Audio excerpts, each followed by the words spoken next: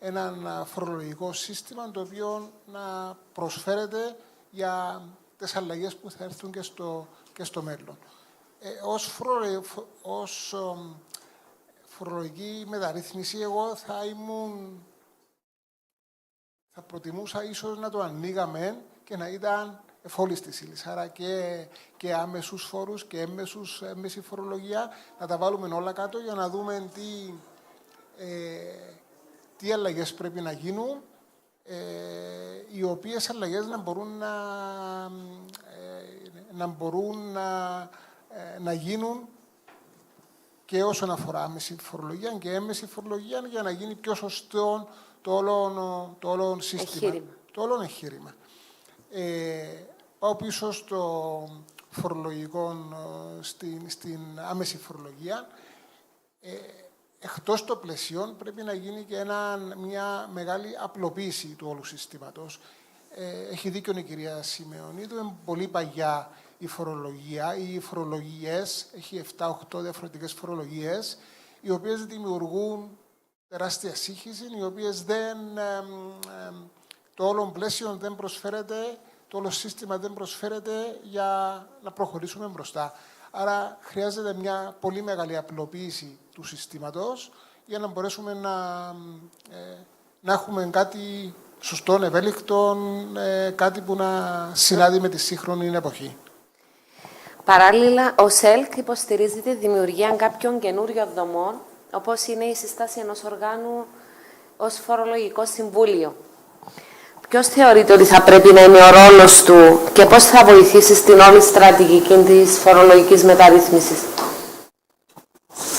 Όντως υπάρχει εισήγηση για την θέσπιση του κάποιου θεσμού όπως το Φορολογικό Συμβούλιο για να μπορέσει να παρακολουθείται πιο στενά η όλη η εθνική φορολογική πολιτική του κράτους.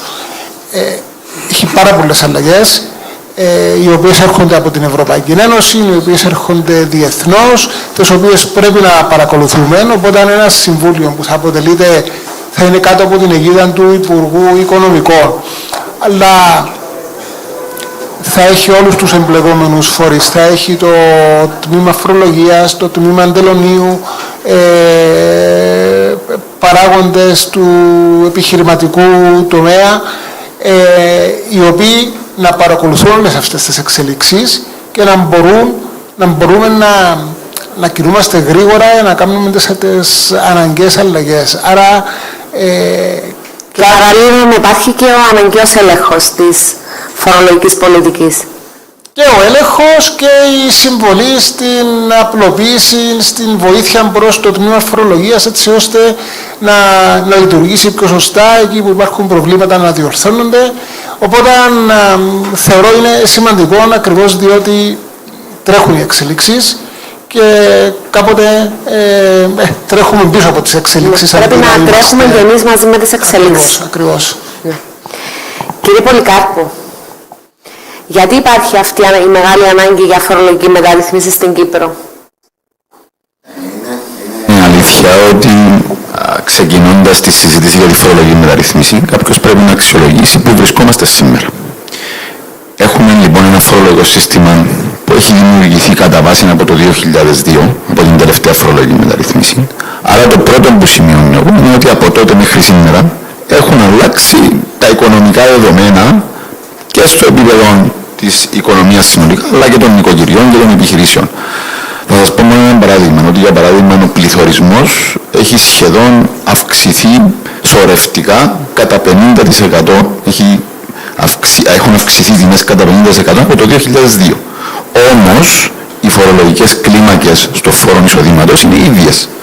Άρα, ο σχεδιασμός που έγινε το 2002 και εκαθόρισε, για παράδειγμα, ένα ελάχιστο αφορολόγητο εισόδημα με βάση τα δεδομένα του τότε, σήμερα δεν ενσωματώνει αυτές τις αλλαγές. Άρα, λοιπόν, θα πρέπει να αξιολογήσουμε το που είμαστε σήμερα, ποια είναι τα δεδομένα, ποιον είναι, για παράδειγμα, το ελάχιστο βιωτικό επίπεδο που χρειάζεται να διασφαλίσουμε. Και εγώ λέω ότι με έναν λελογισμένο τρόπο να διατηρήσουμε για παράδειγμα στο φόρο εισοδήματος, την προοδευτικότητα του φόρου εισοδήματος που υπάρχει για τα φυσικά πρόσωπα, ενδεχομένως και να την ενισχύσουμε, αλλά να εξετάσουμε εάν το σημερινό επίπεδο αφορολόγητου εισοδήματος ανταποκρίνεται στα σημερινά δεδομένα. Αυτό είναι το πρώτο. Το δεύτερο, την ίδια ώρα, ενώπιον μας, σε επίπεδο συνολικής οικονομίας, έχουμε και νέες προκλήσεις. Πέραν των διεθνών υποχρεώσεων που έχουν να κάνουν με την πράσινη φορολογία, που έχουν να κάνουν με τις διεθνείς υποχρεώσεις στο κομμάτι του εταιρικού φόρου, έχουμε και προβλήματα τα οποία είναι ενώπιον μας και τα οποία το κράτος απαιτείται να λάβει γενναίες, ομολογώ εγώ, αποφάσεις, είτε αυτό είναι η ενέργεια, είτε είναι η κλιματική αλλαγή. Προϋποθέτει έσοδα για το κράτος και τα έσοδα δεν μπορούν να προέρχονται μονοδιάστατα, μόνον από έναν πολύ συγκεκριμένο κομμάτι που πληρώνει σήμερα φόρους. Άρα θα πρέπει να εξετάσουμε και να δούμε εάν υπάρχει αναγκαιότητα να επεκτείνουμε τη φορολογική βάση και σε κομμάτια που είτε έχουν έναν πολύ προνομιακό καθεστώς, είτε εν πάση περιπτώσει που μέχρι σήμερα δεν είχαμε κάποια συνολική ρύθμιση για να προσφέρουν έσοδα στο κράτος. Το τρίτο, έχω αφήσει τον τρίτο λόγο στο τέλος, γιατί το θεωρώ και τον πιο σημαντικό. Καλός ή κακός, είτε μας αρέσει είτε όχι, υπάρχει μια διεθνής αντίληψη, όχι τοπικά, αλλά διεθνώς. Και ξέρετε, πολλές φορές οι αντιλήψεις δημιουργούν και μια πραγματικότητα. Μπορεί εσύ να μην είσαι, αλλά το τι πιστεύει ο άλλος για σένα δημιουργεί και μια πραγματικότητα. Ότι η Κύπρος έχει ένα πάρα πολύ προνομιακό φορολογικό σύστημα. Εγώ λέω ότι, και για να κάνω και μια έτσι προέκταση και με βάση την επικαιρότητα, εδώ ο ίδιος ο πρόεδρος ομολόγησε ότι υπάρχουν ζητήματα διαφθοράς και διαπλοκής και πρέπει να βελτιώσουμε την αξιοπιστία της χώρας. Εγώ λέω ότι η αξιοπιστία της χώρας δεν είναι με λόγια μόνο που βελτιώνεται, χρειάζεται και πράξεις. Και η φορολογική πολιτική της χώρας είναι ένα πολύ καλό εργαλείο για να πείσουμε ότι και αξιοπιστοί είμαστε και σοβαροί είμαστε και δεν θέλουμε να είμαστε ούτε μια χώρα πάρια στην Ευρωπαϊκή Ένωση. Άρα λοιπόν, μέσα από την ευκαιρία που έχουμε να ανοίγοντα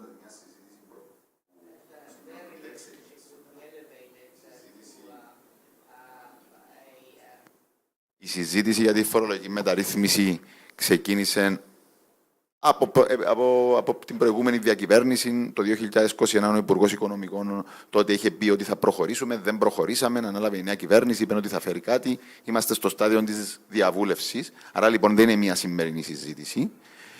Λέω λοιπόν ότι αξιοποιώντας αυτήν την ευκαιρία, είναι ευκαιρία να στείλουμε και ένα μήνυμα διεθνώς ως ένας προορισμός που θέλει να προσελκύει επενδύσεις, ότι είμαστε ένας αξιόπιστος προορισμός, ένας σοβαρός προορισμός και εκεί και όπου στο παρελθόν υπήρχε εκμετάλλευση ενός συστήματος που είπα ότι από το 2002 σχεδιάστηκε με άλλα δεδομένα, τώρα έχουμε τη διάθεση να κλείσουμε αυτά τα κενά. Κλείνω την τοποθέτησή μου, έτσι, παίρνοντας ευκαιρία αυτό που ελεγχθήκε και προηγουμένως για το αν θα πάμε να αλλάξουμε το σύστημα ολοκληρωτικά ή αν θα το βελτιώσουμε. Προφανώς και η δική μου αντίληψη δεν λέει ότι πρέπει να πάμε να ισοπεδώσουμε ένα φορολογικό σύστημα που έχουμε. Και για λόγους, αν θέλετε, μεγάλων αλλαγών που μπορεί να δημιουργήσουν και νομικά και άλλα κενά, αλλά και διότι πολλές φορές όταν κάνεις μια τεράστια αλλαγή μπορεί να μην πετυχαίνεις το αποτέλεσμα που θέλεις. Όμως, αυτό δεν σημαίνει ότι θα πάμε να κάνουμε μια, κατά την άποψή μου, μεταρρύθμιση που θα περιοριστεί στην αλλαγή ενός ή δύο συντελεστών. Πρέπει να τολμήσουμε να αλλάξουμε νομοθεσίες. Εγώ λέω να περιορίσουμε τις νομοθεσίες που διέπουν το φορολογικό σύστημα και πρέπει να τολμήσουμε να κάνουμε αλλαγές που όντως καθορίζουν και βελτιώνουν όχι μόνο πόσα πληρώνει κάποιος, ποιος πληρώνει και τολμώ να πω και κάποιος που δεν πληρώνει να τον φέρουμε μπροστά για να καταφέρουμε να μειώσουμε και τη φοροδιαφυγή και να πληρώνει. Ευχαριστούμε κύριε Πολυκάρπου. Απλά ήθελα να συμφωνήσω με την διαπίστωση ότι η Κύπρος βρίσκεται συχνά στο στόχαστρο, επειδή και εμείς ως δημοσιογράφοι καθημερινά διαβάζουμε διεθνή έντυπα να έχουν την Κύπρο στο όνομα τους και πιστεύω ότι ίσως αυτό το θέμα να μπορεί να αντιμετωπιστεί και στο πλαίσιο της μεταρρύθμισης. Κυρία Σημειονίδου. Είναι κάτι που το βλέπουμε στο πλαίσιο της μεταρρύθμισης. Βεβαίως, όπως σας έχω πει ήδη, το νομοθετικό πλαίσιο της Κύπρου είναι πλήρως εναρμονισμένο με όλους τους διεθνείς κανόνες. Όλους. Δηλαδή, έχουμε υιοθετήσει όλες τις δράσεις του ΟΣΑ, παρόλο ότι δεν είμαστε μέλος. Οι νομοθεσίες μας συνάδουν με τους κανόνες κώδικα δεοντολογίας, με τους κανόνες κρατικών ενισχύσεων, με το ευρωπαϊκό κεκτημένο. Θεωρούμε ότι παρόλο ότι είναι πολύπλοκο το φορολογικό πλαίσιο και μπορεί να δυσχεραίνει τις επιχειρήσεις, είναι εναρμονισμένο. Σίγουρα η βελτίωση του τρόπου διατύπωσης του νομοθετικού πλαισίου θα βοηθήσει και στην πλήρη συμμόρφωση των επιχειρήσεων. Δηλαδή, οποιασδήποτε περιπτώσεις τυχόν φοροαποφυγής, δηλαδή αν υπάρχει μια διάταξη που αφήνει περιθώρια για φοροαποφυγή, θα πρέπει να διορθωθούν. Αυτό θα είναι μέρος του έργου της φορολογικής μεταρρύθμισης. Δηλαδή να κλείσουμε οποιαδήποτε μικρά ίσως περιθώρια υπάρχουν για φοροαποφυγή. Αλλά σε γενικές γραμμές δεν μπορούμε να πούμε ότι το φορολογικό μας σύστημα επιτρέπει τη φοροαποφυγή και τη φοροδιαφυγή. Δεν την επιτρέπει. Υπάρχουν μικρές αδυναμίες ίσως που θα πρέπει να φροντίσουμε, να τις εντοπίσουμε και να ενισχύσουμε το φοροθετικό πλαίσιο εκεί που χρειάζεται. Και να πείσουμε και στο εξωτερικό ότι η Κύπρος συμμορφώνεται με όλες τις ευρωπαϊκές οδηγίες και δεν υπάρχει κάτι μεμπτόν όπως αφήνονται συχνά εχμές. Ευχαριστούμε κυρία Σημειονίδου. Ο κύριος Γεωργιάδης. Κύριε Γεωργιάδη, ποιοι θα πρέπει να είναι οι ευρύτεροι στόχοι και το ευρύτερο πολιτικό πλαίσιο της φορολογικής μεταρρύθμισης στην Κύπρο? Γεωργία, σε ευχαριστώ.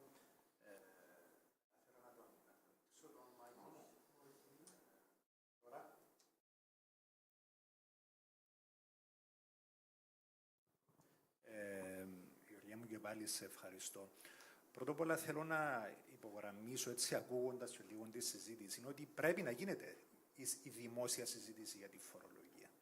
Και πρέπει να γίνεται δημόσια συζήτηση για τη φορολογία, επειδή η φορολογική πολιτική είναι εξόχως πολιτική. Πολιτική. Με πολιτική άποψη, με πολιτικό χρώμα, με ιδεολογικό, θα έλεγα, στίγμα, θεμιτών, απόλυτα θεμιτών. Με δημοκρατική νομιμοποίηση πρέπει να λαμβάνονται οι αποφάσεις για την φορολογία. Και είναι απόλυτα θεμιτό, για παράδειγμα, εγώ με τον Χάρη τον Πολυκάρπου που εκπροσωπεί το ΑΚΕΛ να έχουμε διαφορετικές απόψεις για κάποια πράγματα, διαφορετική προσέγγιση. Έτσι πρέπει να γίνεται ο δημόσιος διάλογος για τη φορολογία. Η φορολογική πολιτική είναι ταυτισμένη με την αντιπροσωπευτική δημοκρατία. No taxation without representation είχε κάποτε λεχθεί πριν από πολλές δεκαετίες, για να τονιστεί ακριβώς ότι για την φορολογία μας εμείς αποφασίζουμε, να το πω απλά, και όχι κάποιος άλλος, κυρίως όχι κάποιος άλλος που δεν έχει τη δημοκρατική νομιμοποίηση. Και αυτόν το υπογραμμίζω και για εμάς που είμαστε κράτος μέλος της Ευρωπαϊκής Ένωσης. Δεν δέχομαι ότι για τα κράτη-μέλη της Ευρωπαϊκής Ένωσης δεν ισχύει αυτός ο πολύ βασικός κανόνας, ότι η φορολογική πολιτική πρέπει να έχει την δημοκρατική νομιμοποίηση. Δεν λαμβάνει αποφάσεις για τη φορολογική πολιτική ούτε στην Ευρωπαϊκή Ένωση μια απρόσωπη γραφειοκρατία. Η φορολογική πολιτική είναι εξεζητημένο ζήτημα πολιτικής, άρα σίγουρα πρέπει να λαμβάνουμε υπόψη την γνώμη των τεχνοκρατών, των πρώην συνεργατών μου στο Υπουργείο Οικονομικών, του ιδιωτικού τομέα, όπως εκπροσωπείται από το ΣΕΛΚ, για παράδειγμα, των συντεχνιών που εκπροσωπούν τους εργαζόμενους, τις υποχρεώσεις που έχουμε ως μέχρι του σημείου που υπάρχουν υποχρεώσεις από την ιδιότητα μας του κράτους μέλους, τις διεθνείς τάσεις σίγουρα, αλλά πρέπει να παραμείνει και να είναι μια εξόχως πολιτική, δημοκρατική διεργασία, και σε αυτόν το πλαίσιο που νιώθω την ανάγκη έτσι να το υπερτονίσω τούτον το ζήτημα, Και τούτη η συζήτηση που κάνουμε είναι πάρα πολύ σημαντική. Σε αυτόν το πλαίσιο, να συμφωνήσω και εγώ ότι ένα φορολογικό σύστημα δεν πρέπει να μένει στατικό. Να συμφωνήσω ότι πρέπει να επιχειρήσουμε κάποιες αλλαγές. Έχω κάπως διαφορετική άποψη, την είχα και όταν υπηρετούσα στο Υπουργείο, ότι πρέπει να αλλάζουμε το φορολογικό μας σύστημα μία φορά κάθε 20-25 χρόνια και δεν ισχύει, είναι η άποψη μου, ότι από το 2002 δεν άλλαξε. Είναι η άποψη μου ότι δεν ισχύει τούτο το πράγμα. Άλλαξε και μάλιστα κατ' επανάληψη. Και παρά να περιμένουμε μια φορά κάθε 20 χρόνια και να νομίζουμε ότι μια φορά κάθε 20 χρόνια να κάνουμε μια μεγάλη ολική φορολογική μεταρρύθμιση, εγώ προτιμώ συνεχείς αλλαγές, συνεχείς βελτιώσεις. Πρώτα απ' όλα, η κυρία Σιμεωνίδου δεν ήταν σε θέση να δώσει πλήρη εικόνα για τις αλλαγές, είναι κοντά στο τέλος, ακούσαμε, αλλά δεν είναι ακριβώς έτοιμη η πρόταση. Εγώ νομίζω ότι δεν θα είναι ολική η φορολογική μεταρρύθμιση. Δεν θα είναι. Και δεν μπορεί να είναι. Και δεν μπορεί να υπάρξει.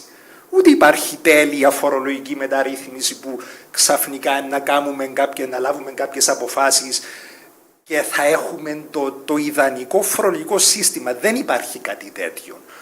Επαναλαμβάνω, η προσέγγιση μου θα ήταν υπέρ των συχνών, σε διαρκή βάση θα έλεγα, αλλαγών. Η οικονομία δεν αλλάζει μια φορά κάθε 20 χρόνια, είναι συνεχής και ραγδαία αλλαγή στην οικονομία. Υπάρχουν τομείς της οικονομίας σήμερα, μη μόνο στην Κύπρο, διεθνώς, ήταν άγνωστοι τούτοι οι τομείς πριν από 20 χρόνια. Ήταν αδιανόητοι, δεν υπήρχαν.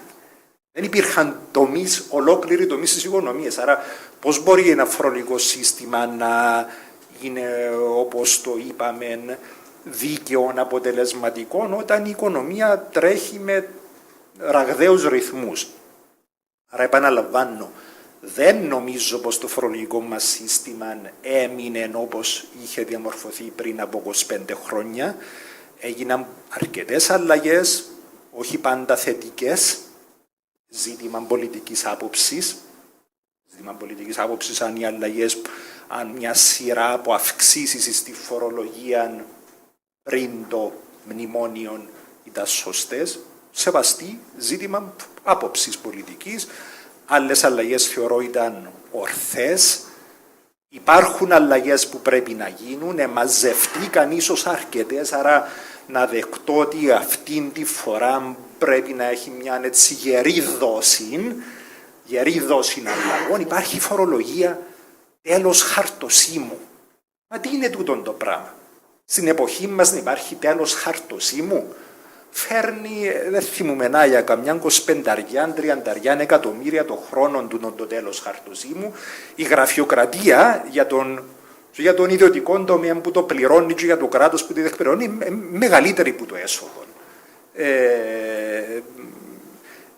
Έχει φορολογίες που πρέπει να φύγουν εντελώς, άλλες που πρέπει να απλοποιηθούν. Σίγουρα δεν προβλέπω και δεν εισηγούμε όμως ότι το φορολογικό μας σύστημα ξαφνικά να αλλάξει άρδιν και θα το δείτε ότι δεν θα αλλάξει. Ότι δεν θα αλλάξει άρδιν. Τούτη είναι η πρόβλεψή μου. Ελπίζω οι αλλαγές να είναι προς την κατεύθυνση τούτη που περιέγραψε η κυρία Σιμεωνίδου. Πρώτον, να είναι δημοσιονομικά ουδέτερες. Γιατί το λέω τούτον? Δεν πρέπει να αυξηθεί το φορολογικό βάρος.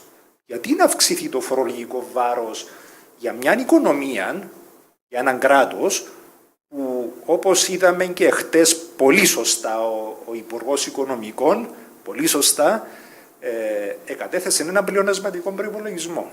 Δεν χρειάζεται. Δεν πρέπει να υπάρξει αύξηση του φορολογικού βάρους. Η φορολογική πολιτική δεν είναι ασχετή με την δημοσιονομική πολιτική, με την κοινωνική πολιτική, με την αναπτυξιακή πολιτική. Άρα, ο στόχος δεν πρέπει να είναι να αυξηθούν οι φόροι. Ίσως στοχευμένες ελαφρύνσεις, ναι.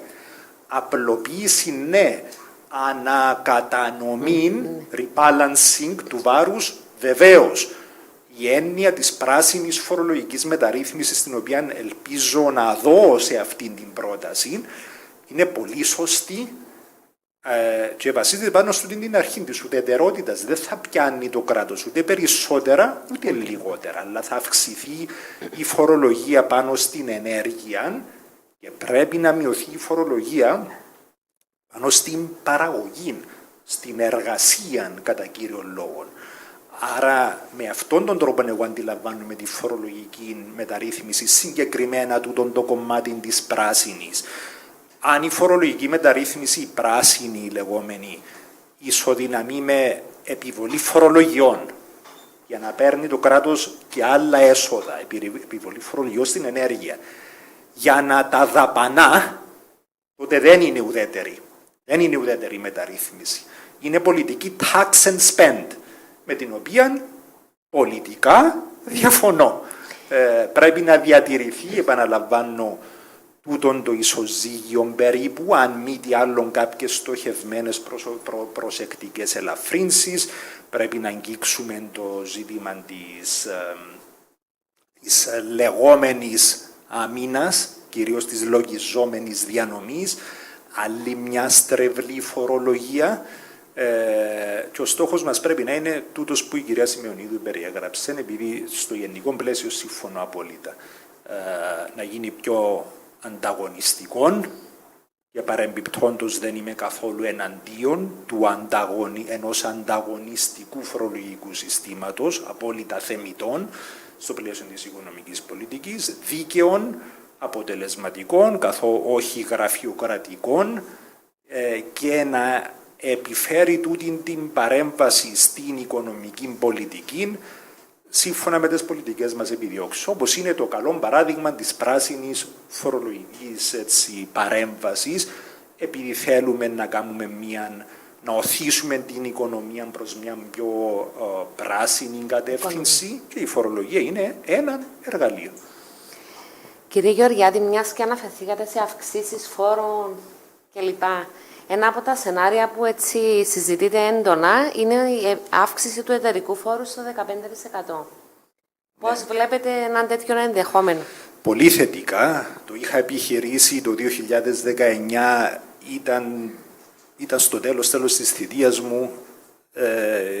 Δεν πρόλαβα να το προωθήσω σωστά. Ίσως έκανα και κάποιο λαθασμένο χειρισμό στην προώθηση του, αλλά το βλέπω πολύ θετικά στο πλαίσιο που έχω περιγράψει. Όχι αύξηση της φορολογίας συνολικά. Τότε μάλιστα η πρόταση μου ήταν για κάθε έναν ευρώ που θα έρθει μέσα στο κρατικό ταμείο από την αύξηση του εταιρικού φόρου από το 12,5% στο 15% θα έδινε πίσω το κράτος 1,5%. Για κάθε έναν 1,5%. Ο ιδιωτικός τομέας έσπευσε να το απορρίψει ζητώντας μόνο την ελάφρυνση. Αντιλαμβάνουμε και ο ιδιωτικός τομέας, νομίζω και ο ΣΕΛΚ πλέον, νομίζω και το ΚΕΒΕ, το βλέπουν θετικά. Πρέπει να το κάνουμε αμέσως, επαναλαμβάνω, όχι για να πάρουμε και πάλι με ουδέτερον τρόπο. Δηλαδή, ό,τι έσοδον έρθει να το δώσουμε πίσω σε άλλες φορολογίες, πιθανώς στη λογιζόμενη διανομή που εστρεβλεί, τέλος χαρτοσύμου και ό,τι άλλο να αποφασίσουμε. Γιατί αφού θα είναι ουδέτερο ή θα έχει και εκείνη και ελάφρυση, γιατί να το κάνουμε? Επειδή συμφωνώντας, ενώ συμφωνώ απόλυτα με αυτό που η κυρία Σημεωνίδου υπέδειξε, ότι δεν υπάρχει πουθενά, σε κανένα σημείο η Κύπρος δεν είναι πλήρως εναρμονισμένη με το ευρωπαϊκό πλαίσιο, και το ευρωπαϊκό πλαίσιο δεν είναι τούτο που καθορίζουν δημοσιογράφοι, οι agencies, οι δίκτυα, αλλά είναι αυτό που το ευρωπαϊκό πλαίσιο αποτυπώνεται στις οδηγίες, εν πάση περιπτώσει. Ναι, υπάρχει το ζήτημα της αντίληψης. Και το ζήτημα της αντίληψης, παρόλο που είναι τραβηγμένο για την Κύπρο, οι πολλές υπερβολές, πρέπει να το δούμε. Εγώ θεωρώ ότι με τούτον τον τρόπο, χωρίς να επιβαρύνουμε τον ιδιωτικό μας τομέα, την επιχειρηματικότητα, θα διορθώσουμε λίγο τούτη την αντίληψη που υπάρχει ότι είμαστε very low tax destination. Εγώ είμαι υπέρ του να είμαστε low tax, αλλά όχι ακραία, παράλογα low tax. Δεν είμαστε, αλλά για να αντιμετωπίσουμε πλήρως την αντίληψη θα το έπαιρνα στο 15% για όλα τα εταιρικά κέρδη, όχι μόνο για τούτες τις πολύ μεγάλες επιχειρήσεις που ούτως ή άλλως σε δέσμευση για όλες τις επιχειρήσεις, για να υπάρχει τούτη η σωστή, πιο αντιπροσωπευτική εικόνα ότι είναι στο 15% που είναι και με το παραπάνω, επειδή στην Κύπρο έχουμε δεύτερη φορολογία πάνω στα εταιρικά κέρδη, η άμυνα. Άρα γιατί να έχουμε μια φορολογία στο 12,5% και να δίνεται η εντύπωση ότι είμαστε στο πολύ πολύ χαμηλό όριο, very low end, τη στιγμή που έχουμε και άλλη φορολογία για το ίδιο έσοδο των εταιρικών κερδών και να μην κάνω τούτη την ανακατανομή, το rebalancing του φορολογικού μου πλαισίου 15% και παρεμπιπτόντως θεωρώ ότι τούτον πρέπει να το κάνουμε, μπορούμε να το κάνουμε γρήγορα και δεν χρειάζεται να περιμένουμε πολλές μελέτες που κάποτε παίρνουν και περισσότερο χρόνο από ό,τι πρέπει. Πολλούμενε πήρα περισσότερο χρόνο από ό,τι. Ευχαριστούμε. Πολύ σημαντικές οι επισημάνσεις σας. Κύριε Νικολαίδη, αν μπορείτε, θέλουμε να μας ενημερώσετε για τις εξελίξεις στο ευρωπαϊκό και παγκόσμιο επίπεδο για τη φορολογική μεταρρύθμιση και πώς θα πρέπει να προετοιμάσουμε τη φορολογική μας μεταρρύθμιση ώστε να συνάδει με τις εξελίξεις διεθνώς. Αρκετά σημαντική συζήτηση. Έχω λεχθεί αρκετά. Θα σας πω λίγο για τις εξέλιξεις στο εξωτερικό. Ίσως να αρχίσω με το γεγονός ότι πρέπει να συμφωνήσω με τον κύριο Γεωργιάδη για τη σημαντικότητα να γίνεται συζήτηση. Αυτό που βλέπουμε μέχρι τώρα είναι να μην έχουμε αρκετές πληροφορίες για το τι θα γίνει στην φορολογική μεταρρύθμιση. Δηλαδή, συγκεκριμένους συντελεστές, για παράδειγμα, δεν έχουν καμία ανοιχτή συζήτηση. Και τούτο είναι σημαντικό επειδή όντως η κάθε αλλαγή στο φορολογικό σύστημα είναι πολιτική. Υπάρχουν οι νομικές διαστάσεις, όπως οι φορολογίες που έρχονται από το εξωτερικό, η εναρμόνισή μας με τις ευρωπαϊκές νομοθεσίες, για παράδειγμα. Αλλά κάθε κυβέρνηση, όταν εκλέγεται, έχει μια φορολογική πρόταση για την οποία ψηφίζει. Υπάρχει σημαντική πολιτική νομιμοποίηση αυτής της πρότασης. Θα σας δώσω ένα παράδειγμα. Η νέα γαλλική κυβέρνηση, η οποία ανέλαβε μετά από αρκετές διαβουλεύσεις χθες, το πρώτο πράγμα που έκανε ήταν να ανακοινώσει φορολογικές μεταρρυθμίσεις. Ήταν το πρώτο πακέτο που ανακοινώθηκε επίσημα στη γαλλική συνέλευση. Συμφωνώ ότι η κάθε κυβέρνηση που αναλαμβάνει πρέπει να χαρακτηρίζεται από κάποια πολιτική φορολογική πρόταση που παράλληλα πρέπει να συνοδεύεται από να είναι κοστολογημένη και να ξέρουμε ακριβώς τι ψηφίζουμε ουσιαστικά.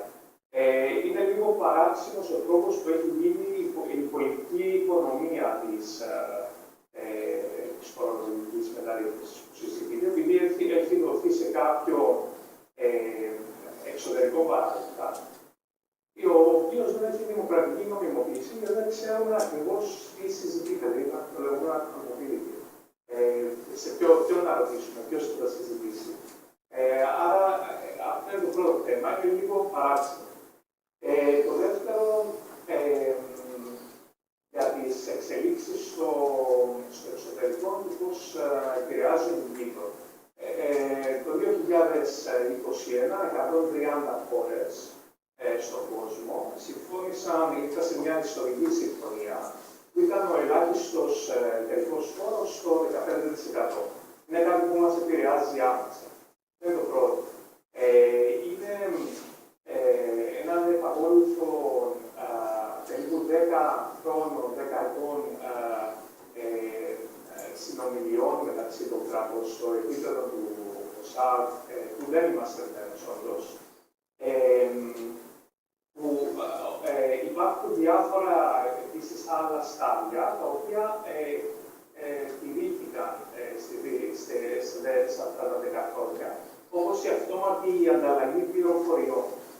Η αυτόματη ανταλλαγή πληροφοριών είναι πάρα πολύ σημαντική. Ουσιαστικά, εμείς πρέπει να στέλνουμε δεδομένα σε άλλες χώρες αυτόματα και άλλες χώρες να στέλνουν δεδομένα σε εμάς. Δηλαδή, ξέρουμε πλέον αν ένας Κύπριος έχει λογαριασμούς στην Ελβετία ή σε οποιαδήποτε άλλη χώρα, σε ένα φορολογικό παράδεισο, μπορούμε να το ξέρουμε.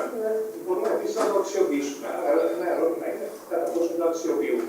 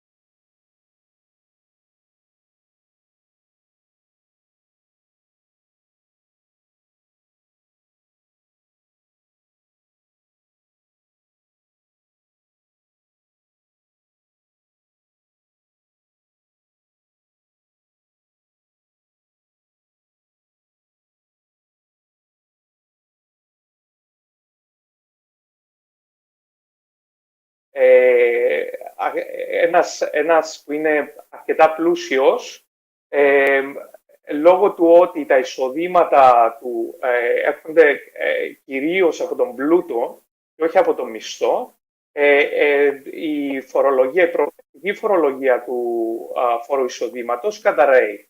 Άρα, ένα σημαντικό στοιχείο που θα έπρεπε να αντιμετωπίσει, δεν ξέρω αν το αντιμετωπίσει, αλλά θα έπρεπε να αντιμετωπίσει η φορολογική μεταρρύθμιση, επειδή συζητείται στο εξωτερικό και θα έρθει σε κάποια στιγμή, είναι η αντιμετώπιση των ανισοτήτων και η αποτελεσματική φορολόγηση των ψηλών εισοδηματικών εκατοστιμωρίων. Ειδικά επειδή πρέπει η φορολόγηση να φύγει σε αυτά τα εισοδηματικά εκατοστιμόρια από τη φορολόγηση μισθών και να πάει στη φορολόγηση πλούτου. Η φορολόγηση επίσης έχουν λεχθεί αρκετά για το χαμηλό φορολογικό συντελεστή.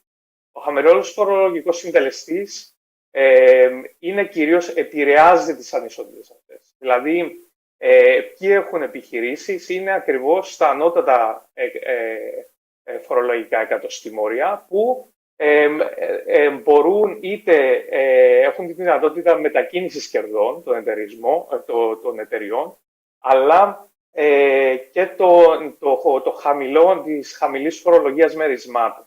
Άρα αυτά είναι κάποια θέματα που θα έπρεπε η φορολογική μεταρρύθμιση να δει. Κλείνω με το εξής. Θα πρέπει να απαντήσουμε στο ερώτημα τι κοινωνικό κράτος θέλουμε. Αυτό είναι που πρέπει να απαντήσουμε. θέλουμε ένα κράτος που να είναι όπως στις σκανδιναβικές χώρες, δηλαδή να υπάρχει υψηλή φορολόγηση, αλλά επίσης να υπάρχει ένα ευρύ κοινωνικό κράτος με καλή υγεία.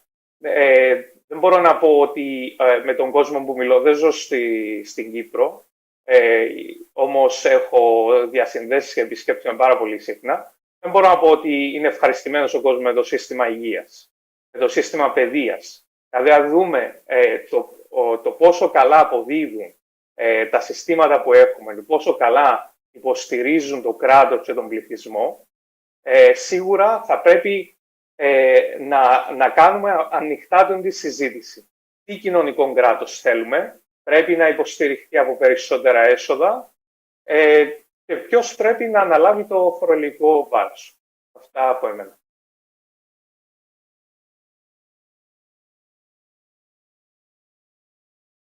Πλούτου και την ίδια ώρα το κράτος να αυξήσει την κοινωνική του πολιτική.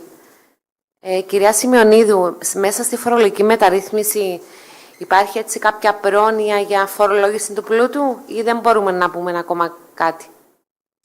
Σίγουρα, όπως σας ανέφερα, μία από τις αρχές που έχουμε θέσει, δηλαδή οι πυλώνες, είναι η αντιμετώπιση των ανισοτήτων. Δηλαδή, την ισότητα έχουμε σκοπό να την αντιμετωπίσουμε με κάποιες πρόνοιες και κάποιες διατάξεις της νομοθεσίας. Η αλήθεια είναι ότι η φορολόγηση του πλούτου είναι ένα θέμα που έχει προκύψει από τις τελευταίες μελέτες που έχουν γίνει από τον ΩΣΑ και διάφοροι μελετητές που ασχολούνται με τη φορολόγηση του πλούτου, που είναι ένας τρόπος να γίνει αναδιανομή του εισοδήματος. Αυτή τη στιγμή, όπως σας ανέφερα και στην αρχή όμως, δεν έχουμε καθορίσει την πολιτική. Δηλαδή, είμαστε στην ανάγνωση των μακροοικονομικών και των επιδόσεων της οικονομίας και των επιδόσεων των φόρων και στον εντοπισμό των προβλημάτων. Δεν έχουμε ακόμα συνθέσει το φορολογικό πλαίσιο. Αυτό δεν έχουμε κάνει. Δηλαδή, είμαστε στο στάδιο που συνθέτουμε τις ανάγκες που αναφέρονται από τους διάφορους φορείς, από την οικονομία και από τα κοινωνικά σύνολα. Και τώρα θα πρέπει να συνθέσουμε έτσι ώστε να φτάσουμε σε έναν αποτέλεσμα που, όπως ανέφερε και ο κ. Γεωργιάδης, πρέπει να είναι αποδεκτό από όλη την κοινωνία. Αυτό προσπαθούμε να κάνουμε αυτή τη στιγμή και ευελπιστούμε ότι θα το πετύχουμε προς όφελος όλων. Νομίζω, αφού είναι περίοδος σύνταξης της φορολογικής μεταρρύθμισης, έτσι αυτές όλες οι εισηγήσεις που ακούσαμε σήμερα μπορούν να ληφθούν υπόψη τόσο η φορολόγηση του πλούτου, όσο και επιβολή εταιρικού φόρου και κατάργηση κάποιων φορολογιών που είναι αχρίαστες. Σίγουρα όλες αυτές οι εισηγήσεις είναι πάρα πολύ χρήσιμες. Επίσης, ήταν πολύ χρήσιμο το γεγονός ότι είχαμε αυτόν τον χρόνο για να διαβουλευτούμε ευρύτερα με την κοινωνία και φαίνεται ότι βρίσκουμε κάποιες κοινές συνισταμένες μεταξύ μας με όλους τους φορείς, έτσι ώστε να προχωρήσουμε σε μια επιτυχημένη φορολογική μεταρρύθμιση. Βεβαίως, αντιλαμβάνεστε ότι δεν μπορεί να έχουμε το τέλειο φορολογικό σύστημα, αλλά τουλάχιστον εκεί που εντοπίζονται αδυναμίες να διορθωθούν. Πρωτού προχωρήσουμε σε ερωτήσεις από το κοινό μας, θα ήθελα έτσι έναν καταληκτικό σχόλιο από τον κάθε ομιλητή. Το συμπέρασμα έτσι, της σημερινής συζήτησης.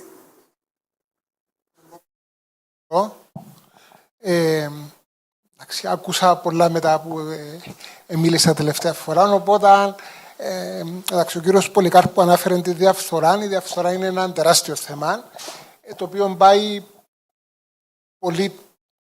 αγγίζει πολύ περισσότερους τομείς πέραν του φορολογικού και σίγουρα είναι εξαιρετικά σημαντικό να το καλύψουμε. Όσον αφορά το φορολογικό στον τομέα, είναι το θέμα της φοροδιαφυγής, το οποίο συμφωνώ και με την κυρία Σημειονίδου, δεν είναι σε τραγικά σημεία, σε τραγικών σταθμών που βρίσκεται το σύστημα μας, αλλά σίγουρα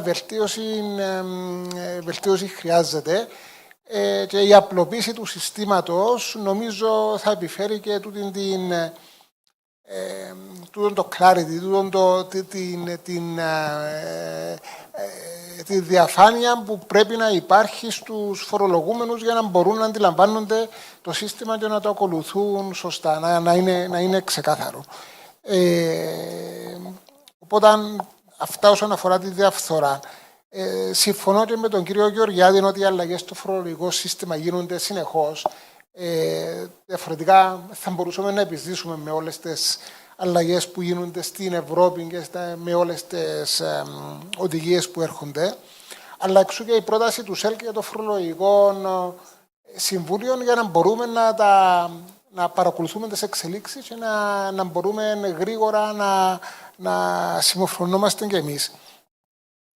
Η εξέταση ενός φορολογικού πλαισίου, αν μας κάνει όχι, είναι περισσότερο στο ότι έχουμε ένα σύστημα που ήταν πριν 20 χρόνια, συνεχίζει να μας εξυπηρετεί ή εκατάντησε, έφτασε να είναι σε μη παραγωγικό το σύστημα. Νομίζω είναι τούτη η αλλαγή που κοιτάζει και μια από τις μελέτες που γίνονται.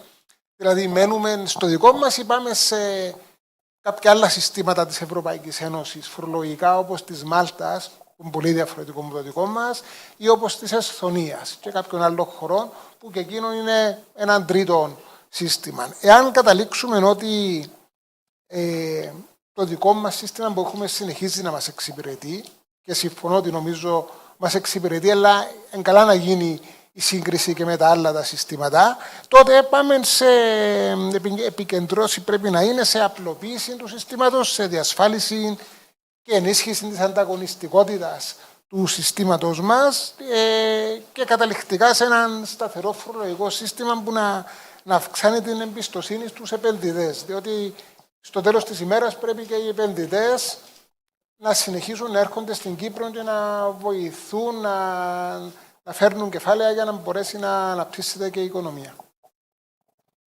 Κύριε Πολυκάρπο. Ευχαριστώ, αγαπητή Γεωργία. Ελέγχθησαν η αλήθεια πάρα πολλά. Θα προσπαθήσω να είμαι σύντομος. Έχω δύο γενικά σχόλια και έναν καταληκτικό. Το πρώτο γενικό σχόλιο που θέλω να κάνω έχει να κάνει ακριβώς με τη συζήτηση για τη δημοκρατική νομιμοποίηση, το οποίο βρίσκω πάρα πολύ σωστό. Και συμφωνώ πάρα πολύ με την άποψη που λέει ότι η συζήτηση για τη φορολογική μεταρρύθμιση θα πρέπει ακριβώς να γίνεται με τις πολιτικές δυνάμεις, με τα πολιτικά κόμματα, διότι είναι εξόχως πολιτική. Εδώ βέβαια να μου επιτραπεί να κάνω μια σημείωση για να πω ότι στα τελευταία χρόνια, όταν άνοιξε αυτή η συζήτηση με διάφορους τρόπους, δυστυχώς δεν έγινε αυτό το πράγμα. Και είναι θετικό τώρα, αφού έχουμε τη διάθεση να προχωρήσουμε, να κάνουμε αυτή τη συζήτηση με ανοιχτό μυαλό συζήτηση και να μπορέσουμε να βάλουμε κάτω ο καθένα στη διαφορετική μας αντίληψη. Και εδώ έτσι μου δίνεται ευκαιρία να θέσω ακόμα έναν προβληματισμό. Διότι άκουσα με πάρα πολύ προσοχή την κυρία Σημειονίδου και όντως έχει γίνει αρκετή δουλειά. Το πρόβλημα όμως είναι ακριβώς σε συνέχεια και τις ανάγκες για δημοκρατική νομιμοποίηση, ότι αυτή η δουλειά γίνεται χωρίς να υπάρχει, αν θέλετε, η κατάληξη από πλευράς των πολιτικών δυνάμεων τουλάχιστον που θα εγκρίνουν τις όποιες αλλαγές και την όποια έκταση. Δεν έχει γίνει σε συνεργασία και σε συζήτηση. Τι εννοώ. Ένα παράδειγμα. Μπαίνει το ερώτημα, αν είπατε και εσείς προηγουμένως, φορολογία του πλούτου. Θα έχει στόχο αυτή η μεταρρύθμιση? Όχι. Είναι ένα κατεξοχήν πολιτικό ζήτημα. Εάν η πλειοψηφία των πολιτικών δυνάμεων και της κοινωνίας θεωρεί πρέπει να προχωρήσουμε, τότε πρέπει να δοθεί αυτή η κατεύθυνση στην ομάδα που επεξεργάζεται. Φανταστείτε αυτή η ομάδα τους τελευταίους 18 μήνες που εργάζεται να φέρει έναν πλαίσιο στο οποίο στις βασικές αρχές οι πολιτικές δυνάμεις δεν συμφωνούν και να πρέπει να πάει πίσω, να ξανασυζητήσει το πλαίσιο και να καταλήξει σε νέα πρόταση με βάση τις βασικές αρχές που ενδεχομένως οι πολιτικές δυνάμεις θα. Άρα υπάρχει εδώ ένα σημείο το οποίο με ανησυχεί. Ελπίζω και εύχομαι ότι αυτό που θα παρουσιαστεί το Νιόβριν θα ανταποκρίνεται τουλάχιστον στις βασικές αφετηρίες και στους βασικούς προβληματισμούς των πολιτικών δυνάμεων που επαναλαμβάνω θα καλεστούν να συζητήσουν. Το δεύτερο μου σχολείο έχει να κάνει γενικότερα με τη λογική που επιβάλλονται νέες φορολογίες ή όχι και η αύξηση των φορολογιών ή όχι. Υπάρχουν δύο πράγματα τα οποία είναι αντικειμενικά. Πρώτον, εάν δεν προχωρήσουμε με αύξηση καμιάς φορολογίας, δεν επιβάλλουμε καμία νέα φορολογία, την ίδια ώρα, εάν το κράτος δεν ανταποκρίνεται στις ελάχιστες ανάγκες των πολιτών, σημαίνει ότι αυτοί οι πολίτες που, για παράδειγμα, δεν παίρνουν κοινωνική στήριξη, πληρώνουν μια έμμεση φορολογία. Άρα η λογική που λέει δεν αυξάνω τις φορολογίες διότι δεν θέλω να επιβαρύνω, έχει μια προέκταση. Αν το φορολογικό μας σύστημα δεν ανταποκρίνεται στις κοινωνίες, αυτόματα υπάρχει ένα μέρος της κοινωνίας που πληρώνει μια κρυφή φορολογία, είτε το θέλουμε είτε όχι. Και το δεύτερο, είπε κάτι προηγουμένως ο κ. Γεωργιάδης, το οποίο επίσης μου δίνει την ευκαιρία να σχολιάσω. Είπε ότι και σωστά νομίζω ότι είναι ευκαιρία να αυξήσουμε το φορολογικό συντελεστή στο 15% να εναρμονιστούμε. Άρα λοιπόν εδώ μια αύξηση της φορολογίας σου δίνει πλεονεκτήματα και δυνατότητες που μπορεί στο τέλος της ημέρας να έχουν πολύ περισσότερο όφελος που την απλή επιβάρηση. Άρα λοιπόν στο δικό μου μυαλό δεν είναι πανάκια το ότι δεν αυξάνουμε καμιά φορολογία. Σημασία έχει να υπάρχει σωστή ισορροπία στο ποιους επιβαρύνεις, πώς τους επιβαρύνεις και σε ποιο βαθμό. Και εδώ φτάνω στο καταληκτικό μου σχόλιο. Στη δική μου αντίληψη, το φορολογικό σύστημα σήμερα της Κύπρου θα πρέπει να οδηγηθεί προς μια κατεύθυνση που λέει πιο δίκαιο φορολογικό σύστημα, πιο απλό και πιο αποτελεσματικό. Αυτές, κατά την άποψη μου, θα πρέπει να είναι οι τρεις βασικές αρχές. Στο κομμάτι της δικαιοσύνης, ασφαλώς και θα πρέπει να δούμε πώς τροποποιούμε το φορολογικό σύστημα, ώστε, εγώ λέω, να αντιμετωπίζει τις ανισότητες. Και στο δικό μου μυαλό, μία μεγάλη ανισότητα του φορολογικού μας συστήματος είναι το γεγονός ότι η έμμεση φορολογία, που είναι και τυφλή φορολογία, φέρνει το μεγαλύτερο ποσοστό των εσόδων σε σχέση με την άμεση φορολογία. Είμαστε η χώρα με το δεύτερο πιο ψηλό ποσοστό έμμεσης φορολογίας στην Ευρωπαϊκή Ένωση. Άρα λοιπόν εδώ υπάρχει μια αδικία στο φορολογικό μας σύστημα. Βασιζόμαστε στην έμμεση φορολογία. Άρα λοιπόν αυτή η ανισορροπία θα πρέπει να αλλάξει κατά την άποψή μου. Όπως βεβαίως είναι άδικο το γεγονός ότι κατά την άποψή μου στην Κύπρο έχουμε στοιχεία του πλούτου, όπως η πολύ μεγάλη ακίνητη ιδιοκτησία, όχι όλη η ακίνητη ιδιοκτησία, η πολύ μεγάλη ακίνητη ιδιοκτησία, η οποία απολαμβάνει ένα πάρα πολύ προνομιακό φορολογικό καθεστώς. Τολμώ να πω ότι μπορεί να είμαστε και η μοναδική χώρα στην Κύπρο που έχουμε τέτοιο προνομιακό καθεστώς. Άρα αυτά τα στοιχεία πρέπει να ενσωματωθούν στη συζήτηση για ένα πιο δίκαιο φορολογικό μοντέλο. Όπως βεβαίως όμως πρέπει να κάνουμε πιο αποτελεσματικό, πιο απλό το φορολογικό μας μοντέλο, γιατί συμφωνώ ότι έχει σημασία να μας δίνει ανταγωνιστικό πλεονέκτημα στην οικονομία. Συμφωνώ με τη θέση που λέχθηκε, ότι θέλουμε ένα φορολογικό σύστημα που ασφαλώς και δεν θα πρέπει να είναι το ίδιο με όλα τα κράτη της Ευρωπαϊκής Ένωσης. Ασφαλώς και θα πρέπει να διατηρούμε τη φορολογική μας κυριαρχία. Ασφαλώς και θα πρέπει να χρησιμοποιούμε εργαλεία που έχουμε για να διατηρούμε την οικονομική μας βιωσιμότητα. Και την ίδια ώρα να βοηθούμε την ανταγωνιστικότητα της οικονομίας. Και εδώ τολμώ να πω το εξής. Από το 2002 μέχρι σήμερα έχουμε κάνει προσθήκες, όχι αλλαγές στο γενικό πλαίσιο, προσθήκες στο υφιστάμενο πλαίσιο που ρυθμίζει συντελεστές και το ποιος πληρώνει, το οποίο έχει κάνει το φορολογικό σύστημα δεδαλώδες, έχει υψηλό κόστος συμμόρφωσης, πολλές φορές υπάρχουν κίνητρα τα οποία είναι αλληλοεπικαλυπτόμενα. Άρα αυτά τα πράγματα πρέπει να τα αξιολογήσουμε και ευελπιστώ ότι θα γίνει αυτή η αξιολόγηση. Ποια φορολογικά κίνητρα είναι αναγκαία σήμερα και στο βαθμό που είναι εφικτό να περιορίσουμε το σύνολο των νομοθεσιών και των διαφορετικών ρυθμίσεων που υπάρχουν, έτσι ώστε να το κάνουμε πολύ πιο απλό. Η φοροδιαφυγή βρίσκει έδαφος εκεί όπου υπάρχει ένα δεδαλώδες φορολογικό σύστημα. Όπου το σύστημα είναι ξεκάθαρο, απλό και λέει ότι είμαι φυσικών, είμαι νομικών πρόσωπων, έχω αυτόν το πλαίσιο, πληρώνω αυτούς τους φόρους, πολύ πιο δύσκολα κάποιος φοροδιαφεύγει. Εκεί που έχεις ένα φορολογικό σύστημα που λέει πληρώνεις φόρων εισοδήματος για τα εταιρικά σου κέρδη με αυτήν την νομοθεσία. Πληρώνεις φόρο για τα μερίσματα σου με βάση μια άλλη νομοθεσία. Την ίδια ώρα αν έχεις εξαιρέσεις το φόρο εισοδήματος, διότι α, β, γ, δ, δυστυχώς δίνει χώρο στη φοροδιαφυγή. Άρα αυτό το πράγμα πρέπει να αλλάξει. Και κλείνω με το εξής. Πρέπει να γίνει πιο αποτελεσματικό Και αυτό τι σημαίνει? Ότι το τμήμα φορολογίας αλλά και οι φορολογικές αρχές πρέπει και έλεγχο να μπορούν να κάνουν, αλλά κυρίως να έχουν τα εργαλεία για να κάνουν τον έλεγχο. Να μου επιτραπεί αυτός ο χαρακτηρισμός, δεν διανοείται εν έτη 2024 να κάνουμε έλεγχο. Είναι ακραίο, αλλά είναι για να καταλάβετε τον βαθμό, την ώρα που έχει το AI προχωρήσει τόσο πολύ και τα τεχνολογικά εργαλεία, με μια λογική φακέλου και πέννας. Έχουμε βάλει κάποια τεχνολογικά εργαλεία, αλλά είμαστε ακόμα στο φάκελο. Αυτό το πράγμα δεν βοηθά στη φορολογική αποτελεσματικότητα και στη συμμόρφωση. Και ελπίζω ότι στη φορολογική μεταρρύθμιση αυτά τα πράγματα δεν θα έχουν απλά έναν τίτλο, αλλά θα έχουν πολύ συγκεκριμένα πράγματα. Πώς περιορίζουμε τη φοροδιαφυγή και πώς ενισχύουμε τη δυνατότητα ελέγχου και φοροεισπρακτικής ικανότητας για το κράτος. Ευχαριστώ πάρα πολύ. Ευχαριστούμε κύριε Πολυκάρπου. Κύριε Γεωργιάδη. Για να ξεκινήσω από το τελευταίο, το 2013, όταν είχα πάει στον Υπουργό και σκέφτηκα, κατέβηκα στον κάτω όροφο φορολογίας. Συγγνώμη. Τώρα, ναι. Κατέβηκα στον κάτω όροφο του τμήματος φορολογίας. Οι φακέλοι ήταν σε φυσική μορφή. Ήταν στίβες. Είμαι βέβαιος ότι θα ήταν γεμάτες ποντικούς και τροχτικά. Είμαστε σε εκείνη τη φάση. Διαδρόμοι μες στα γραφεία των λειτουργών, στίβες πάστε στίβες. Έτσι λειτουργούσαμε.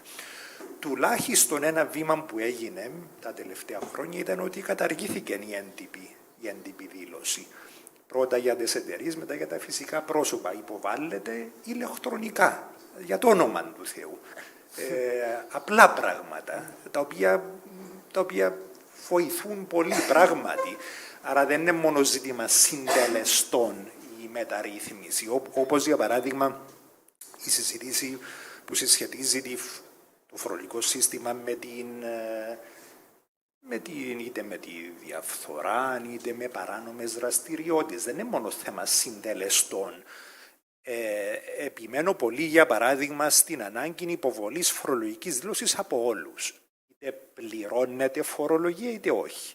Είχα εισηγηθεί την αλλαγή στην νομοθεσία, εψηφίστηκε, δεν εφαρμόστηκε ακόμα. Ελπίζω σε κανένα χρόνο, όταν τεθεί σε εφαρμογή το νέο μηχανογραφικό σύστημα, το οποίο είναι και εκείνο πάρα πολύ σημαντικό του τμήματος φορολογίας, να είναι απέτηση από όλων των πληθυσμών να υποβάλει ηλεκτρονικά τη φορολογική δήλωση. Έστω και αν δεν προκύπτει υποχρέωση.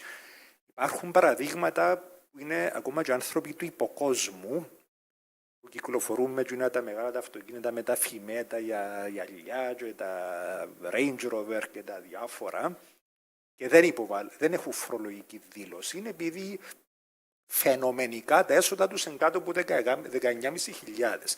Να υποβάλουν δήλωση που έχει και νομική και ποινική διάσταση, είναι ότι τούτα είναι τα εισοδήματα τους, για να δούμε μετά είναι τέλος δικαιολογείται το Range Rover, αφού τα εισοδήματα σου τα ετήσια 15.000. Ή το μέτρο της υποχρέωσης για όλους τους εμπόρους παροχής προϊόντων υπηρεσιών να δέχονται κάρτα. Όχι υποχρέωση του καταναλωτή σώνει και καλά να πληρώνει με κάρτα, αλλά να είναι επιλογή.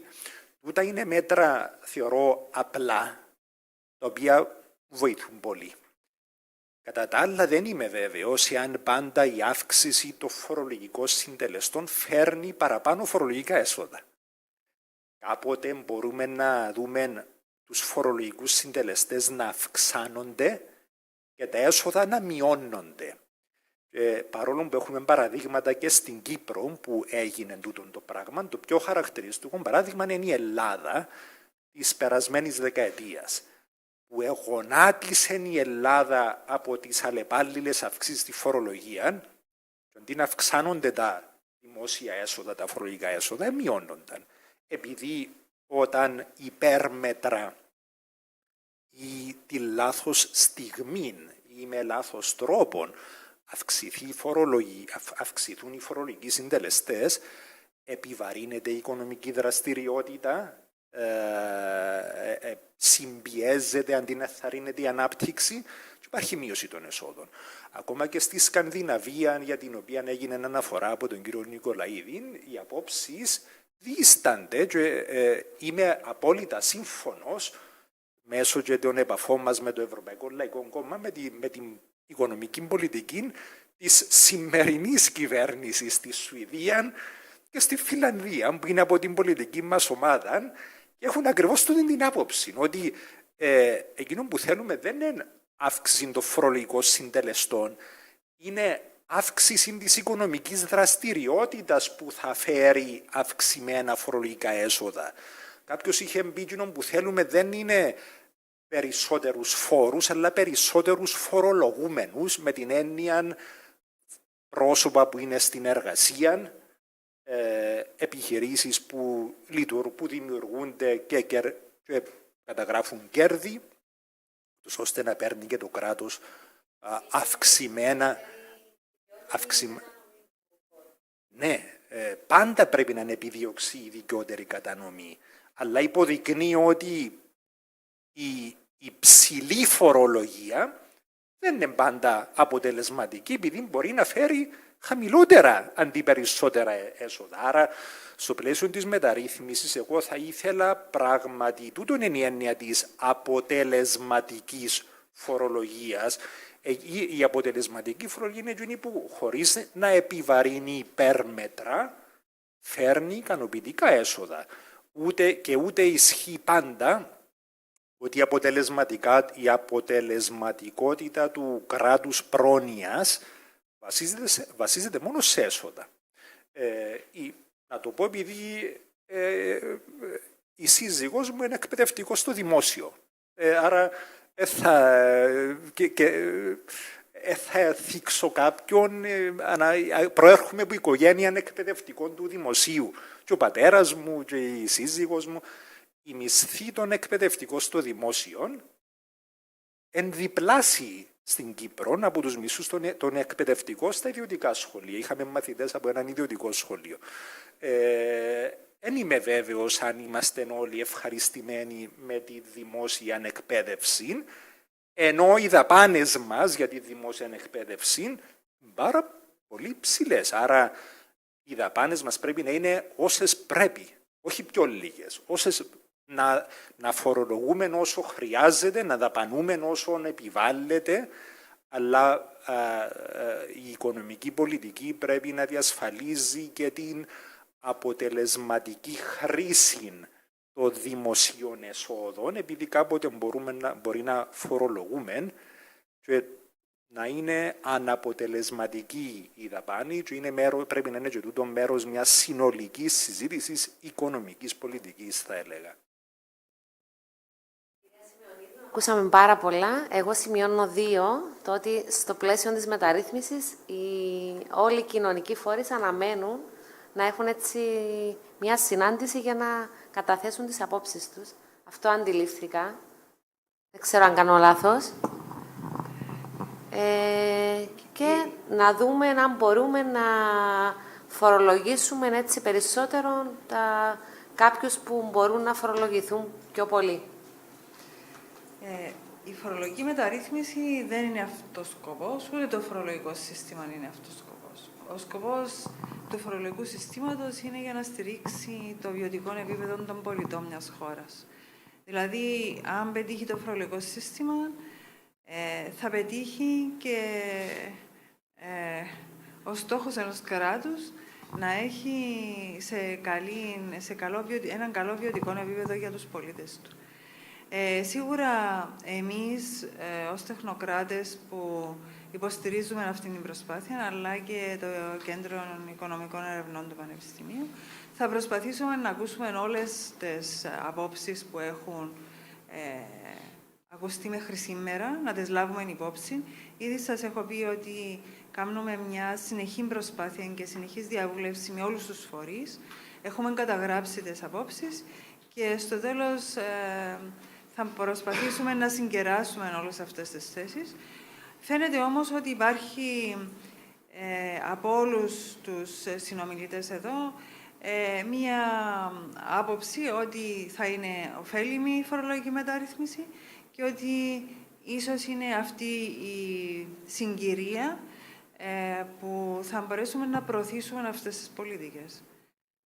Εύχομαι και ευελπιστώ ότι θα πετύχουμε αυτόν τον συγκερασμό απόψεων, έτσι ώστε να μπορέσουμε να βελτιώσουμε την επιχειρηματική δραστηριότητα, τις επενδύσεις, να προσελκύσουμε επενδύσεις, να αυξηθεί η φορολογική βάση, να πετύχουμε ισότητα, δικαιοσύνη, αξιοκρατία στο φορολογικό μας σύστημα. Ευχαριστούμε για τη σημερινή συνάντηση. Και ο κύριος Νικολαίδης, κάποιο σχόλιο να θέλει να κάνει. Εντάξει, έχουν λεχθεί αρκετά, αλλά νομίζω το απόσταγμα της συζήτησης που συμφωνήσαμε όλοι είναι ουσιαστικά η ανάγκη πιο πολιτικής συζήτησης και συζήτησης του φορολογικού, της φορολογικής μεταρρύθμισης και με τους πολίτες, αλλά και με τα πολιτικά κόμματα, έτσι ώστε να υπάρχει πολιτική νομιμοποίηση της αλλαγής, που νομίζω είναι πάρα πολύ σημαντική. Τώρα, το καταληκτικό σχόλιο από εμένα είναι βασικά με τις εξελίξεις που βλέπω στο εξωτερικό, όπως ο κατώτατος φορολογικός συντελεστής της επιχειρήσης μας προσπέρασε και μετά τρέχαμε να το φτάσουμε. Το ίδιο θα κάνουμε και με αρκετά άλλα. Γι' αυτό πρέπει να σκεφτούμε την Κύπρο όχι ως ως μια χώρα χωρίς καμία σχέση με άλλα φορολογικά συστήματα, άλλα κράτη. Υπάρχει πολυμερισμός πλέον όχι μόνο του κεφαλαίου και του πού επενδύει ο καθένας οι επιχειρήσεις, αλλά πλέον υπάρχουν συζητήσεις σε ανώτατο επίπεδο από κράτη-μέλη, τα οποία επηρεάζουν άμεσα το τι γίνεται στην Κύπρο. Είναι οι συζητήσεις σε επίπεδο Ηνωμένων Εθνών, συζητήσεις σε επίπεδο ΟΣΑ, συζητήσεις στην Ευρωπαϊκή Ένωση. Νομίζω αρκετά από αυτά θα μας επηρεάσουν. Το ένα ήδη μας επηρέασε, ο κατώτατος συντελεστής στο 15% για τις επιχειρήσεις. Σημαντικά που θα μας επηρεάσουν στην Κύπρο είναι κάποια θέματα που έχουμε με φοροαποφυγή, φοροαπαλλαγή, τα οποία δεν πρόλαβα να αγγίξω, αλλά νομίζω ότι είναι σημαντικά. Ακόμα μας θεωρούν φορολογικό παράδεισο. Ένα θέμα είναι οι εταιρείες και ελιφώς που έχουμε αρκετές στην Κύπρο και επηρεάζουν αρκετά το πώς λειτουργεί η οικονομία και πώς μας θεωρούν, επίσης την αντίληψη που υπάρχει για την Κύπρο στο εξωτερικό. Και νομίζω ότι στο τέλος μια φορολογική μεταρρύθμιση κατ' εμένα που θα μας βάλει στον 21ο αιώνα ή τουλάχιστον θα μας πάρει στο δεύτερο μισό του 21ου αιώνα, θα γυρίζει τη σελίδα του φορολογικού παράδεισου στην Κύπρο. Θα υπάρχει μια ριζική αλλαγή από φορολογικό παράδεισο, από πρόβλημα σε λύση.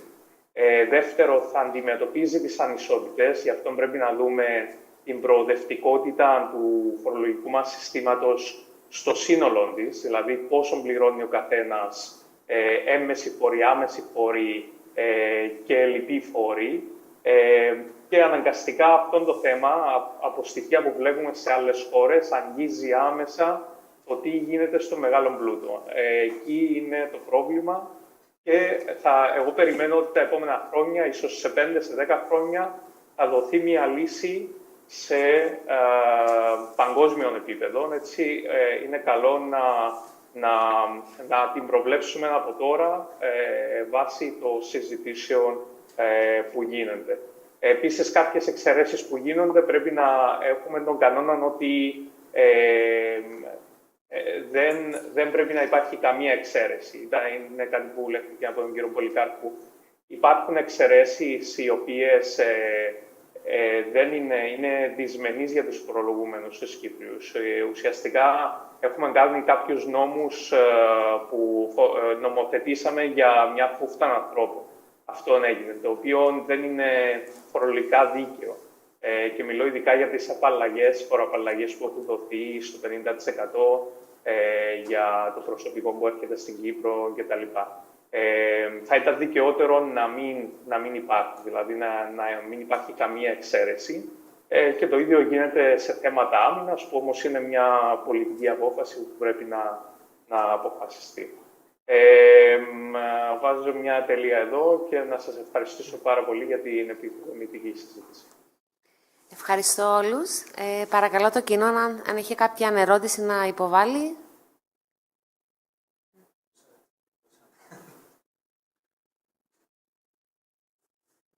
Ευχαριστούμε όλους για την παρουσία σας και τους συνομιλητές μας.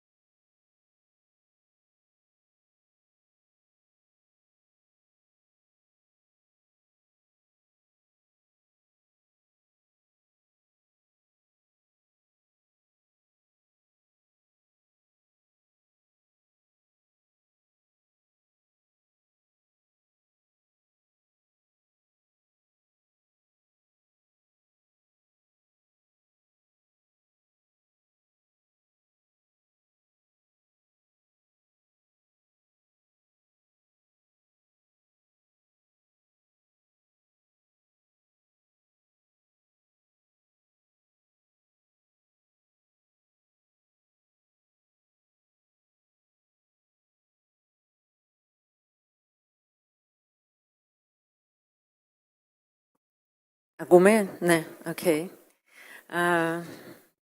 Good afternoon, everyone. Welcome to this very topical panel discussion on financial literacy. I'm Polly Papavasiliou. I'm currently the Secretary to the Cabinet of Ministers of the Republic of Cyprus. I'm an economist by training, and I'm very happy to be here with you to discuss this very interesting topic, especially amongst the youth, I believe, on financial literacy. It is quite evident that we live in times where financial decisions, such as how to manage our personal budgets or even plan for our retirement, are shaping the quality of our lives. So here today, we'll discuss how the knowledge and skills on how to take informed financial decisions.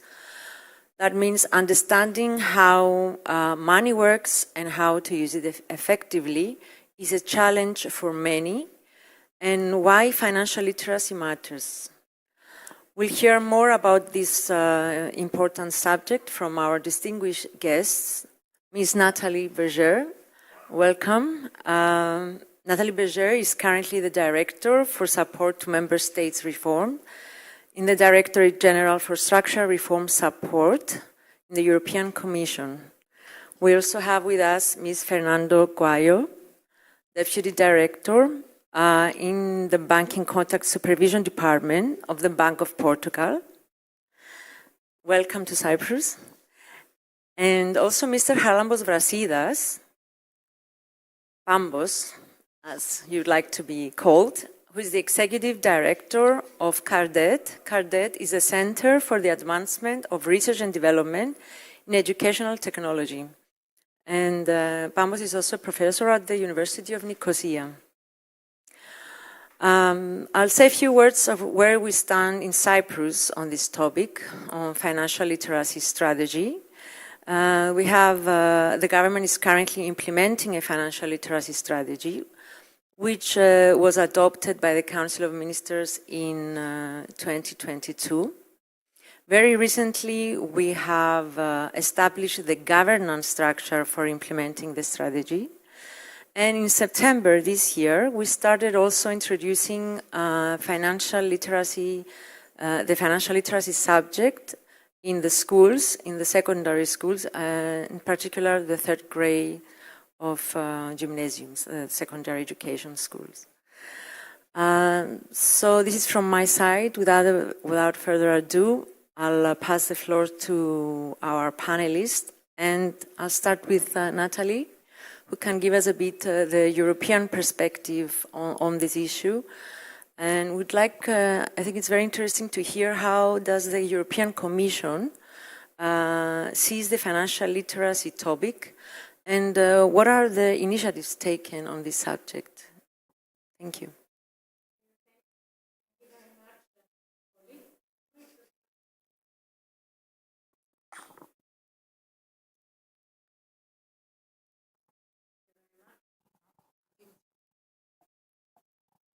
Does it work? Now it works. Thank you very much, and thank you so much for inviting me to join the Cyprus Economic Forum. It's a great honor, a great pleasure to be here, and it is wonderful to see topics such as financial literacy being put on the agenda. Why is this topic so important, and why is it so important for young people? And I'm delighted to see many young people in the room. In today's society, people are solicited on a daily basis by ads, by influencers, by a lot of external information, throwing promises of very rapid and phenomenal gains for some investments that may sometimes be a bit hazardous. And in today's society, the lack of the necessary literacy, numeracy, and digital competencies can really hold a person back from achieving her or his full potential. Financial literacy skills are important for everyone, and I think they are important from a very early age. They need to be acquired and they need to be adapted to the period of life we are all living in. Why are they so important? Because they can facilitate responsible financial behavior. They can stimulate the confidence and the self-confidence of people to take adequate decisions for one's own financial future or situation. And these are topics which have an immediate impact for the citizens, but they can also have an impact for the society at large. Because if we think of the framework we're living in, the aging Europe, the problem of the pensions gaps, etc., people will more and more need to accumulate savings to be able to finance their old age, so they better earn the adequate skills at an early age.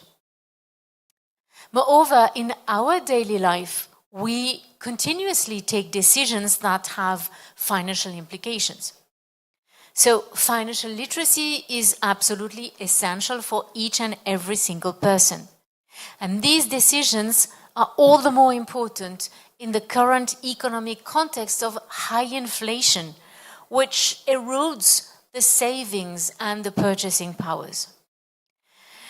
Now you ask me what we're doing in the European Commission on financial literacy. Actually, since over a decade, the European Commission has recognized the importance of financial literacy, and we have encouraged the development of financial literacy and the development of financial education across the member states. Together with the OECD, the European Commission, the Directorate General in charge of financial services, financial stability and capital markets union, have developed the financial competence framework for adults. And that was published in January 2022, following the Commission's Capital Markets Union Action Plan, which was adopted in 2020. And this competence framework, this financial competence framework, defines a set of competencies that pertain to personal finance. And that work continued with the financial competence framework for children and youth, which was launched in October 2023.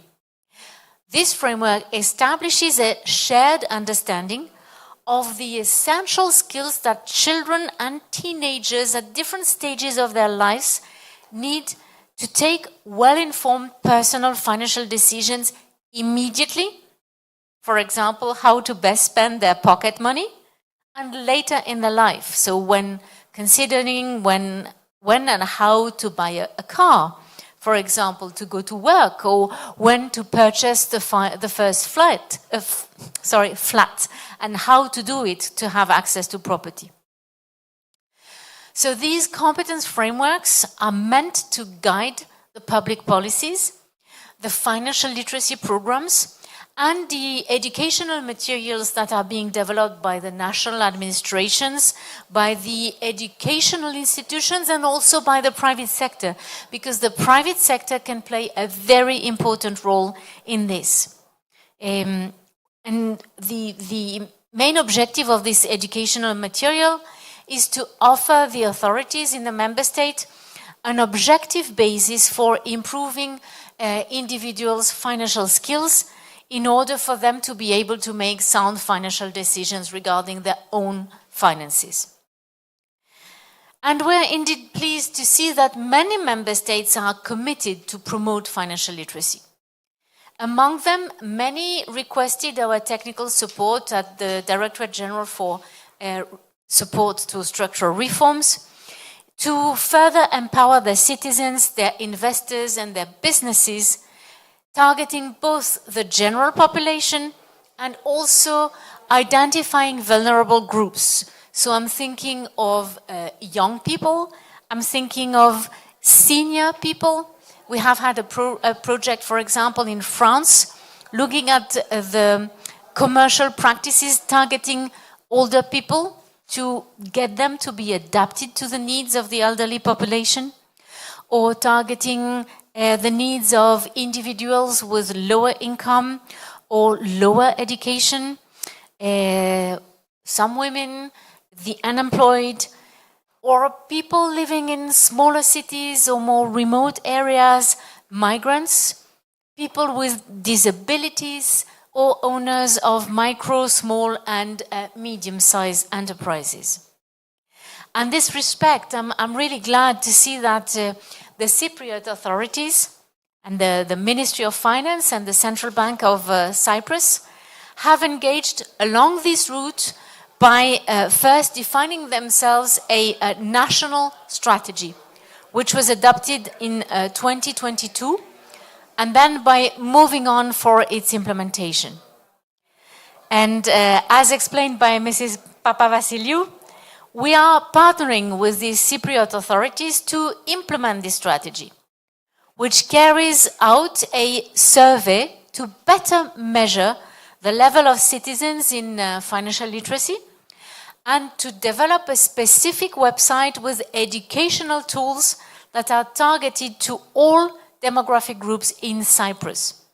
And we're also organizing a training of trainers model with training material and training sessions to teach the trainers who will ultimately provide financial education to adults in Cyprus.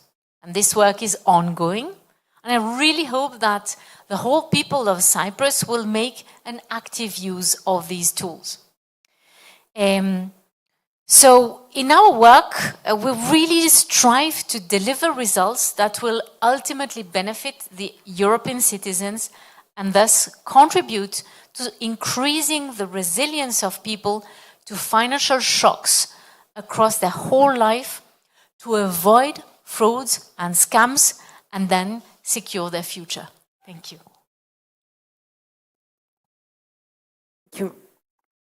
Thank you, Natalie. It's very interesting to hear, and it's very important to know that the European Union has taken initiatives, important initiatives towards this direction, has set the framework of competences on financial literacy, which member states follow. As you said, the shared understanding of these competences is very important, and the involvement of stakeholders from the public, private, and non-for-profit sectors is critical in these initiatives. Here in Cyprus, we have a national financial literacy strategy, as mentioned, with the Central Bank and the Ministry of Finance playing a pivotal role. But I think it's important to hear what is the role of the civil society stakeholders in the process. So, Ambos, maybe you're the expert to answer on this. How does the non-for-profit sectors, the stakeholder organizations, contribute to the enhancement of the financial well-being of Cyprus's citizens? Thank you to DG Reform for the invitation and the honor to be here, and thank you to all the panelists in Cyprus Forum. I think the civil society has a very important role, and it's that role of a critical friend. In all our work, we've been operating for 20 years, started in Southeast Asia. Public-private partnerships are a key element for success, and we've seen it time and time over again. In Cyprus, for example, we work very closely with the Ministry of Education, with the Citizenship Commissioner and so on, to develop several initiatives. And I think that it's very important for civil society to have a role. At the same time, civil society can come in and reach populations and marginalized groups and vulnerable groups that unfortunately formal schooling is failing to reach. And that's where several programs that I will mention briefly have a role.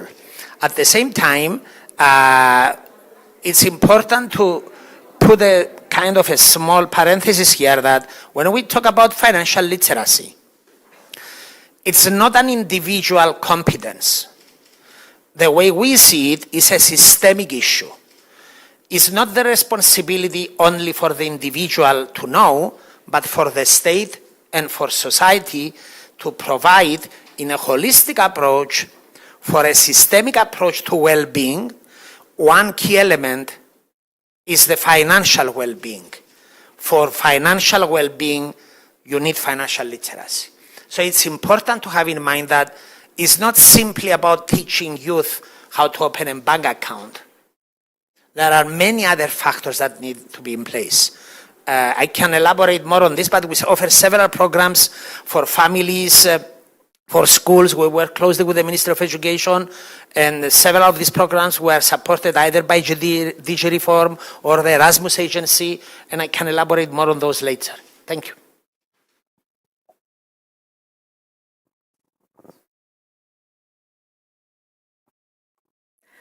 Yes, thank you, Bambos. I noted down that a systemic approach is key to this process.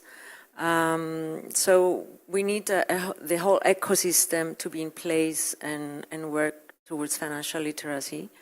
So I think, Fernando, it will be very interesting to hear how this financial literacy ecosystem is organized in Portugal, in your country.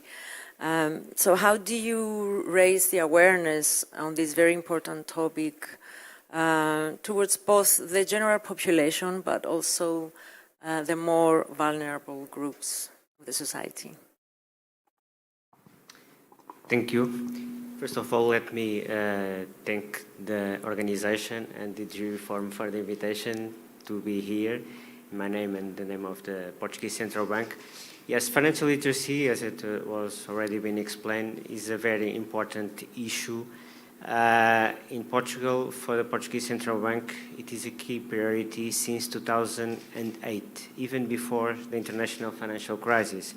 We started to look at it within our banking conduct supervision mandate, together with the regulation and oversight of financial institutions. So on the supply side of the market, we started to do financial literacy initiatives acting on the demand side of the market, because as Natalie explained, ever and ever more important, consumers are asked to take more and more important financial decisions, and so they have to be empowered to take that decisions.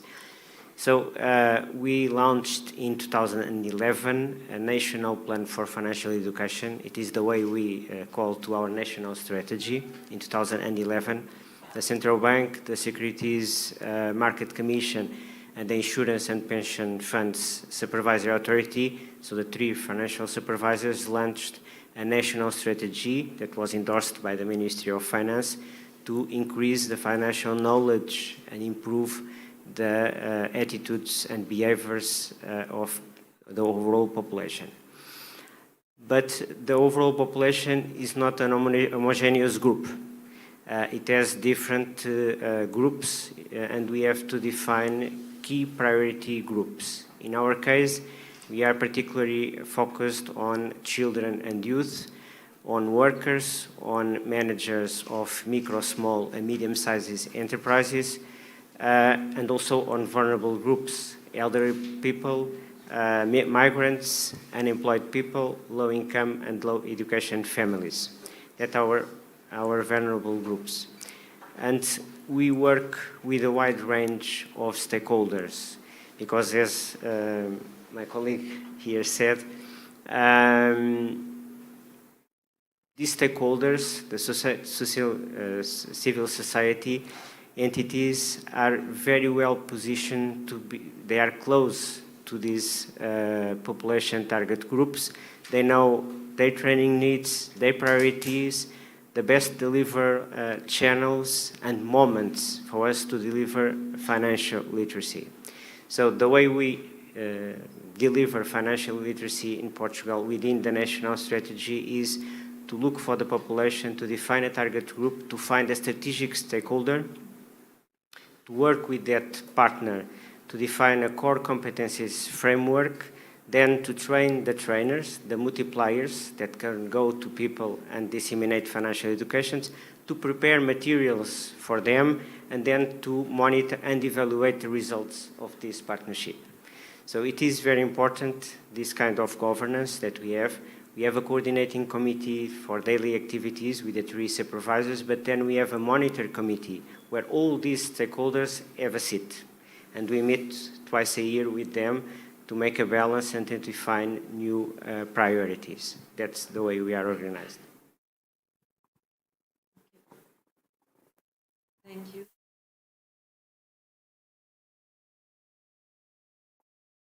the Portuguese example, which seems to undertake a lot of best practices, and maybe Natalie is more expert here to. You oversee a number of countries, and you've helped support the financial literacy strategies and action plans for in many countries, both in the public and private sectors. So do you see any other transferable good practices that can be applied across Europe? Thank you very much. Well, you mentioned that we have this project in Cyprus, and this project includes the development of a website, of a mobile application, which I think is a very, very interesting step to have a mobile application for financial literacy, as well as related educational content, so calculators, guides, infographics, videos, etc. We have been working with a rather large number of member states, helping them to frame, develop and implement their financial literacy strategy. And I think that, roughly speaking, the general logic of the projects is similar. And they do have a large replicability potential, and really I think that they have benefited from best-in-class type of expertise that we have gathered through the EU and beyond, and working with the OECD, etc. So to take lessons and see how to replicate, I think for the educational tools, one of the best practices that we drew from earlier projects is that these tools should be available at the same place. They should be easily accessible. They should be visible to everyone, acting as a single entry point for this type of material to really make it easy for the people to find this information. So I can give an example, excuse me. For example, in Austria, we have helped creating a single and dedicated platform, which has a name. It's called Finanzavi. And we've done that in the member states as well. Second important lesson and something to replicate is that the actions must be built collectively. It cannot be a top-down approach, and I think Bambos mentioned this in his intervention. We need to leverage on the experience and the efforts of many local actors, which I think you also did in Portugal, through collaboration among all stakeholders at central and local level.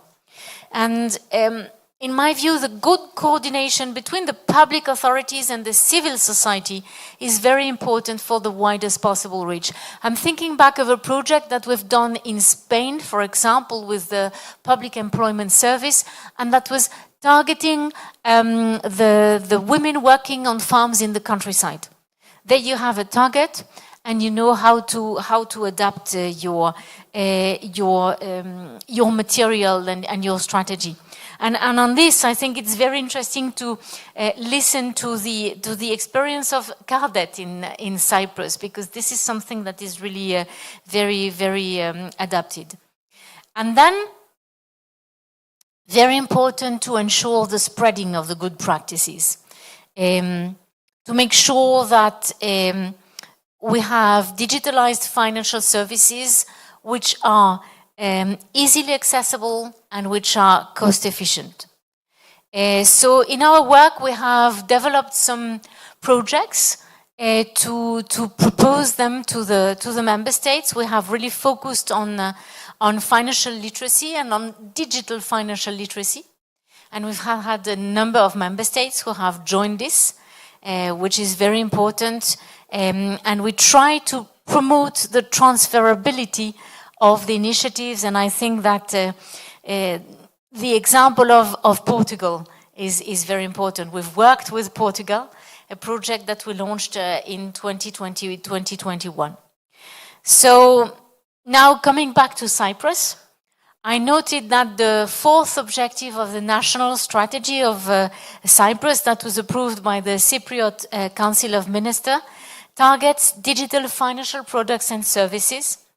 And I understand that this should be a priority for the Cypriot stakeholders, and in particular for to those who are most vulnerable, so the rural population who have less internet access and fewer digital skills. So on our side, we can really see an immense potential for added value.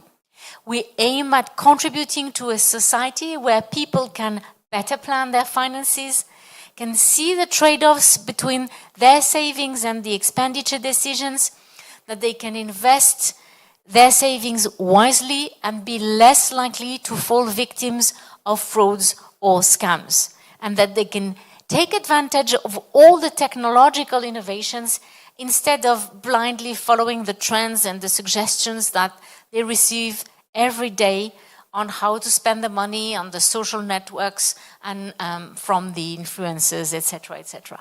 Thank you. Thank you, Natalie. You've touched upon a very important aspect of financial literacy, which is the digital financial literacy.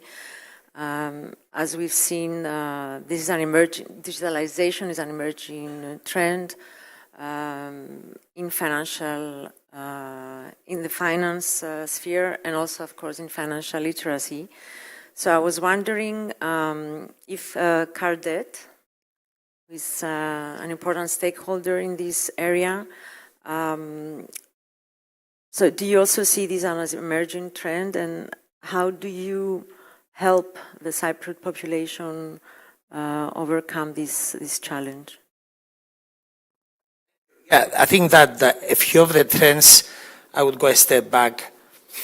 One is digital, but there are many others. For example, among youth, mental health is huge and is connected with the overall well-being. Aging populations is also critical.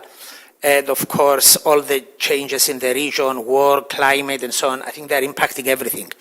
Going back to the digital now, I think that actually we implemented recently a big initiative with the support of DigiReform in Cyprus called Adult Digital Lab.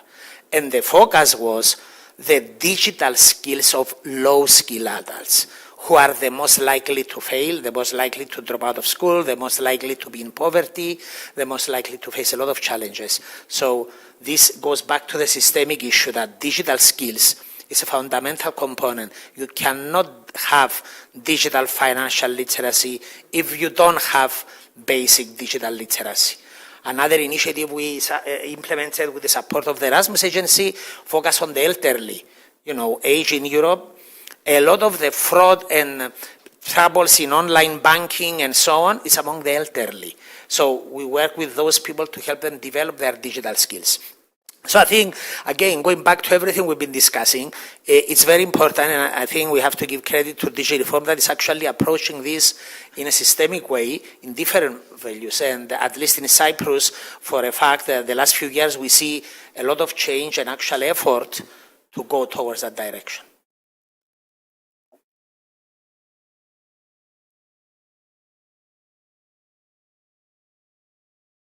So you say that digital skills are a core issue in the whole process, including, of course, financial literacy.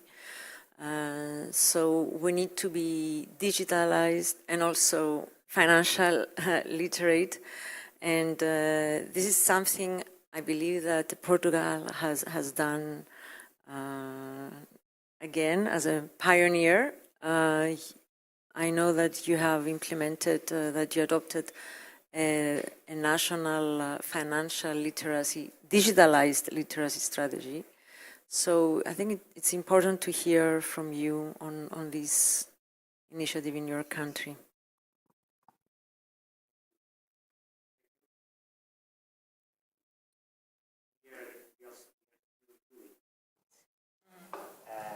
Yes, we published last year financial. Thank you.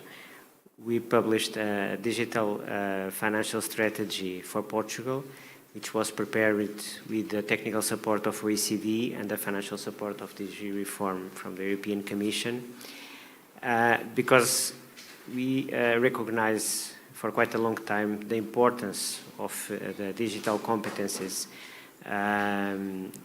that are needed for nowadays to use digital channels when assessing and contracting financial products. Because digital channels bring speed and convenience when accessing and contracting financial products, but their use also bring risks. And people, when using these channels, become exposed to online frauds and scams, to digital security risks, to account hacking, to personal data theft. So the digital environment also exacerbates behavioral biases. So people start buying by impulse, and so increasing indebtedness. And in the digital environment that we live today, there is also important risk of exclusion. And so, being aware of that, we started at the Central Bank of Portugal in 2017 to having in our strategic plan a priority given to digital financial strategy. And we started to act to doing initiatives directed to youth and to the adult population. But these were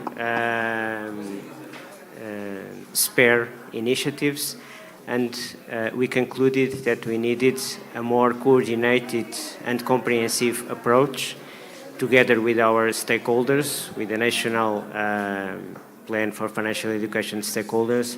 And so we asked for the financial support of the European Commission and the technical support of the OECD. And yes, we launched a program last year. We are now doing the first actions. We are mobilizing the partners.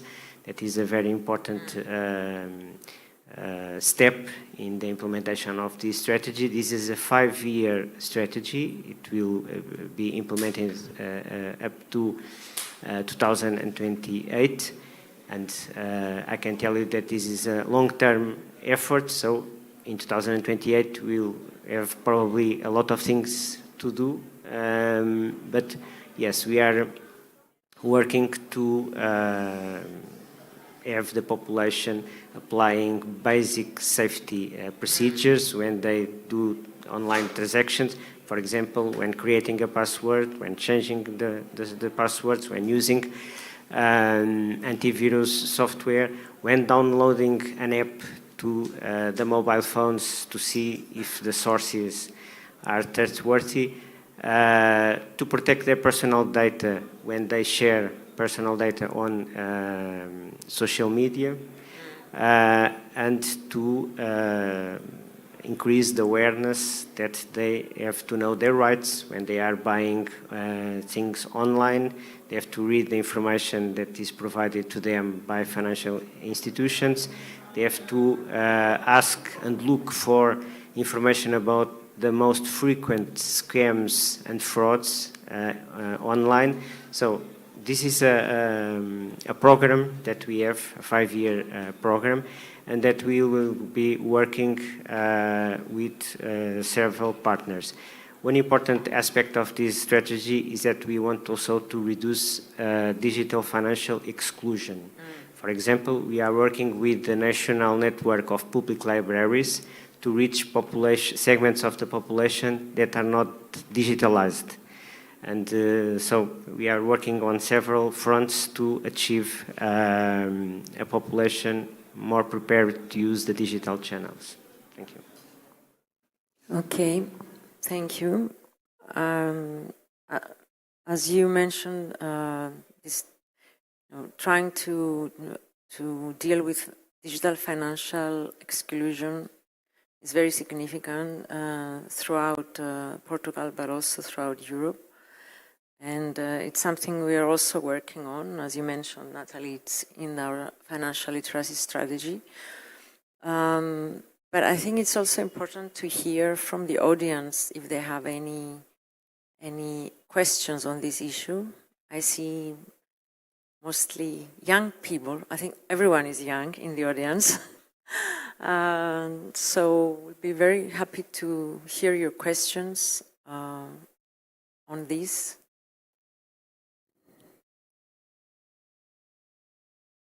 Yeah.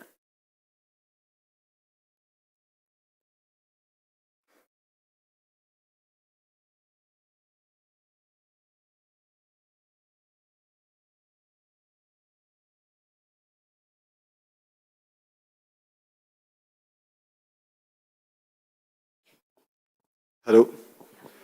As a French graduate, I would like to ask, for example, I'm guessing, Ms. Berger, you're from France. So the education system is really good, quite heavy, and it gives us a lot of financial literacy. But in terms of program, it hasn't really focused on really developing this financial literate skills for others. Do you think that maybe in the future more schools in different countries would implement this into their programs?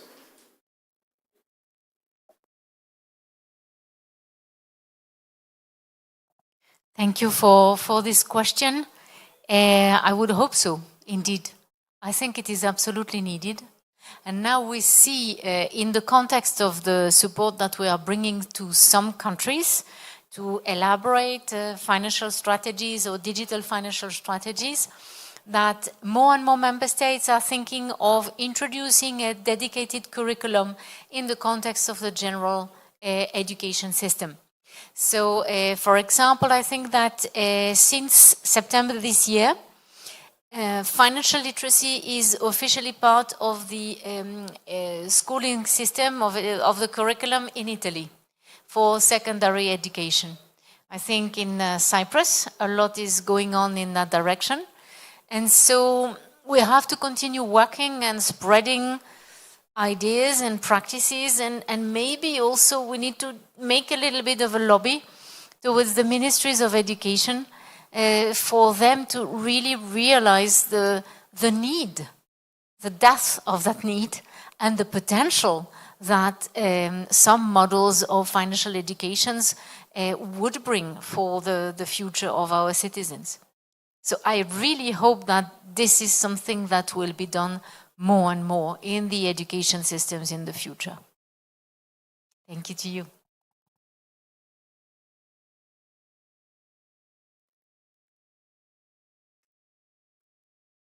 It's more of a comment or an idea for Cyprus on financial literacy.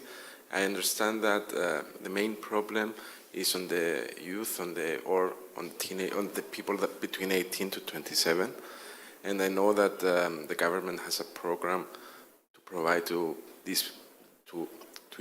youth some money for the culture, like this 200 euro voucher for culture. So I think maybe in order to be eligible for that, you need to undergo a training on financial literacy or something like that, so that you can combine it. Yeah, so basically I have two questions, one for my Cypriot counterparts and one for you. So I'm going to start with you.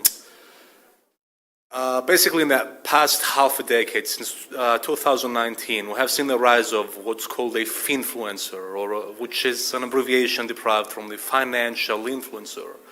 We've seen the rise of crypto scams. We've seen the rise of, buy my course, you'll get X amount of money, buy this indicator, you'll 10X in 2 trades, or some insane statements like that. So from that perspective, how do you plan to tackle this issue? Or if you are taking steps already, what are they? And when it comes to you, I just want to say, as a young man, I'm like 24 years old. So I try to invest in Cyprus. I understand, the need for financial independence, having extra cash to rely on. And I prefer to invest mainly in local companies, but unfortunately I can't do that. I open my apps, I see all the United States stocks, or the US 500, you go to the UK, it's all listed there. I believe we lack a lot of infrastructure when it comes to this element.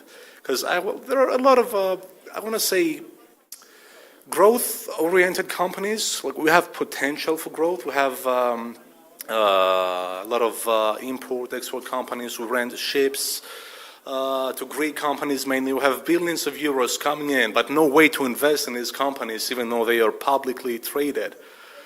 So it's a question to you. Do you see perhaps any means to tackle this particular issue? Because it's a shame to miss out on all the growth, all the dividends, all this, there's a lot of income from these companies, and we have no way to take advantage of them. So thank you very much. I'm sorry for...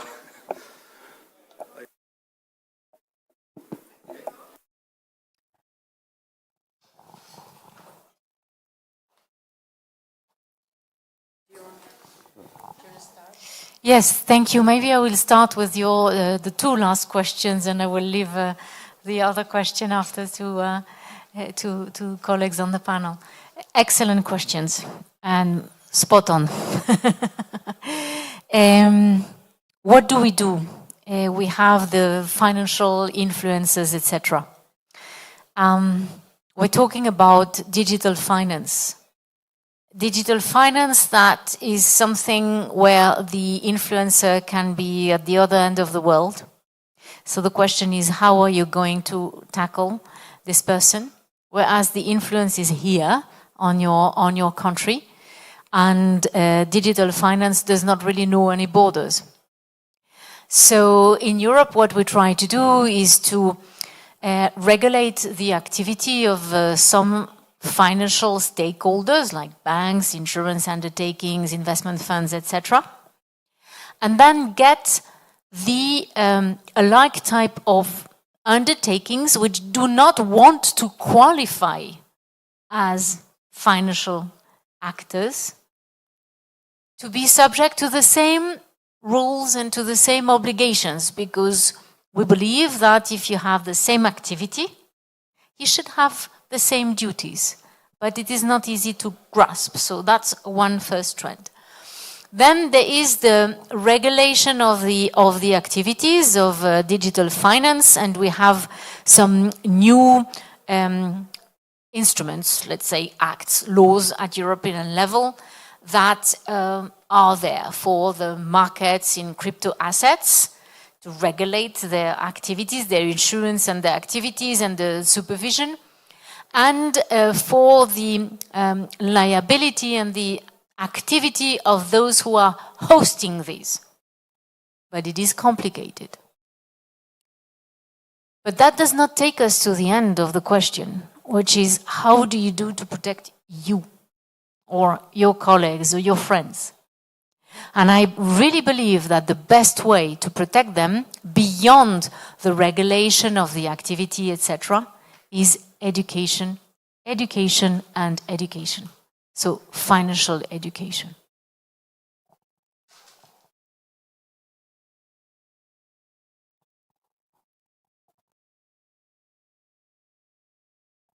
If I may add on your other very relevant question, when you say you would like to invest, but you only find ways to invest online in the American economy, this is the first problem we're facing in the European Union. We're trying to establish a capital markets union, and we need to be able in a position to establish investment frameworks and products to which you can accede in a safe manner. So you can invest notably online in what is called the ETFs, but there is no real European quoted ETF. So we are working at the level of the European Union. There was a first capital markets union strategy in 2015, another one in 2020. Still, it is not there for a number of reasons, but we need to get to deep and liquid capital markets that are really integrated, where you get the offer for you to invest in. So excellent questions. Thank you.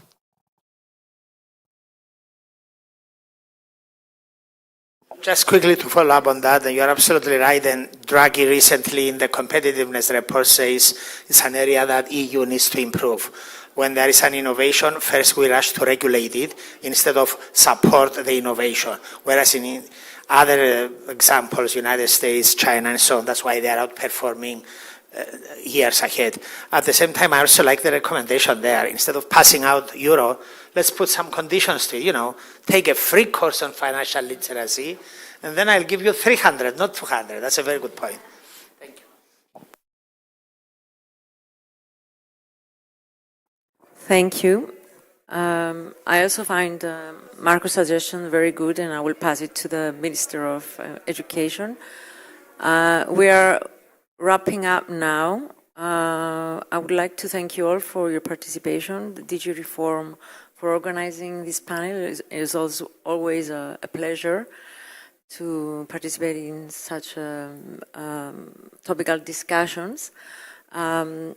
I think just to close, we can see that financial literacy is very crucial for the well-being of the citizens, and it takes not two to tango, but three, I would say, in this area. The public sector, the private sector, but also NGOs, stakeholders, and a bottom-up, not just a bottom-up, but also, not just a top-down, but also a bottom-up approach, empowering the citizens that are here in front of us in the panel, taking informed financial decisions.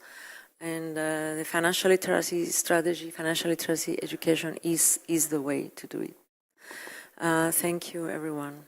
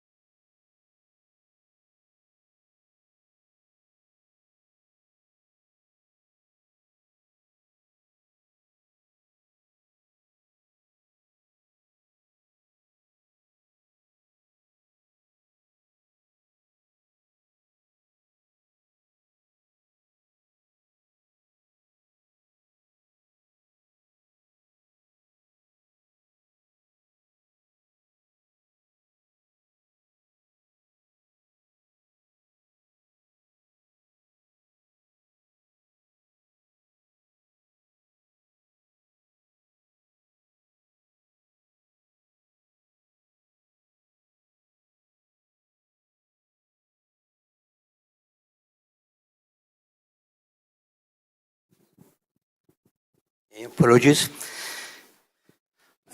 Good afternoon to everybody.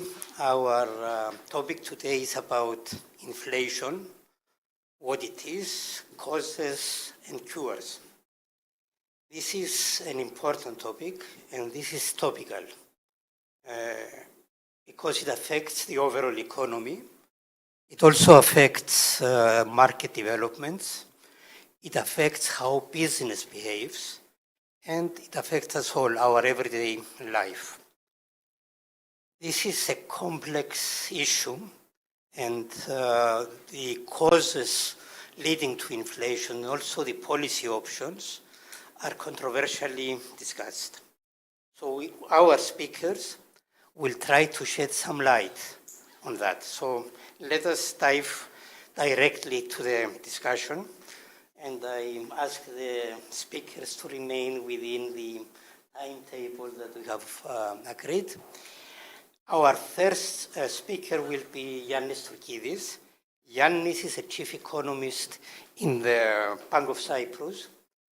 At the same time, he's the president of the Cyprus Economic Society.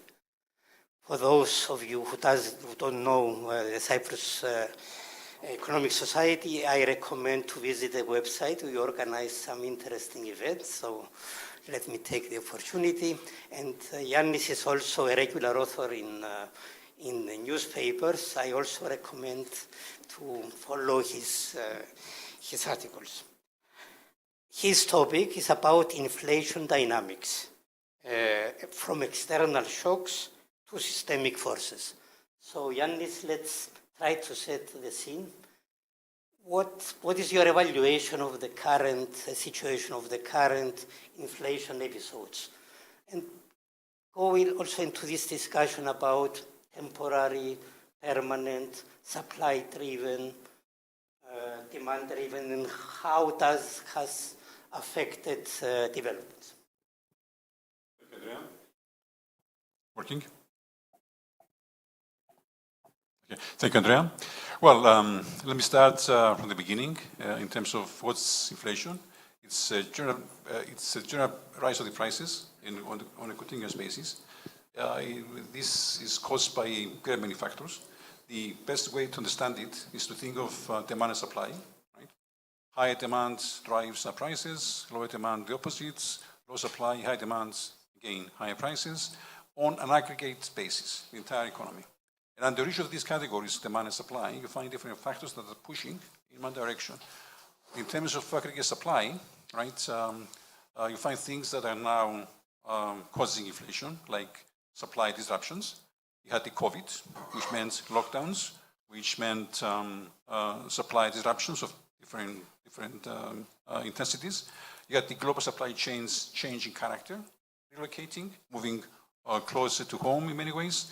All these disruptions were causing higher cost production and therefore higher prices.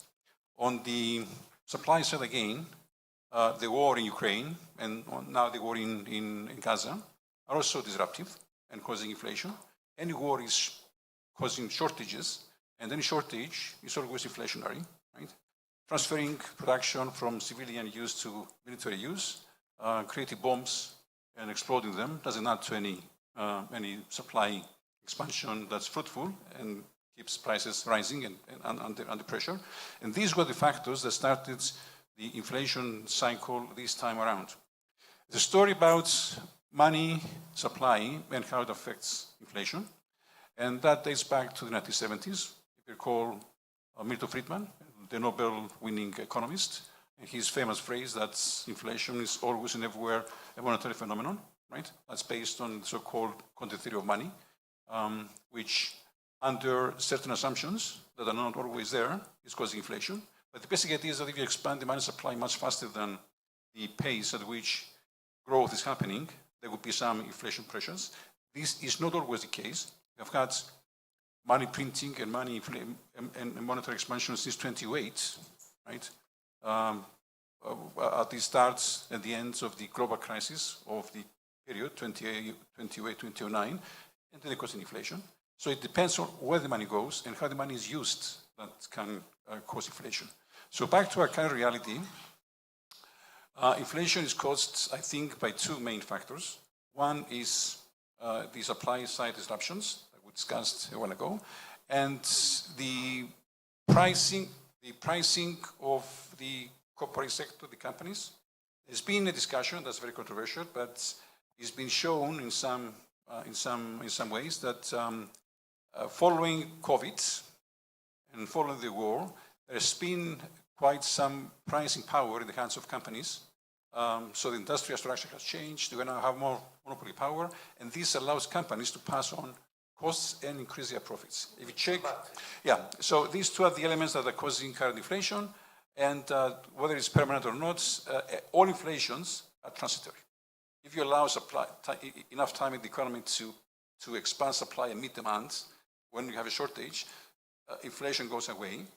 It takes longer, but typically it's transitory from this perspective. Let's now reflect a little bit on policy responses. So what are the lessons that we have learned during these inflation episodes?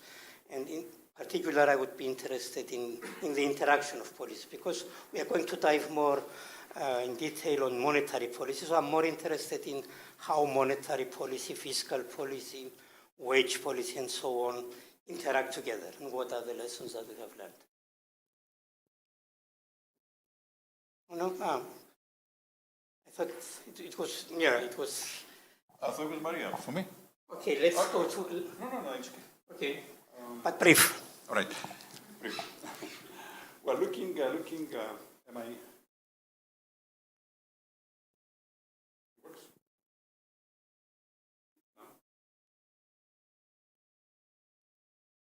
No? No? Working?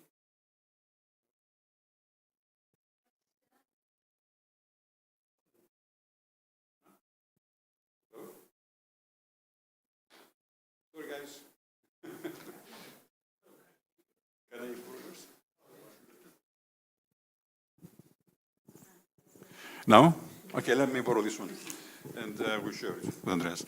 All right, in terms of monetary policy and the rest, we have seen that the last, how many years from 28? It's 15, 16 years of monetary expansion that did not lead to any inflation of sorts until 2020 and beyond 2020. Like I said, it's a matter of where the money goes and how the money is used for monetary expansion. And in that period, what we have had was the so-called asset price inflation, that the money went from the money printer, the monetary authority, to the banks and to the pension funds, and all the money going into assets like stocks and bonds and property, and which inflated those assets, those prices. So we have had asset price inflation. How it connects with real inflation, the consumer price inflation, is indirectly, but there's a connection, because when you think about the buying power of the population, of the working force, and the wage remains constant in real terms, and then the prices of assets like property increases, the buying ability is reduced further. Why? Because what remains and can affect effectively demand in the economy is what is left in your pocket after you pay your taxes, after you pay your rent or your mortgage. And if the property you buy is double and triple of the time, right? The mortgage is much higher, the interest costs are rising, and what's left to spend is diminished. So the buying power of the majority of the population was not there. Money was taken by the taxman, was taken by the banker, the mortgage payments, was taken by high prices of goods and services, which connected and prevented this monetary expansion you have seen that was immense to translate into inflation. Thank you, Yanis. Thank you. Now let's turn to monetary policy, and let us turn to Maria.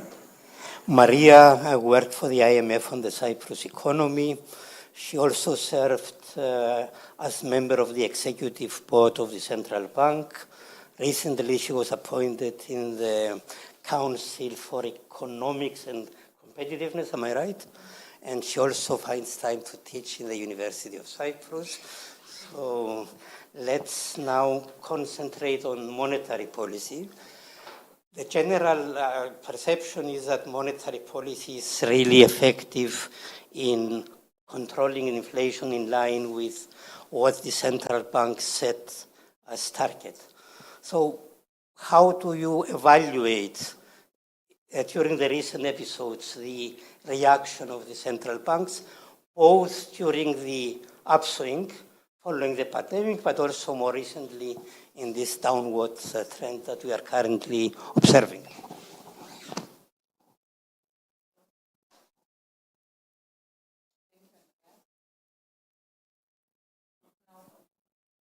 We keep changing. So we found ways around it. Thank you, Andreas. It's a pleasure to be here, to be able to offer a few thoughts on this very timely topic.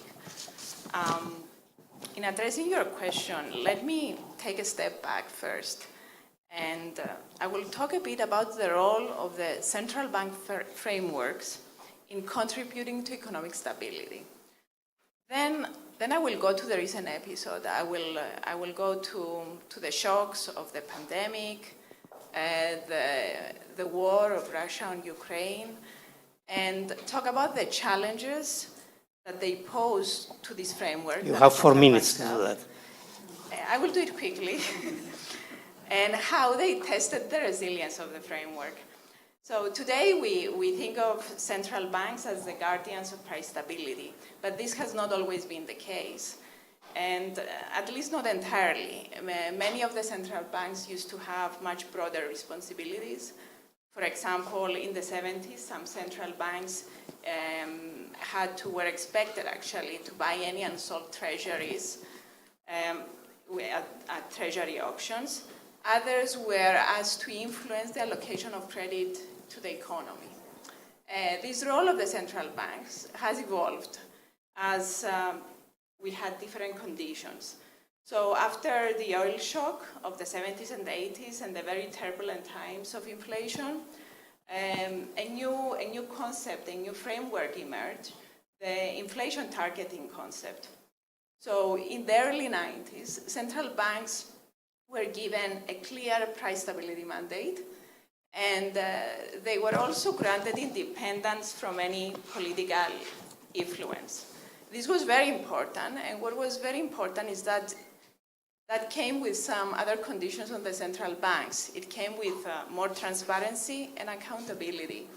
So the central banks had to be transparent in explaining how they formulate their monetary policy, and they had to be accountable for the target that they will achieve. So you can think of transparency and accountability as what balances central bank independence with democracy, essentially. This regime, as Yannis said, worked pretty well. Actually, inflation targeting was the basis of a period called the Great Moderation of about 30 years between 1985 and before the global financial crisis. Of course, other factors had contributed to the prosperous times, globalization, structural reforms, technological change as well.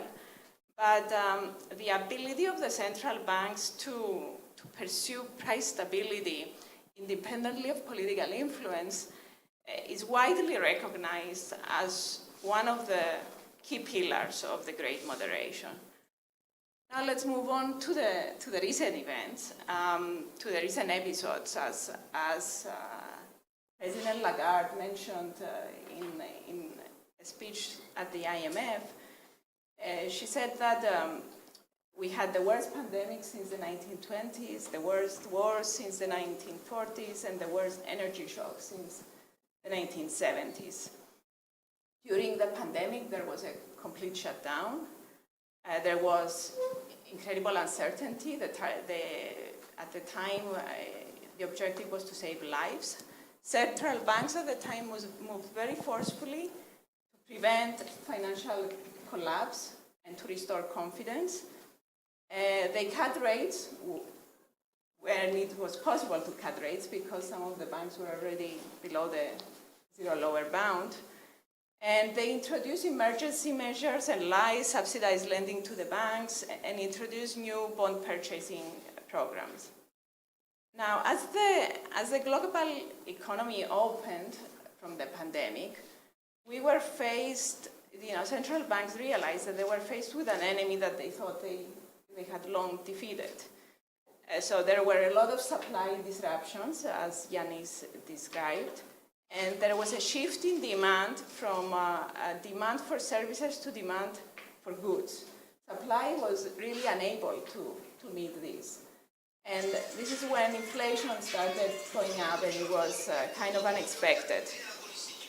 Then, after the war, we also had the commodity price increases, the energy shocks, which came as a result of the war. These shocks hit the economy sharply, made inflation forecasting an extremely difficult task because of the uncertainty, and may have contributed to central banks having a delayed reaction to the surge of inflation. What Yannis said about transitory permanent, initially a lot interpreted inflation as transitory, then they attributed it more to the supply side, where the central banks don't have much power. So the ECB, for example, started hiking rates in July 2022, initially going from minus 0.5 to 0. And then they had to hike. They had 3 hikes of 75 points, basically. So they really had to move quickly. So once it became clear that inflation surge was not transitory, that there was the risk of transitioning to a high inflation regime, central banks moved decisively, forcefully, and they gave a message, a signal to the markets that they were there and they were not going to tolerate this anchoring of expectations. Indeed, it depends on the measure of expectations that you use. You could say that inflation expectations remain anchored broadly. And we see now that the central banks managed to significantly reduce the persistence of inflation. So in many countries, inflation now is around 2.5%. In other countries, the outlook is more uncertain. So to go back to your question on whether central banks were too late to adjust the interest rate, maybe they were. But I think, and perhaps one of the important lessons that we get from here is that we have to be very cautious about looking through supply side shocks. And when they realized, though, they were very decisive, and they brought about the result that they did. Okay. And before turning to Marius, just a very quick question with a request of a very brief answer. How about now? Some analysts would say now the central banks are again behind the curve, and they should have started already with reducing interest rates. What is your view briefly? I think it's in very uncertain times where we need to rely on a lot of data to analyze, because we cannot just rely on the framework. We have to be very cautious, and with very continued cautious to look on risk management of the central bank policies. So you don't want to risk lowering and then having to reverse. So this is very important. So it's good to be gradual. So I think what is happening now looks appropriate, at least given the data that we have. Okay, that's why I said in my initial remarks, this is a complex issue. Views are diverging. There are analysts who would claim that both the banks were late increasing interest rates and now again behind the curve. But this is just a view. Now let us turn to Marius. Let's go from macro to micro. Marius was a senior risk manager in the Hellenic. In difficult times, he was also the chairman of the Stock Exchange Commission in the early to mid-2000. And even in more difficult times, he was the chairman of the Cyprus Cooperative Bank. Marios has served on several boards, and he's also a regular author in newspapers, so follow him. It's always good. Now, Marios, your topic is about inflation, shrinkflation, and sometimes you talk about skimp inflation. So I guess the majority here, including me, do not know what is this strange animal. So can you give us a definition? Can you give us some examples? What is this shrinkflation?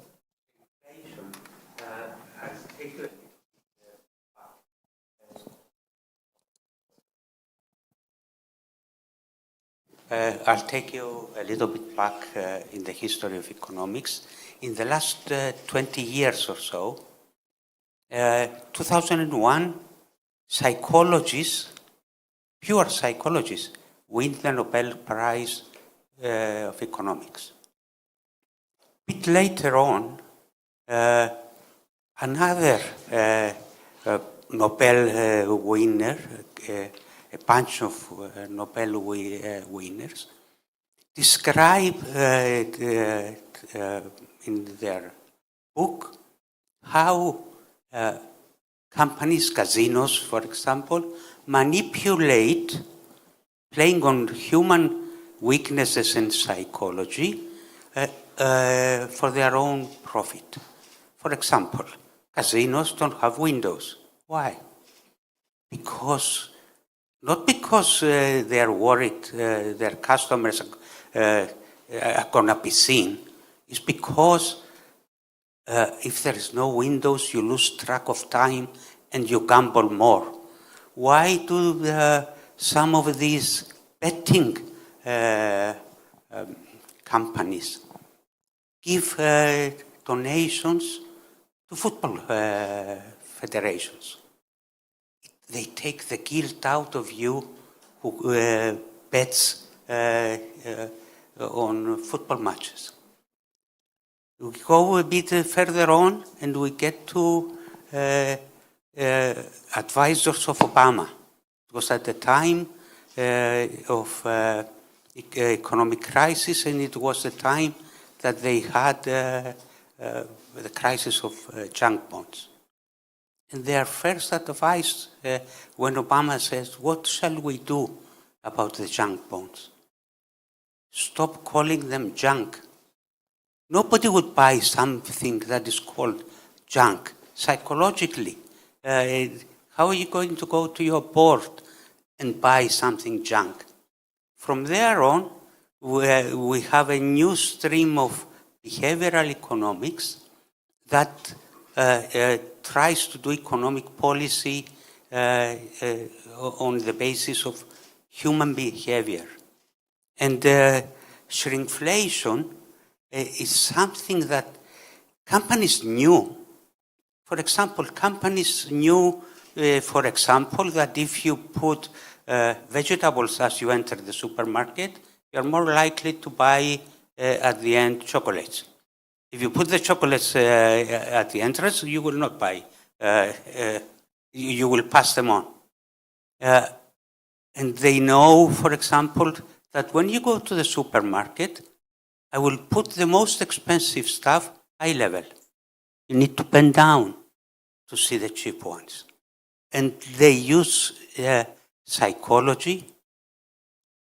Now, we know that, for example, you will see in supermarkets, all the prices are things like $5.99. Doesn't say 6. Because you focus on the first number. You don't focus on the decimals. 6 is more expensive than $5.99. And this is how you can get manipulated. And now we come to shrinkflation. What do companies do to mask their price increases? They reduce the packaging. They keep the price the same, but because they know that you don't look at the quantity in the packing, they even keep the packing the same size. You will buy it, but they have reduced it by 10%. Soft drinks are doing it. Cornflakes are doing it. Tissues are doing it. All over the place. And this is what shrinkflation is all about, which is that the definition of shrinkflation was given by Pippa Malgrave, who was an advisor to Nixon. Shall we go to the... Yes, this would be my follow-up question. Can authorities do something? Can they help the consumers avoid or deal with this kind of clever manipulation? Yes, it's two things. Some countries like France and Korea are trying to legislate. And France forced supermarkets to display where they checked that the packaging contains less, or the tin of Coca-Cola shrunk, to have a sign on the visible sign where this product is displayed, warning the consumer. Other societies mention it. The chairman of the Council of Economic Advisors in the United States, beginning of the year, mentioned something needs to be done about shrinkflation. Media also have a role to play. The media, for example, the BBC had reports, Financial Times had reports, Consumer Watch magazine publishes reports that you hope that the consumer will see. And this is the fine dividing line between being too intrusive and doing something about the problem. And there isn't a good, if you like, solution. And the worse is the other variant of shrinkflation, which it's skimpflation. Skimpflation reduces the quality. And while the quantity you can measure, try and measure if the quality of this chocolate that you bought has less good quality chocolate inside or not.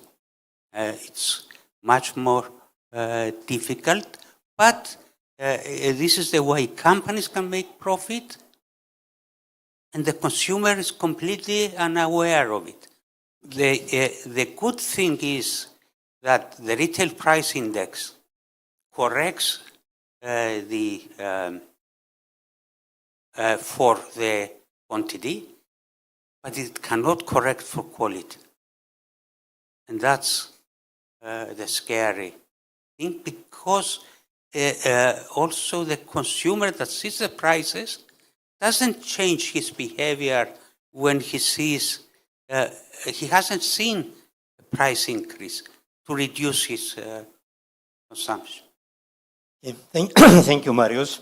I think also following discussions or presentations, at least making people aware that this problem exists is a help for consumers.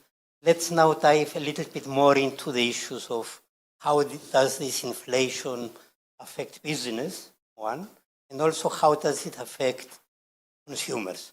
Let's start with business, Kyriakos. He's a general manager of the certified public accountants. Now, there is a criticism widely from economists, but also from the broad public, that companies are taking advantage of certain of high increases, and they increase their margins. So there's a lot of discussion that now it's not wages that are to blame for inflation, are companies. How do you see that? Thank you, Andreas, and it's a pleasure to be with such an esteemed panel here to discuss a very important issue. Firstly, let me demonstrate how a value chain actually works. We are using your own microphone, Andreas, all along, so it's a demonstration of value chain. Well, it is true what you're mentioning. It actually ties very well with what Marios has just discussed. I wouldn't say, though, it's the only factor that we need to consider, and we'll touch upon it in a while. Okay, we've heard about what inflation is and how it evolved. However, we need to clear a couple of things out as well. When we say about inflation rates, X amount, X percentage, it's actually compounding every year. So inflation, for instance, I've got a little table here, shows that from 21 onwards till today, there was positive, let's say, inflation. So 2021 it was 2.5%, 2022 it was 8.4 on average, although it spiked up to 10 point something. 2023 was 3.5, and now we are running around 2% inflation rate, which means that every year we add to the previous year. So when we say it's 2% this year, it is lower the rate of increase of prices, not that the prices have reduced. So the size of the prices that we see today is actually a product of the previous increases. And these increases, I will allow me to go back a few years only, I will not start from the 20s.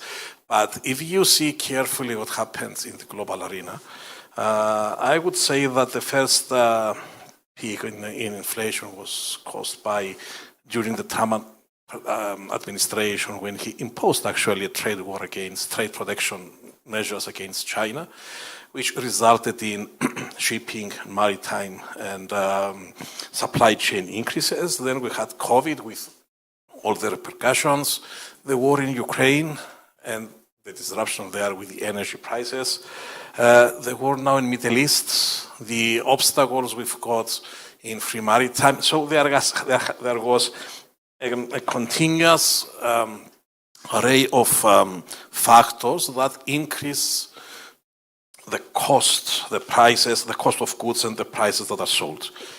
Inevitably, some found an opportunity to introduce into their pricing structure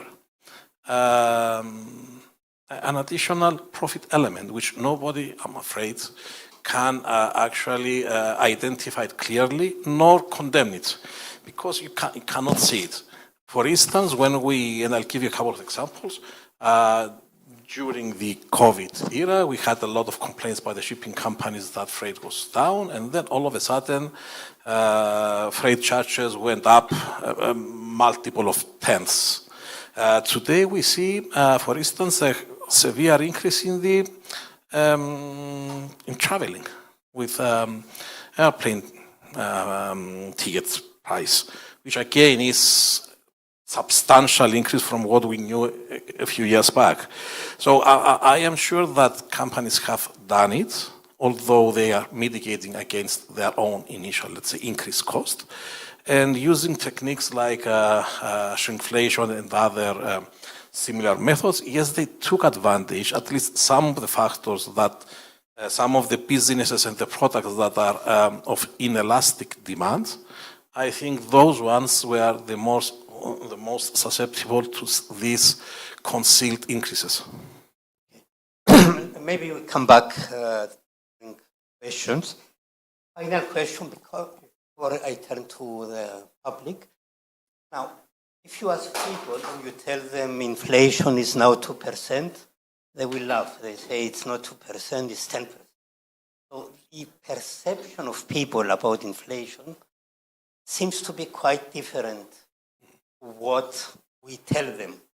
So what is your take on that? How is it true, and how does this affect the households, the way households behave? Again, I'll try to answer it with some numbers. Being an accountant, I couldn't do otherwise, so obviously. Let me compare inflation rates with GDP growth. We had since 2021 positive GDP growth, but declining though. Whilst we had the opposite with inflation, and if you notice from 2022 onwards, the inflation rate is higher than GDP. So what we produce is been taken over by inflation. So we don't see the effect of the increases. In addition, the consumer price index has also exhibited a significant increase for about 20%, I would say, in the last 3 years, which again is an indication of increased prices. So it's the rate of change over time of prices. The other thing that, again, we bypass and might increase the perception gap is that when we discuss inflation, we discuss about CPI, we do not include taxes. We do not include contributions as an employer. We do not include other factors, that interest rates maybe, that we are also a fact that they're also increasing, which in essence, what they do, they reduce the disposable income, as it was mentioned earlier. So from the disposable income side, the difference, the loss is much greater than the inflation per se. Okay, so some people would go even so far to say that vulnerable facing different inflation. That's why perception is different. Because what we buy for everyday life much more expensive than what the inflation measures on average. Our perception is shaped by when we go to supermarket. Because also the remuneration, the earnings haven't increased in a similar manner, and in absolute terms, maybe we are at the same stage as a few years back in absolute terms. Okay, so we still have some time. It's your time now. Provolidis.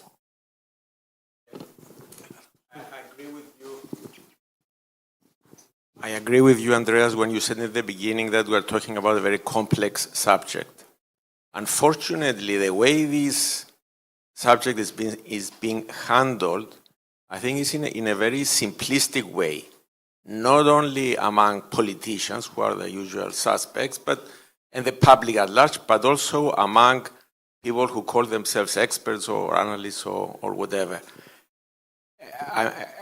Just to give you a few examples, inflation is not uniform across all countries of the world, across all regions in a country, or all sectors of the economy. There was a mention about energy prices and how those have contributed. Despite of what a lot of people were saying about the importance of geopolitics on energy prices, in effect, the weak demand, and this, as China is the main reason for this, and the increase in supply because of the US were a lot more important than any geopolitics. Now, whether this thing changes in the next few days, I cannot know. Another thing that has not been mentioned, which is an important contributory factor, is housing. There is a housing crisis in most countries of the world. Housing crisis is not in all cities of a country. It's in the major urban areas, and there are various factors, and geopolitics play a very important role if, as a result of the movement of populations because of wars, refugees, etc., then there's going to be, things will be even worse. Or centers where there is a very large student population. Thank you. Okay, thank you. Maybe another question from somebody. Please. Yes, I do have one. I want to build on some of the things that Marius has mentioned. So when it comes to shrinkflation specifically, as well as the degrading quality of products, I think there's an unwillingness to regulate, in the sense that, let's take shrinkflation, for example, or, Coca-Cola. Let's take that, for example. So you have this drink, which Robert Kennedy said it's actually better for you to buy Coca-Cola in Mexico than the United States because of all the chemicals that they put in there. They basically poison the people. Now, how does that compound? Sick people, naturally, we have companies like Pfizer, AstraZeneca. Naturally, when you're sick, they profit, right? So you see increased company margins.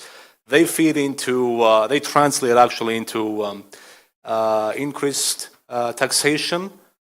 So there's this whole feedback loop where the more deterioration, let's say, you notice in society, the more on-paper gains there are. And that's just one example with Coca-Cola. We've seen similar things with oil since 2020. We keep experiencing that, where the price of oil is decreasing, but for some reason we still pay the same as like 2 years ago. There's a feedback loop. So there's an unwillingness to regulate. I was just give us your thoughts on this and how perhaps we can create a new regulatory framework. I'm not sure it's regulation or more transparency we need to make the consumer aware. When he goes to the supermarket and he's in a rush and he's throwing things in the basket, and he goes and he finds that, but I need to go to the supermarket again because they didn't last as in the past. What is happening? And he doesn't know what is happening, and he thinks prices have increased. I didn't see them increase. And there, I think it's the role of the media as well. It's also the role of consumer groups. In Greece and, as I said, in the abroad, you had BBC. In Cyprus, there was one mention by the consumer group that they reduced the size of Tashinopita, one. Okay. Yes, it's a classic example. I experienced it. I used to go to a coffee shop, and all of a sudden the Tashinopita shrank. Okay. I'm not sure. Okay. It's more of an education issue rather than a legal and it's tired. We have limited time, so maybe I give everybody, if they wish, to add, maybe also point on what is the organization now. Please be involved.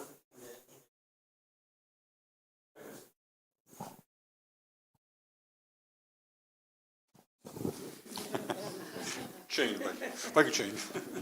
All right, let me comment on this last point of where things are going, picking up from George's comments about asset prices and housing prices and the long-term perspective.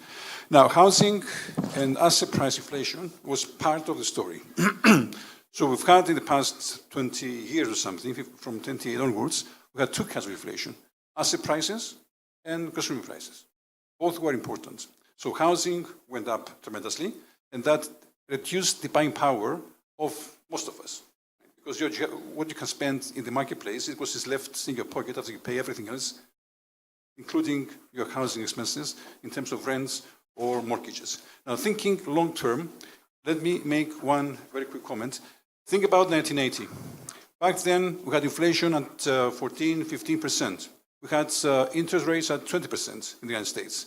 a mortgage would cost 25%, right? We came down from that position in 1980 down to zero inflation, or very low inflation, negative interest rates in Europe, Japan, and other places by 2020. So that 40-year period, right, included things like globalization, like the peace dividend, right? Included things like companies moving offshore and chasing the cheap labor in China or Asia, right? All these factors contributed. Then we broke the backbone of labor unions in 1980. The Volcker shock, right, destroyed labor unions. Two things: the high costs of borrowing, and at the same time, the industrialization of the West, sending industries to Asia and China. That's reduces the power of the unions. Come to today, and all those factors are being reversed. Peace, we don't have war. Globalization is not being reversed, right? So they're coming back. The value chains are coming back from China. They're coming to more friendly shores, and sometimes they go onshore.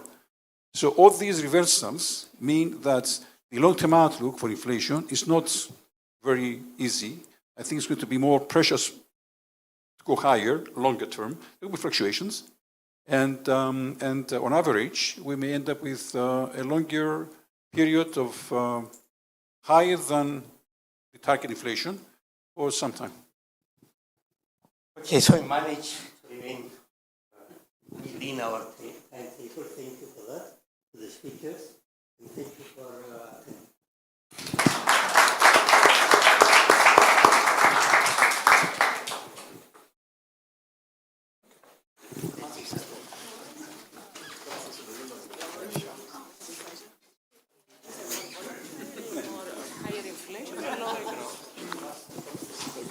Bond yields, είναι το λέξεις.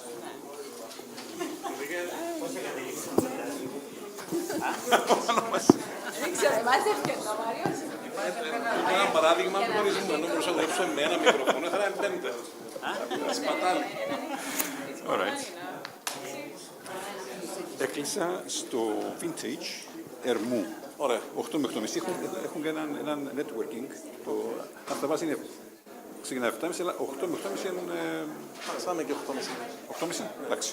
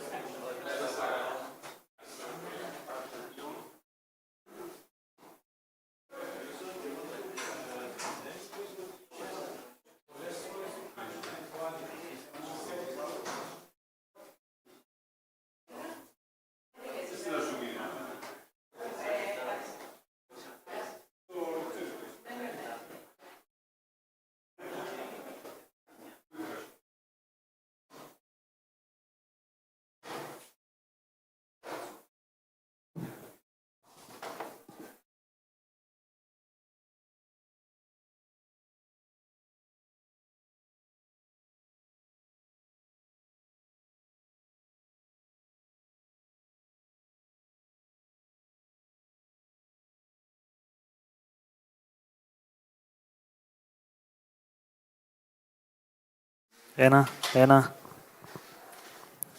Κυρία Μαρία, online μας ακούτε? Εγώ σας ακούω μια χαρά, ελπίζω να με ακούτε κι εσείς. Τέλεια, σας ακούμε κι εμείς. Πολύ ωραία, μπράβο.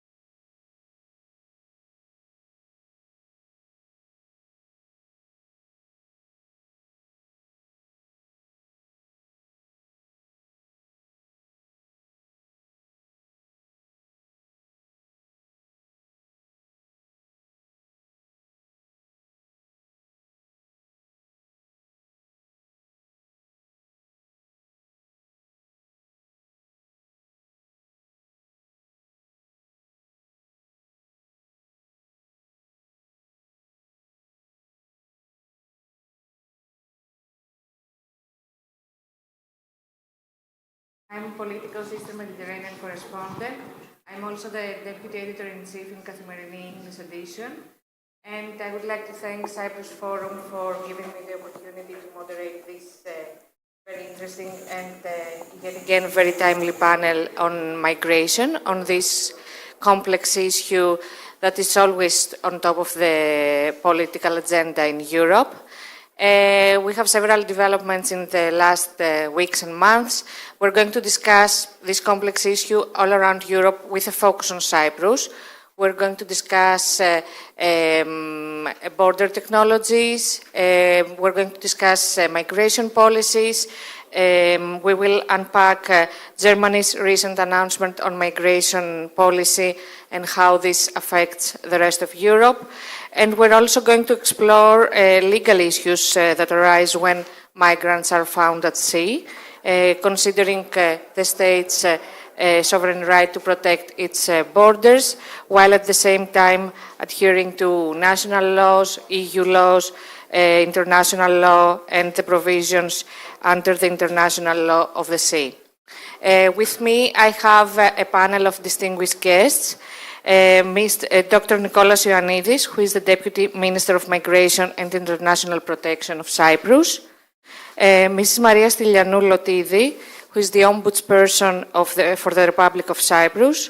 We have via Zoom Mrs. Maria Gavounelli. Thank you very much for joining us. She's the Director General at Eliamepen, Professor of International Law, and she's also the President of the Greek National Commission for Human Rights. Mrs. Aphrodite Papachristodoulou is a legal researcher and part-time lecturer at the University of Galway.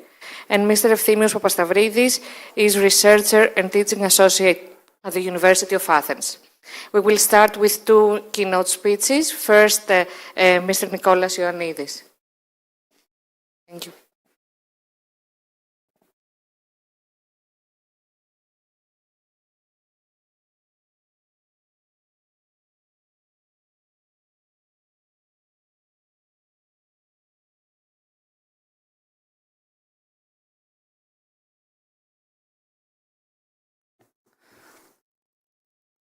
In many respects, we live in an era of uncertainty in terms of migration concerning both our region and the entire globe. Therefore, even though the numbers of irregular arrivals have decreased significantly owing to the measures this government has taken, managing migration in Cyprus has never been more challenging. Among the 27 European Union member states, Cyprus has the highest number of first-time applications for international protection in proportion to its population. The percentage of applicants and beneficiaries of international protection in Cyprus corresponds now to 6% of the country's population.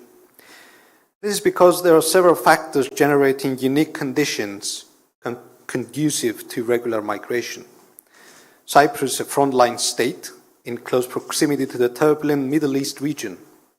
At the same time, the northern part of our island is under belligerent occupation by Turkey, and consequently, Cyprus is divided by the so-called Green Line. Migrant flows from Turkey into the occupied areas and subsequently into the government-controlled areas via the Green Line renders efficient monitoring of the line indispensable.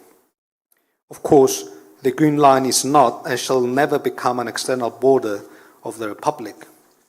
In light of this, we have been utilizing resources and human power in order to achieve effective management of disproportionate migratory pressures that our country has been facing in the last years. With a view to handling the ongoing crisis, the Republic of Cyprus has adopted a number of measures, such as surveillance along the Green Line, so as to limit the flows from the occupied areas, according to the obligation of the Republic of Cyprus by virtue of Article 3 of the Green Line regulation. Nonetheless, this unfortunate situation deriving from the unlawful Turkish occupation of northern Cyprus facilitates human trafficking and migrant smuggling. Against this backdrop, and always in conformity with our obligations under international and European law, the government of Cyprus cannot allow the normalization of irregular crossings through the Green Line. If this new route is normalized, criminal networks will increasingly use this passage to smuggle thousands of irregular migrants into Cyprus.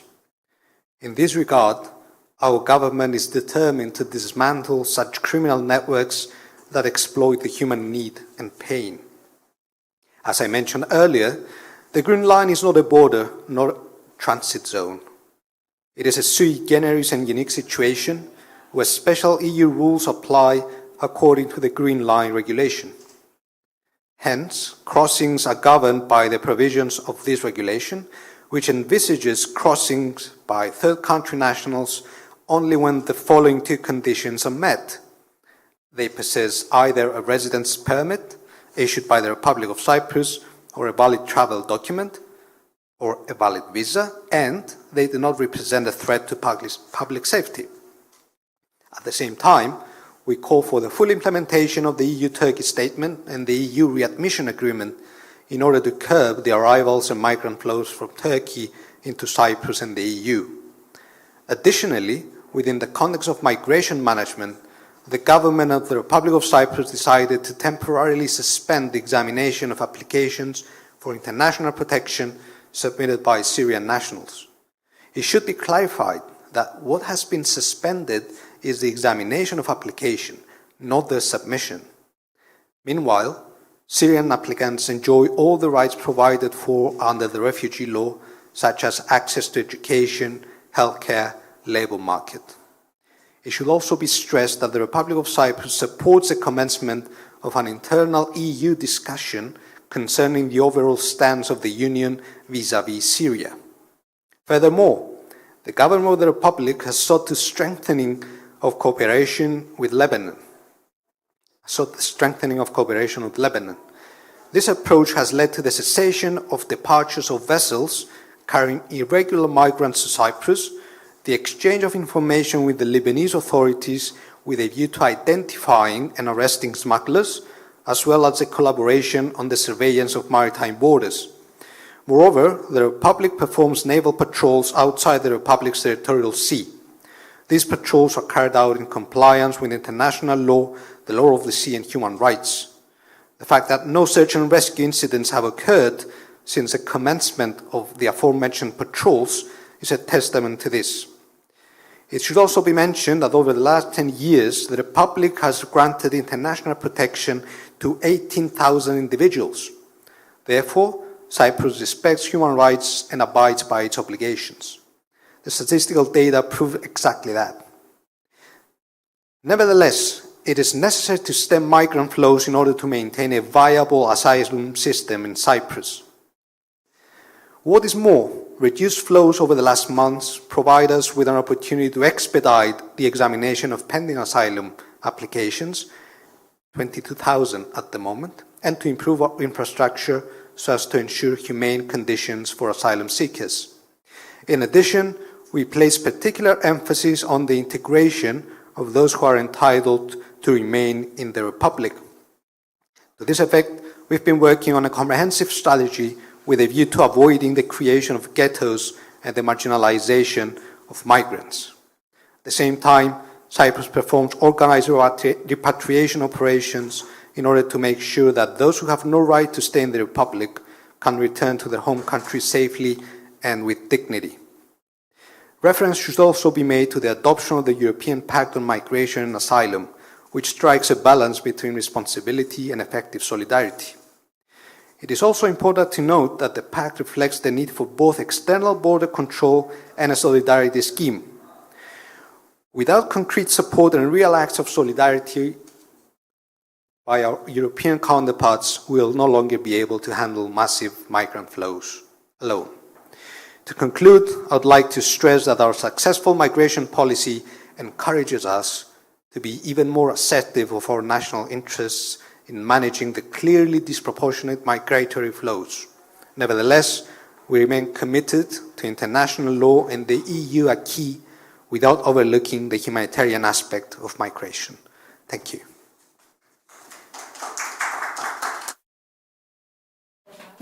And now Ms. Lotidi for her keynote speech.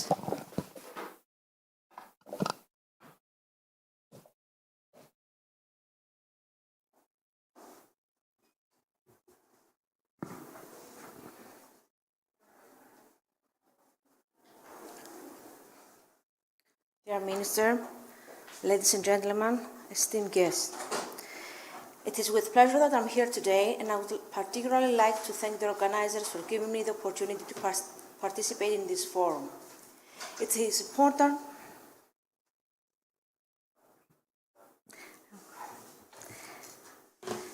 important to stress from the beginning that irrespective of the irregularity related to the migration status of persons, the need to respect their human rights are indisputable.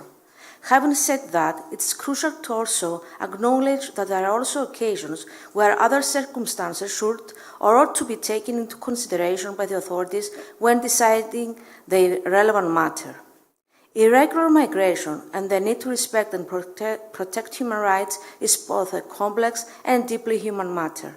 One could also argue that it is a global challenge, and in this challenge, the Ombudsman institution plays a crucial role in ensuring that human rights are respected. Migration is not a new subject in human history. Throughout the centuries, people have moved seeking better opportunities, fleeing persecution, or simply in search of survival. However, in today's world, where borders are more rigid and geopolitical tensions are higher, we have seen the rise of irregular migration, the movement of people outside the frameworks of legal and formal migration channels, or even people who initially entered and reside in a country on legal terms, but eventually find themselves in an irregular state for specific reasons. This phenomenon brings with it both humanitarian crises and political challenges. In every case, the principle of the issue remains. Every person, regardless of their legal status, is entitled to fundamental human rights. It is important to remember that irregular migration is not a monolithic issue. People undertake dangerous journeys for many reasons. Some flee war zones in places like Syria, Afghanistan, Sudan, and now Lebanon. Others escape economic despair, seeking to lift their families out of poverty, and some are victims of human trafficking or exploitation, forced into movement by the most nefarious of circumstances. Many of these, who we sometimes call irregular because they have crossed borders without proper documentation, are not acting out of criminal intent but out of desperation. They are mothers and fathers, children and elderly, seeking safety and dignity. Yet, far too often they find themselves trapped in limbo, facing detention, discrimination, and even violence. When considering the humanitarian dimension of this issue, we must take into account the fact that tens of thousands of migrants die or go missing every year trying to cross dangerous terrains, including the Mediterranean Sea. These numbers present something more than statistics. They are individual stories of lost potential, shattered dreams, and families torn apart. Moreover, those who survive often face inhuman conditions in detention centers, whereas women and children, in particular, are vulnerable to abuse and exploitation, both on the journey and upon arrival in host countries. Without a doubt, at the core of our response to this crisis must be the protection of human rights. Irregular migrants are human beings deserving of dignity, respect, and protection. This is not just a moral imperative, but also a legal one, enshrined in international law. The Universal Declaration of Human Rights, the International Covenant of Civil and Political Rights, and many other treaties assert that all individuals, no matter their status, have the right to life, liberty, and security. But too often, when we talk about migration, the conversation centers around security, securing borders, enforcing laws, and controlling populations. While these are important aspects of national sovereignty, we cannot allow them to overshadow the basic rights of individuals. Nations have the sovereign right to protect their borders and regulate the flow of people. National security, economic stability, and the welfare of citizens are legitimate concerns for any state. Every country is entitled to control who enters and resides in its territory and to ensure the safety and well-being of its population. However, border protection and human rights are not mutually exclusive. A humane and effective approach to migration management requires policies that respect the rule of law while safeguarding the dignity of migrants. While it is essential to prevent human trafficking, drug smuggling, and other illegal activities, we must ensure that border control measures do not lead to the criminalization of vulnerable individuals or the violation of their basic rights. Too often, we witness migrants being detained in deplorable conditions, families being separated, and individuals being denied access to asylum procedures. This brings us to the method of pushbacks, which is the forcible return of people across international borders without an assessment of their rights to seek asylum or other protection, a practice which raises serious issues in terms of human rights violations and should in any case be avoided, as the application of such a practice constitutes a form of torture or ill treatment or possible violation of the right to life. This is not the solution. Instead, we must focus on strengthening legal pathways for migration, improving coordination between states, and investing in infrastructure that supports both migrants and border security personnel. In a recent decision, the European Court of Human Rights reiterated the obligation of each member state to ensure access to its territory to any person seeking international protection, claiming that in the event of his return to the country from which he came from, his safety may be compromised, since such a practice will expose the person in question to risk of ill treatment or degrading inhumane treatment, in particular in case of a refusal to thoroughly examine the personal circumstances and the alleged allegations of each applicant. At the same time, challenges are also faced when states have to decide the granting or not of a legal status to persons that have found themselves in a irregular situation with respect to their residency within the country. Our position as an institution is that in these situations there are often aspects that cannot be undermined and should be taken into consideration in favor of the persons involved, such as the duration of their stay in their country, their level of integration, the existence of children that were born or raised in the country. Because this is something we have tackled with the framework of the examination of complaints we have received of the office, I want to emphasize the critical role of the Ombudsman in protecting the rights of irregular migrants. The Ombudsman serves as an independent institution responsible for addressing complaints and overseeing the treatment of individuals in vulnerable situations, including migrants. The Ombudsman's role in this context is multi-sided. The Ombudsman can act as a mechanism to ensure that national policies on migration comply with international human rights standards, whether it is the treatment of detained migrants, access to asylum processes, or the provision of health care and education. The Ombudsman can assess whether these rights are being respected. Irregular migrants often lack access to legal recourse or fair or retribution if they report abuses. The Ombudsman provides a safe avenue for examining complaints about mistreatment, whether that be of an abuse in detention centers, violations of labor rights, or denial of basic services. By investigating these issues, the Ombudsman can bring to light cases of human rights abuses that might otherwise remain hidden. Through recommendations to governments and authorities, the Ombudsman can push for more humane policies regarding migration. For instance, the Ombudsman can advocate for alternatives to detention, especially for vulnerable groups such as children and families. The Ombudsman can also promote family reunification or family unity, access to health care, and fair labor protection for migrants. Often, there is a profound mistrust between irregular migrants and the state authorities.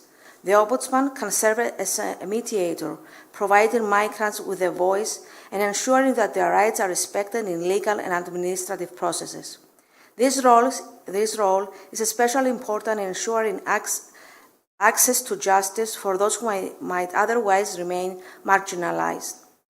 The Ombudsman, under its competence as an NPM, national preventive mechanisms, for those they don't know, also plays a key role in monitoring detention centers and border crossings to ensure that conditions are humane and in line with international standards.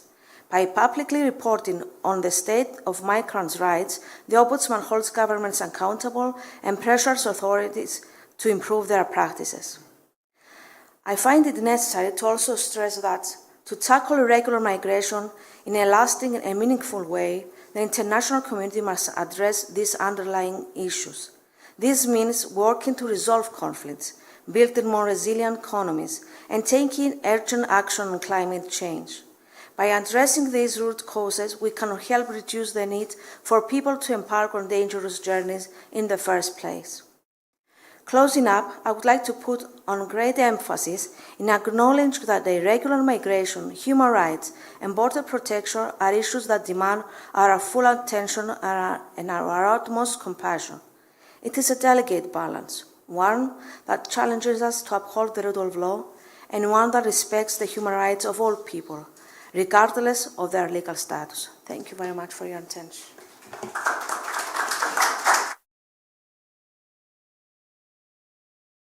Now we're moving with the Q&A session. I think Mr. Ioannidis will join us for that. Okay, thank you so much. I will start the other way around and then get back to you so that you can add any remarks if you want to the rest of the attendees.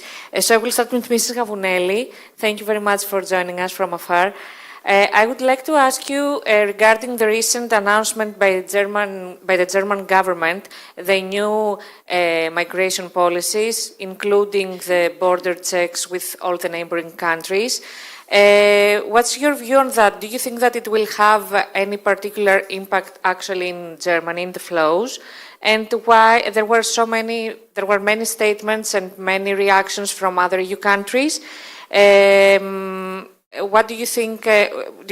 What are the implications for the European migration flows? Thank you so much, and apologies for not being with you today. But it's really a pity that I missed this chance to see old friends. Congratulations, Minister. It's lovely to see you again, Maria. And I see the other two more regularly. So, the reason we have all been objecting to this announcement by the German government that there would be reinforced controls over the borders is that, in essence, this is a move that threatens to blow away the Pact on Asylum and Migration. The Pact is a joint effort, a combined endeavor, in which the European Commission has spent more than 8 years. It is not one document, it is actually 10 different documents, 10 different procedural issues, 10 different substantive issues. And that particular document also has, these particular documents rather, they also have particular roles entrusted to national human rights institutions, such as the Ombudswoman of Cyprus and the Greek National Commission for Human Rights. So we are very much involved into that discussion. The problem is the following in very, very simple terms. The pact is based on an agreement. We're going to control the borders in a humane manner and in a manner that would respect human rights of applicants and all those who arrive in our shores. I will say a few words about pushbacks as the Commissioner has already indicated. But once a person arrives in Europe and gets through the system, then that person is allowed to move freely within the European market in the same way as any other European citizen. That means, in essence, that we trust each other to operate the same procedures and make sure that we offer the same level of protection.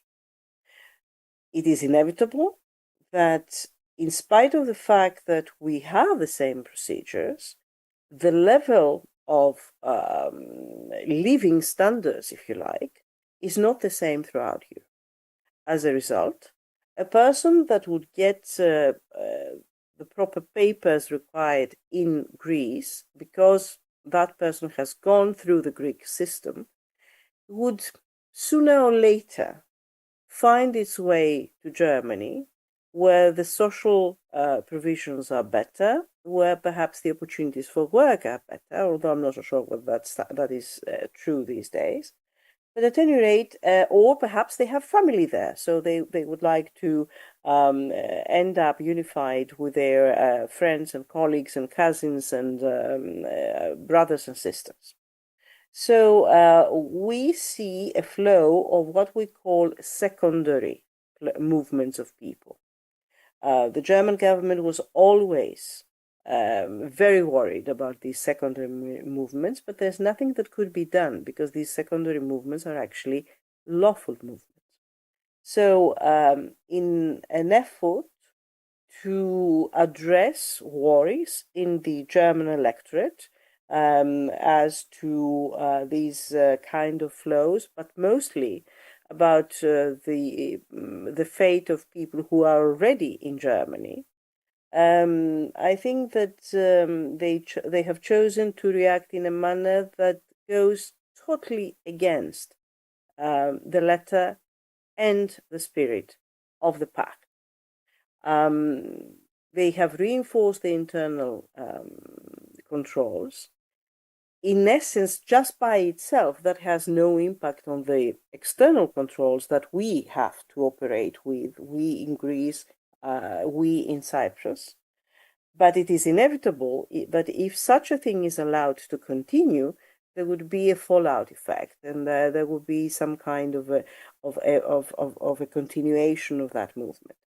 I would be very curious to follow the developments in case we have increased movement of persons coming mostly from Lebanon now that the Middle East is blowing up again. If the German government would insist on this kind of additional controls and whatnot, or whether they would actually follow the provisions that we have all agreed on in the pact, and make sure that all the requirements are in place, all the reception centers operate according to human rights standards, and we, as national human rights institutions, are actually there to help. And 1 second more, just to say that our presence is not just a question of monitoring, of paying visits and going around and saying, what is this and why are you doing this or that or the other? But it is actually a very constructive approach, an attempt to help and facilitate and inform people and train people throughout the system. And it is actually in that context and in that spirit that the Greek National Commission has created already in these past 2.5 years a recording mechanism for pushbacks, for forced informal returns, where we just put on a form that is drafted in such a way as to be useful for the public prosecutor all credible information of possible incidents of that kind. That really helps us to understand whether such an incident has occurred or not. We are not the police. We're just taking the testimonies. But at the same time, we're now in a position to say that we have recorded something like 120 incidents in 2.5 years. That's a long way from the wild numbers that we have been hearing left, right, and center throughout. And that also sent a message to everyone, the government, the police, the Coast Guard, the authorities in general, but also the people involved, that there is somebody who's sort of looking over their shoulder, making sure that procedures are followed. Thank you. Stavridis, there are a number of countries that basically do not follow EU legislation and international law without having any particular impact. We know the case of Hungary, of Poland. there are several cases against, for alleged pushbacks against Cyprus, against Greece. So can a sovereign state protect its borders while adhering EU law? And is the concept of search and rescue still valid? Thank you. Thank you very much. For the invitation. It's a great honor to be here, and thanks also to Aphrodite for inviting me. So yes, the question is, the answer is very simple. I mean, on the one hand, states have the power and the entitlement to protect their borders. It's a corollary to state sovereignty who are going to admit. But on the other hand, whenever someone has a lawful entitlement to asylum protection and to certain human rights, this person must be admitted to the territory. His or her claim must be assessed, and if don't found to have any entitlement, any complementary protection entitlement or asylum or refugee status, he or she might leave the country, repatriate, as also the minister said. And this has been, both under international and EU law, I think it's very well amended. And so I think like pushbacks, personally, I'm very against this practice.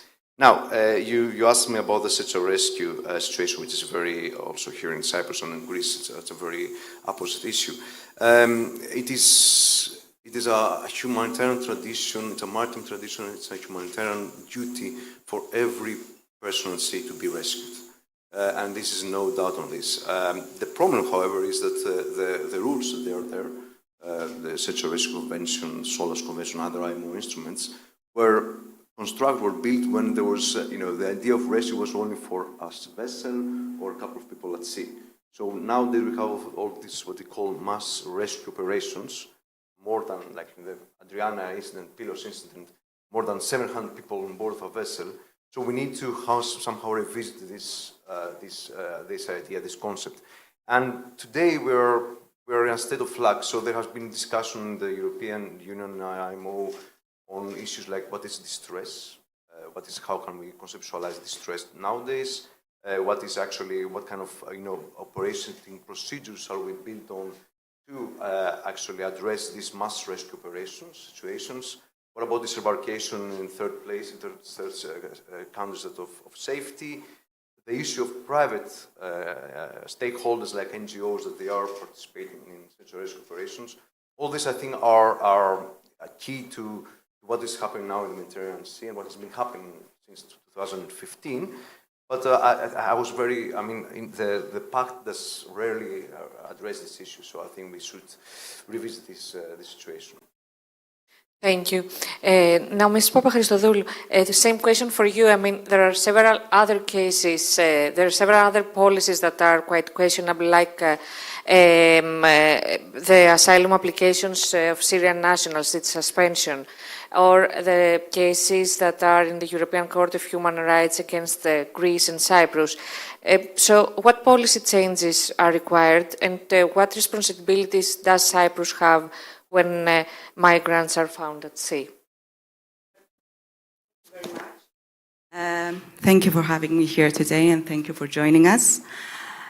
So there is a lot to unpack in there, and I'll try to do so from a legal angle if time permits. So firstly, as the Minister has already told us about the measure of suspending asylum applications for Syrian nationals. As we know, this was an emergency measure due to the sharp increase of migrants arriving by boats in Cyprus, especially in April, where there were more than 1,000 people arriving by boats in Cyprus due to tensions in the Middle East. Now, we should also note that the pact, the new Asylum and Migration Pact that was adopted by the Council of Europe this year, also provides for a crisis and force majeure regulation, which allows governments to say that there is a risk of crisis in exceptional cases of mass influx of migrants, of third country nationals or stateless persons arriving. Now, what we don't want to see definitely with this pact is European states to linger on a regime of emergency to assert dominance over vulnerable individuals, victims of trafficking, and children. Now, many NGOs have voiced concerns over this measure that has been taken by our government. Members of the European Parliament have also expressed that this might challenge the right to seek asylum, both in EU law and international law. And in the case of Lebanon, there is mounting evidence that pushbacks are being practiced, so people are returned back to Syria, which is known as chain refoulement policy. And at the same time, there are questions about the living conditions in Lebanon, which raises again questions whether this is applicable with Article 3 of the European Convention of Human Rights, the prohibition of torture or cruel or inhuman treatment. Now, lately, again this year, we've seen that the European Court of Justice fined Hungary for breaking asylum rules, and they fined them with 200 million. So the fine was 200 million. So we definitely don't want to see this happening in Cyprus or Greece or in any other country, and definitely for how we stand in the international community and our commitment to human rights. Now, very briefly about some cases that are before the European Court of Human Rights pending. There is a case against Cyprus, the MNA versus and ZR versus Cyprus, which was communicated in 2020 and regards two Syrian nationals that were taken back to Lebanon by the Cyprus port authorities, even though they expressed their wish to seek asylum in Cyprus. And the submission claims that this is in breach of Article 5, the right to liberty and security, and of Article 3 because of the treatment of the Coast Guards in the boat, the refusal of the authorities to allow them to launch an application, and their return to Lebanon facing extremely dire living conditions with a serious risk again of being refueled back to Syria. Now, obviously, this case raises a number of legal complexities. First one being the jurisdiction issue because those migrants were found at sea.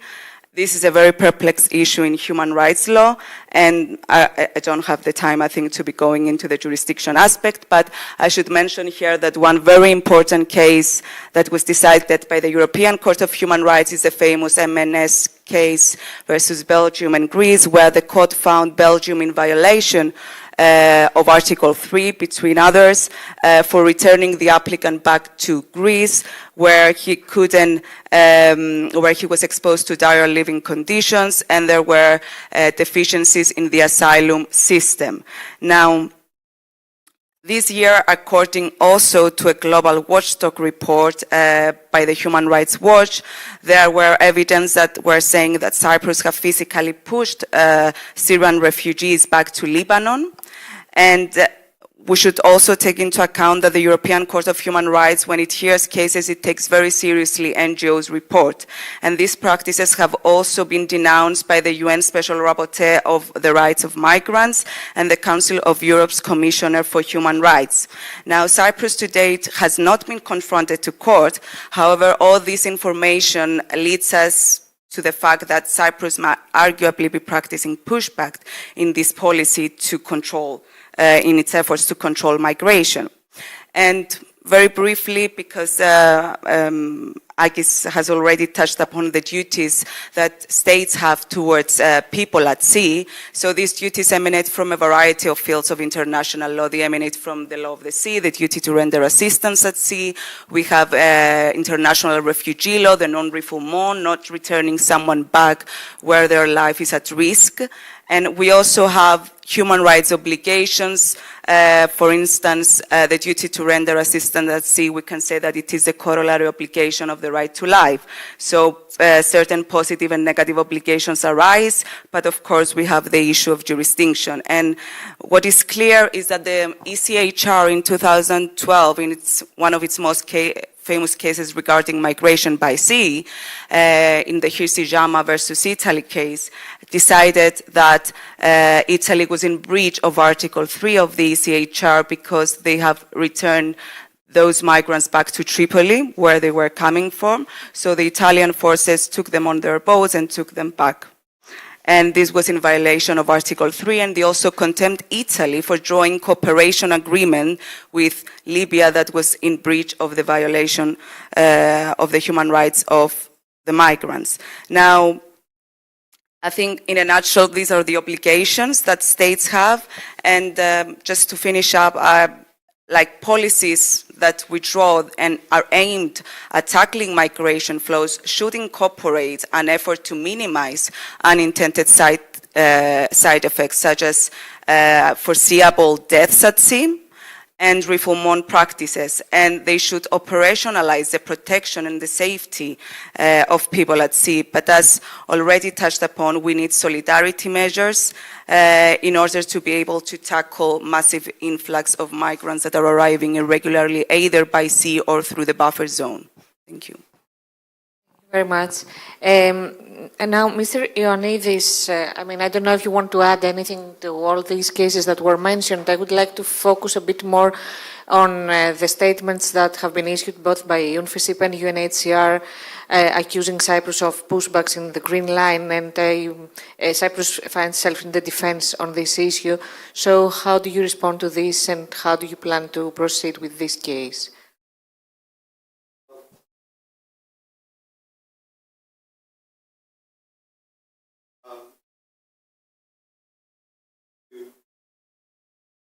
Allegations or facts.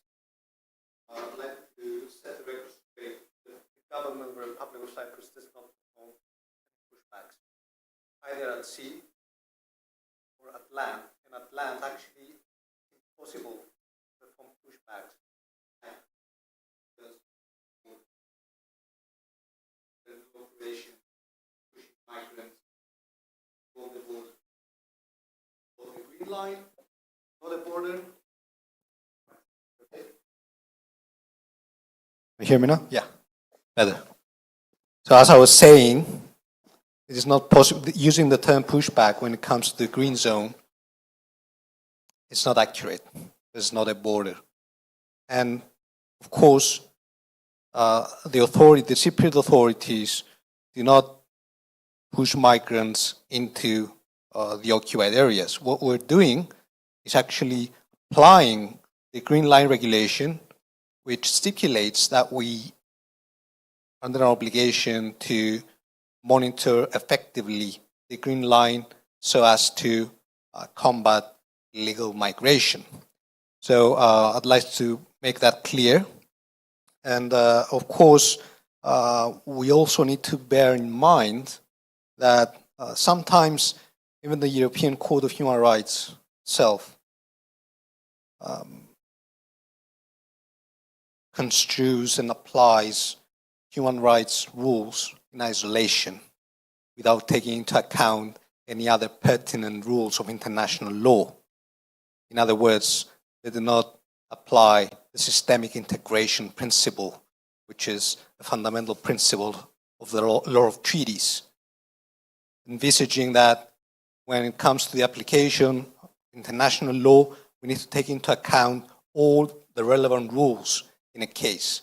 So we cannot just apply or invoke human rights rules in Cyprus, for instance, without taking into account the application of EU law, the application of international humanitarian law, applicable because of the belligerent occupation of northern Cyprus.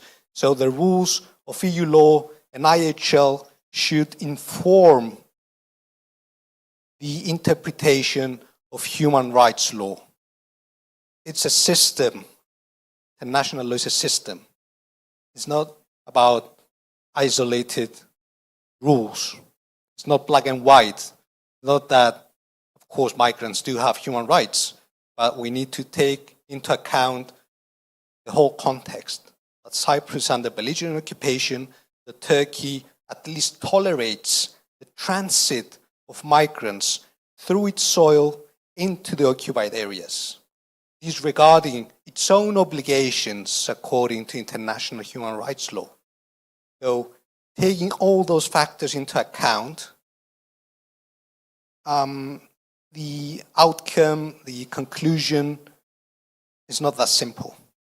We need to examine all those rules and factors before reaching conclusions as to whether State A or State B or Cyprus violates international law. We're a law-abiding state. We've been a victim of international law violations, so we take that very seriously. And as I said earlier, the Republic of Cyprus does not perform pushbacks at sea, and it's impossible to do so on its terrestrial land, because there's no such thing, there's no border, we don't do that. Thank you. Are there any, I have time for basically one question, if there are any questions from the audience.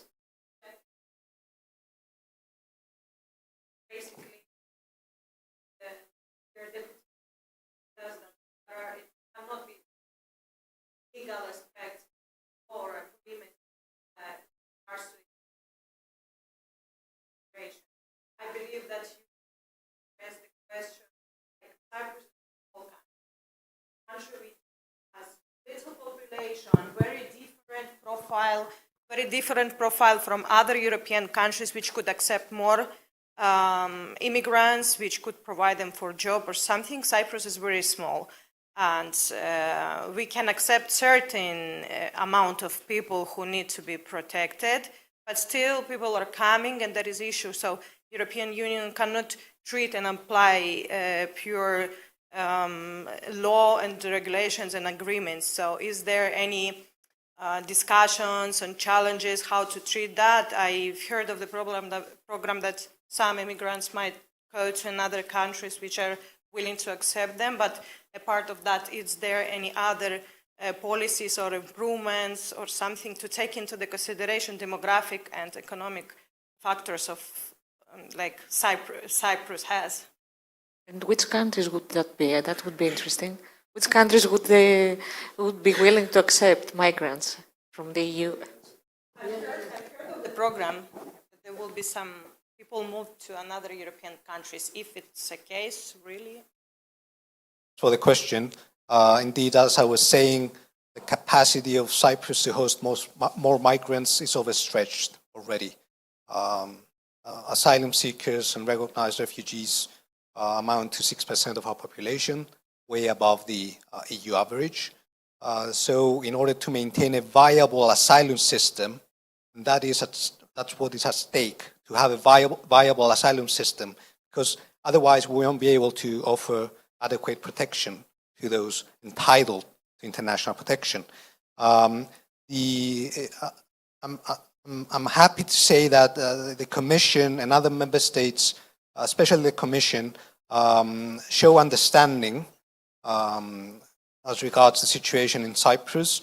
We've entered into a very fruitful dialogue over the last months in order to address this matter together. So they've realized that Cyprus or other frontline states cannot do that by themselves. So we need support from the Commission, from the European Union, and they're ready to provide support. You're aware of the discussions, the internal discussions in the EU with respect to solidarity and external border controls. So there's a shift in EU's policy towards more comprehensive policy. They do understand that frontline states need support in order to deal with migrant flows. So it is important to stress that there's been a shift in EU's policy. They show more understanding. The pact is also a sign that the Commission, the EU, is willing to address this matter in a comprehensive and effective way.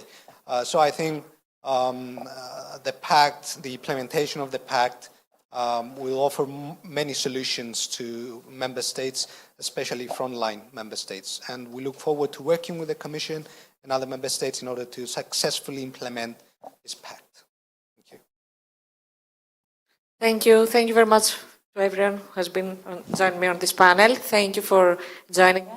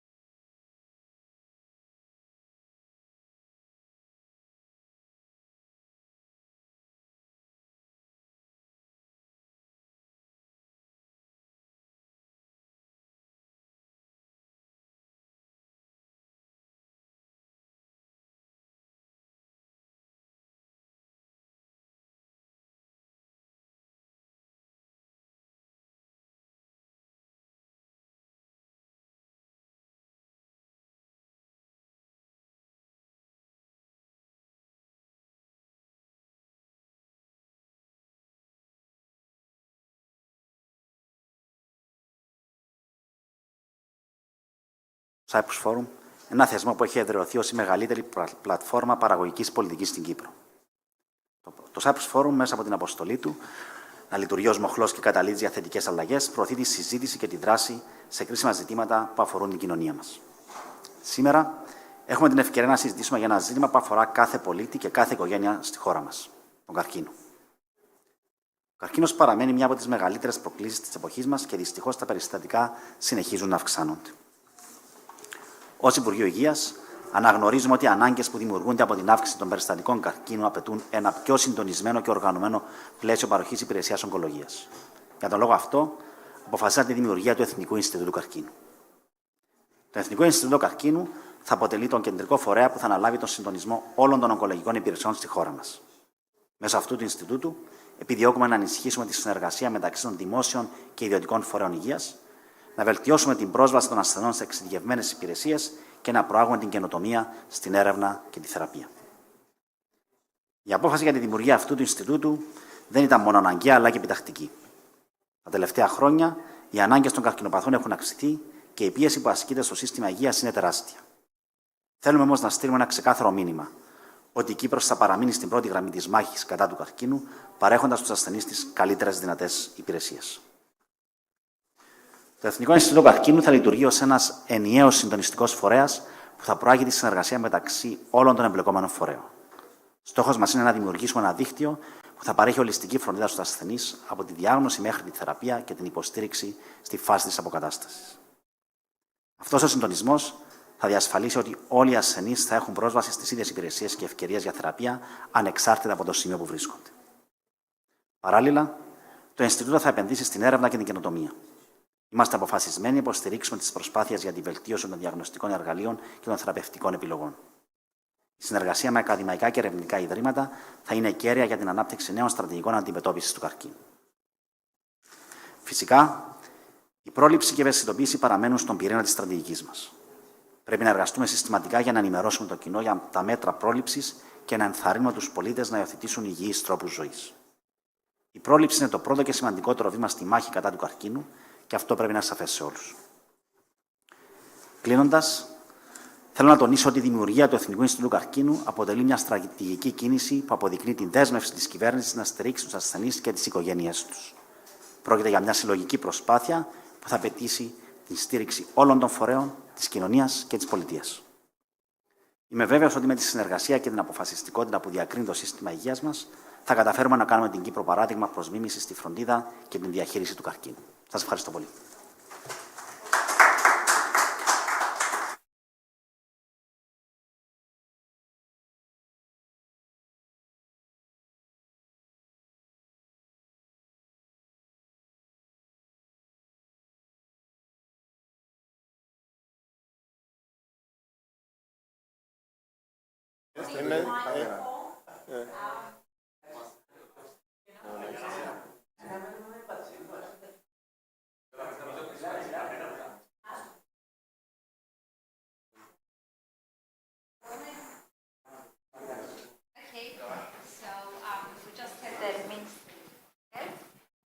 He just had to go. And we're very happy to have with us Dr. Nikolai Sharenko.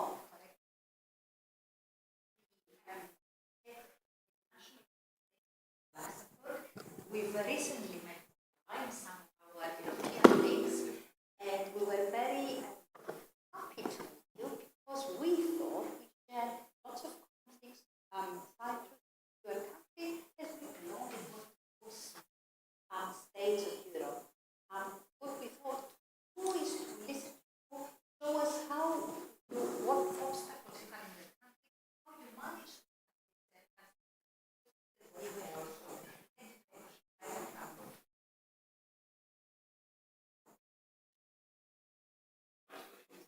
Is the microphone? Yeah, now it's working.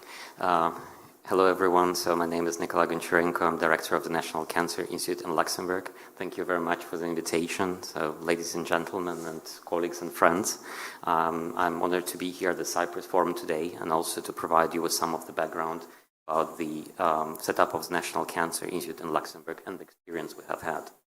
So I will have a relatively short presentation, about 15 minutes, where I will present you where we come from and where we would like to go. So firstly, a bit about Luxembourg. I'm not sure if all of you know the history or the surrounding of Luxembourg, as well as geopolitics around it. Luxembourg is a small country which is bordering with Germany, France, and Belgium, much bigger states. Luxembourg has a population of about 600,000, and plus Luxembourg has about 250,000 of cross-border workers.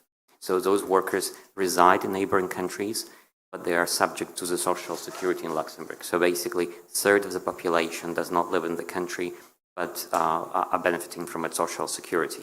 Here on this slide, you will see our main actors involved in the diagnosis, end-of-life care, rehabilitation, as well as the health insurance actor. So we have quite a diversity of different actors. So 4 general hospitals, each one of them having a separate oncology service, radiotherapy centralized, pathology centralized. End-of-life care is provided by Omega 90, that's our only hospice in the country, and there is 1 center for rehabilitation. And all of those services and activities are paid by single unique health insurance fund according to the same tariffs. One important point to mention is our 4 hospitals, they all have different legal statuses, and only 1 of them is public, but 3 others are private. However, they're all providers to the national health system. Now we'd like to look at different activities. So prevention and screening, this is the domain of Directorate of Health, an actor, a separate division of our Ministry of Health. We also have quite a vivid and active civil society, and I know that this is also the case here in Cyprus. So we have different foundations, foundations for fight against cancer, foundations for kids with cancer, Europa Donna, the Luxembourgish division, as well as different other patient associations. As well as that, we have also University of Luxembourg, which 2 years ago started medical education program, only with 2 different programs for neurology and oncology. There is Luxembourg Institute of Health, which is doing public research, and all of this is supported by the Ministry of Research and the National Research Fund. And last but not least, I would like to mention also our special structure, which is called CIEC, it's provider of clinical research services to all the hospitals. So I would like to focus now in my presentation on the founding and missions of the INC. So firstly, why do we need a National Cancer Institute? What's the purpose? Well, there was a big discussion that we have had at the national level, and we thought that a better, more integrated coordination is needed in cancer care, and not only in care, but also in research, in education, in continuous education. We have also recognized that the integration, which was so much needed, was not there, and National Cancer Institute could provide exactly that. And last but not least, we have seen successful examples of National Cancer Institutes from other countries, like France, where basically this is a unique entity coordinating all other institutions in the domain of cancer. So those were the main political reasons. Now about the founding of the INC. So it was founded in 2015, and we'll have our 10th anniversary next year, for which we are actively preparing. We'll be also preparing more information and release of key documents on the successes we have had to date. So INC was established within the first cancer plan, and this is a critical factor. So the interplay between the cancer plan and the creation of the National Cancer Institute.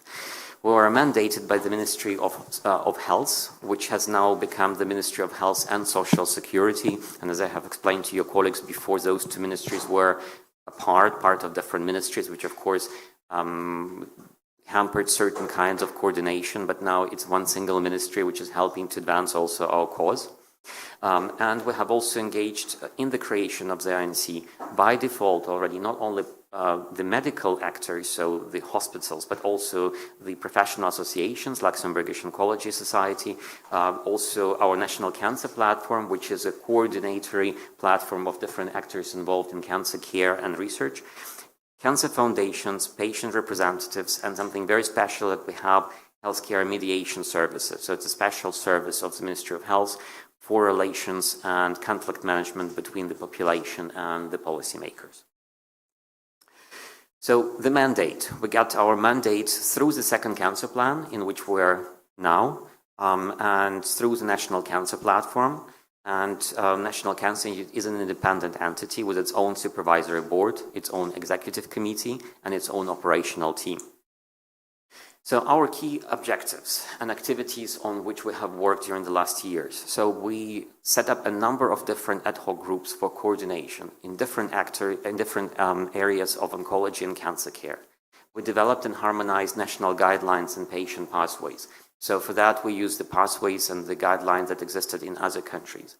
What I forgot to mention is that Luxembourg is a multilingual country. So German, French, and Luxembourgish are spoken frequently. English is spoken frequently. There is a huge population of Portuguese speakers. So we absolutely need to align not only the languages, but also the background medical schools which people have attended. So that was a huge challenge. And also, last but not least, we're using the work groups for the continuous education of our professionals. So we have this integrated approach. And for the patient pathways, we looked at the best examples which existed in the world. Initially, we used the Cancer Care Ontario pathway, and then we have decided that we'll use the pathways developed in a European joint action. And I will highlight the importance of European programs, which we have now, for the development and utilization of some of those tools. I also would like to highlight something very important, which is special not only to oncology, but to all chronic diseases, multidisciplinary tumor boards, which are basically groups, concilia of medical and paramedical professionals who discuss specific patients' cases and decide on the best course of treatment or the best course of rehabilitation or the best end-of-life care. And those are critically important for patients' survival and also for the patient's well-being. So what we did, we looked specifically at the rare and poor prognosis cancers, and we have established tumor-specific boards in collaboration with experts from other countries. And this is indeed a complexity that I think is not only unique in Luxembourg, but you will probably also see in Cyprus. So even if the not rare cancers, if the population size is small, they become de facto rare cancers. So the expertise are needed, and we have good examples on how this can be set up and managed also cross-border. Finally, big emerging topic, personalized medicine, what it means, how to do it. So work a lot on this field. And finally, let's not forget patients. The aim is to create the quality of access for all patients in different parts of the country across different social layers. So here also you will see a few other things on the slide. Specifically, I would like to highlight the publication of the National Cancer Report. We have published the first one in 2000. Now we're preparing the second one, which is basically a summary of all work done in the country in all areas of cancer. And it's also a bottom-up policy advice to the policymakers who will take then finally top-down decisions. And EU projects, about which I will speak briefly. So, second National Cancer Plan, 2026, why it's important. So, it was launched in 2020 by the Directorate of Health, and the idea was it would last for 4 years, but of course, we're living in a real world. It was disrupted by COVID. So, we have prolonged it by another 2 years, and now we're in the middle of it. So, Cancer Plan, and here you will see what it covers and which different dimension it covers. So, the name of 8 axes are in French, but I would like to just highlight you what's inside. So axis 1, governance, resources, monitoring and reporting. Number 2, e-medicine. Number 3, rights, information of patients, and educations of patients. Number 4, prevention and screening and epidemiology. Axe number 5, diagnostic. Axe number 6, treatment, multidisciplinary support services for patients. Number 7, oncopediatrics and oncogeriatrics. And number 8, clinical and translational research. So basically the plan covers much bigger array of topics, and for that there is of course ministerial mandate and mandate of the government. And the ANC plays an active role in many of those actions. I also would like to highlight a difference between a plan and a program. So plan is something where we would like to go, we would like to achieve. It's also a living document, so obviously not everything can be implemented, but it's a very good and interesting guide in terms of how to proceed and where we would like to go. This is a summary slide which I actually like very much. This is where we are now. This is what we're covering. So all dimensions of operation of the National Cancer Institute, which ranges from education, engagement of private sector, European projects, but also patient pathway guidelines, synergy with other national plans. but to also show you how much complexity there is. This is just a deep dive into what it means practically. And I will not go too much into that because we will not have enough time to relate to that. Our main achievements and challenges. So firstly, our key projects, guidelines, national guidelines, they're essential for aligning the specialists within the country, not only medical doctors, but also paramedical professionals. And we have developed the guidelines and the patient pathways for main cancer types, colorectal, lung, breast, gynecological, prostate. And this is just an example of one of those guidelines.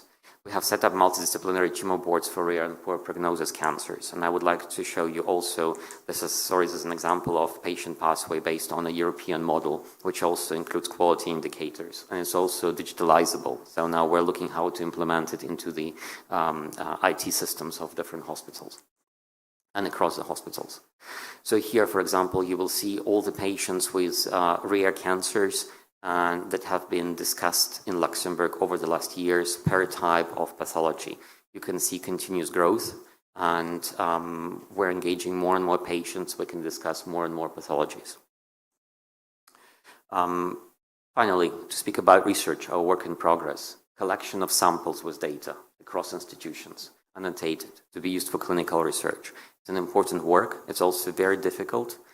We have set up multiple work groups which work on different dimensions of cancer sample collection and management. Now, certification activities. We know that certification is maybe not the purpose. The purpose is to improve the quality of life of patients and their overall survival. But it is a very useful tool of aligning different actors and also helping the policymakers, the clinicians, and the cancer foundations to also get a certain assurance about the quality that they are getting. And we have set up in Luxembourg certified centers for prostate and for lung. For that, we have collaborated with the German Cancer Society, and we use their system for certification of those networks. And we also continued our collaboration with them within the Joint Action Crane European program, where we have achieved a certain level of certification of lung cancer network, uniting all of our hospitals. What we're missing at this point in time, this is integration of IT system to create continuity of care and the flow of data across institutions. And that's what we'll be working on, not only in Luxembourg, but also hopefully at the European level at the next joint action. What are the challenges and lessons learned? So firstly, integration of care across different healthcare institutions, perhaps the biggest challenge we have. Continuous education and training. I presume this is the same situation that you have in Cyprus, that it's difficult to sustain the numbers needed for training physicians and also paramedical professionals in specific types of cancers or specific topics. Integration of research into care. This is also, there is a gap which exists and it must be recognized, embraced, and we have to work towards it. Strengthening the digital infrastructure and interoperability of IT systems. I think it's not only in healthcare, it's actually everywhere. And we have to have an approach how to deal with that. And adoption of emerging technologies. I think it's in all small countries, it's a challenge. Some of them are very expensive, not affordable.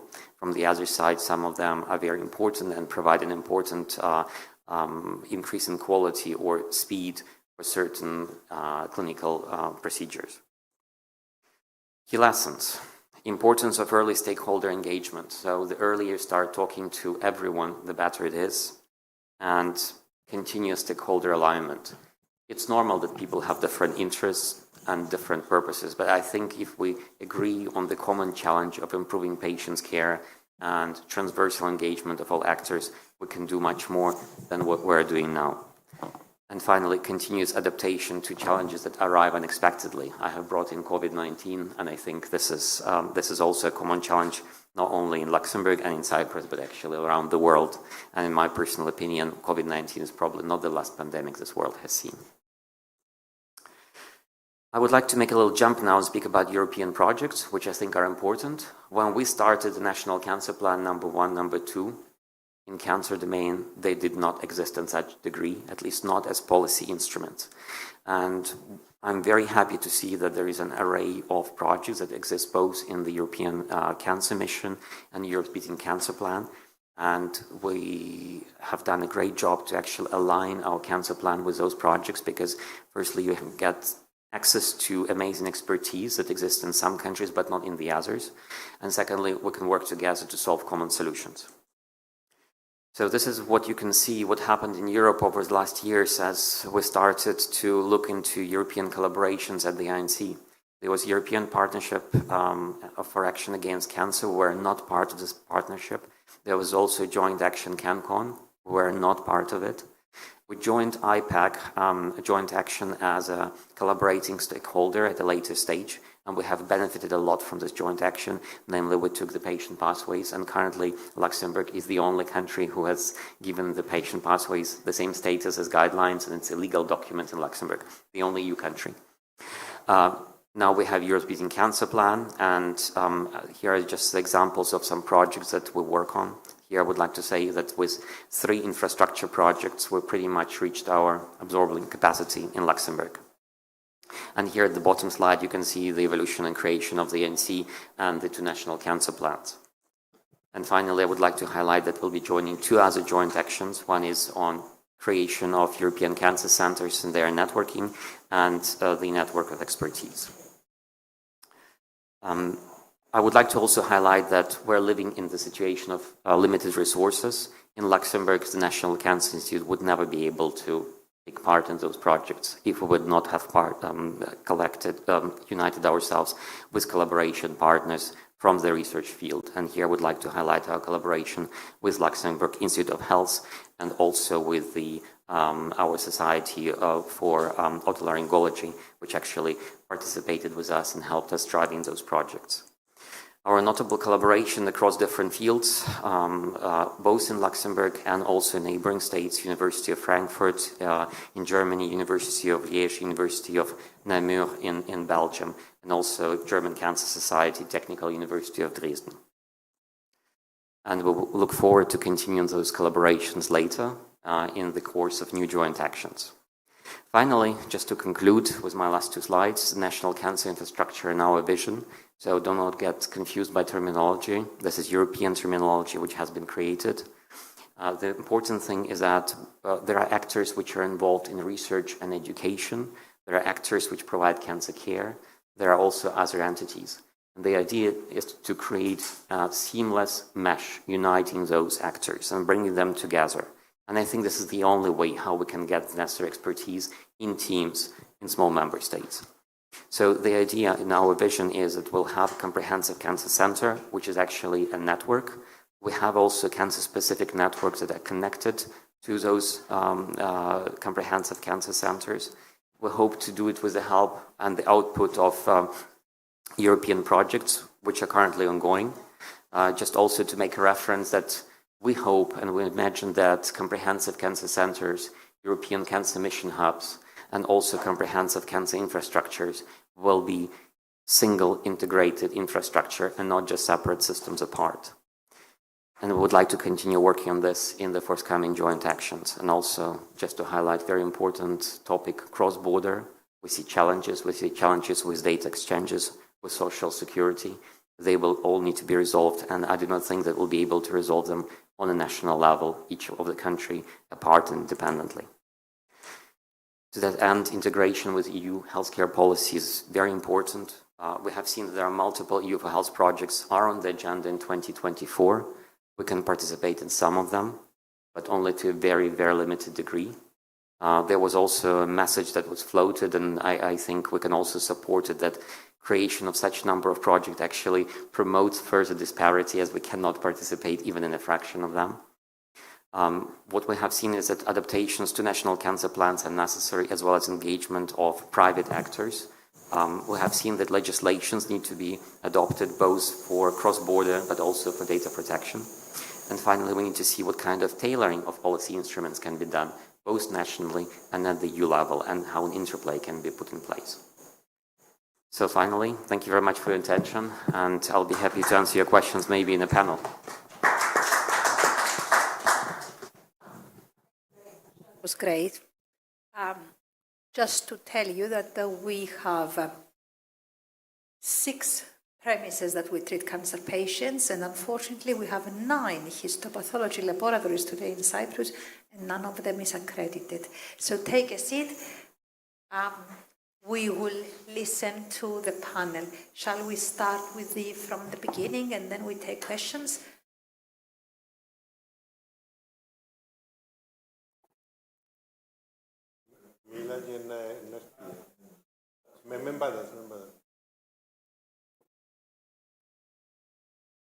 Για την πρόσκληση του οργανωτές μέσα σε ένα τόσο πιεστικό πρόγραμμα βρήκα χώρο για να συζητήσουμε για το Εθνικό Ινστιτούτο Καρκίνου. Η κοινωνία πρέπει να ενημερώνεται και πρέπει να συμμετέχει ενεργά στη διαμόρφωση της πολιτικής, την καθίδρυση του Εθνικού Ινστιτούτου Καρκίνου. Ακούσαμε τον Υπουργό προηγουμένως είναι οι κύριοι τομείς της δραστηριοποίησης του Εθνικού Ινστιτούτου Καρκίνου και την αναγκαιότητα της ίδρυσής του. Έχουμε πάρα πολλές φορές ότι η ορχήστρα αποτελείται από πολλούς σολίστ, εξαιρετικούς σολίστ, αλλά θέλει κάπως συνεργαστεί έναν μαέστρο, ώστε να πει το πιο καλό αποτέλεσμα. Και το ρόλο αυτόν το κάνει το Εθνικό Ινστιτούτο Καρκίνου για τα ογκολογικά δρόμενα στην Κύπρο.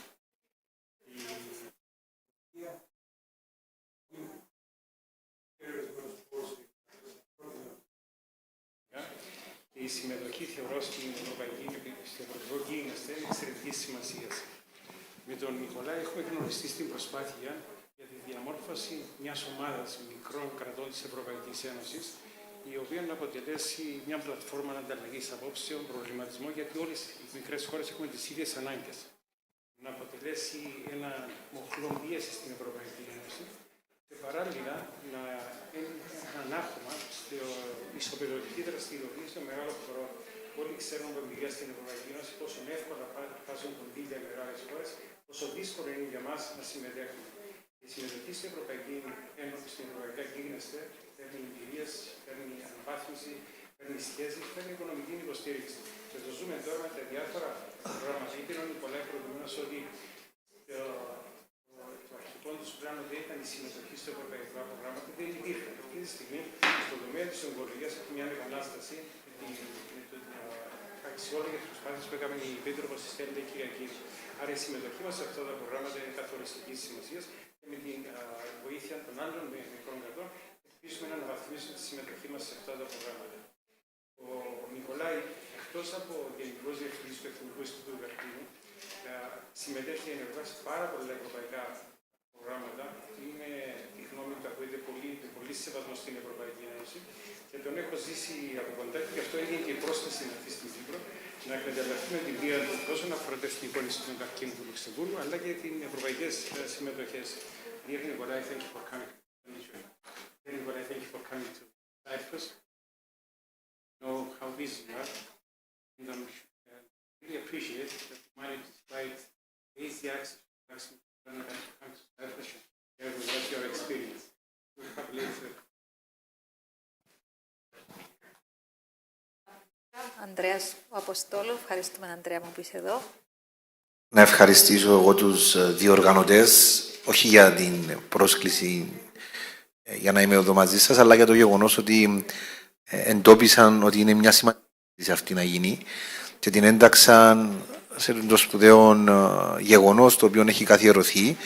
Επίσης να ευχαριστήσουμε τον Νικολάη που ήρθε από το Λουξεμβούργο στην Κύπρο αποκλειστικά για να είναι ομιλητής σε αυτή την εκδήλωση και θεωρώ ότι και η σημερινή του τοποθέτηση αλλά και η συνάντηση του αύριο με τον Υπουργό είναι πολύ σημαντικές και καθοριστικές για το μέλλον του Εθνικού Ινστιτούτου Καρκίνου.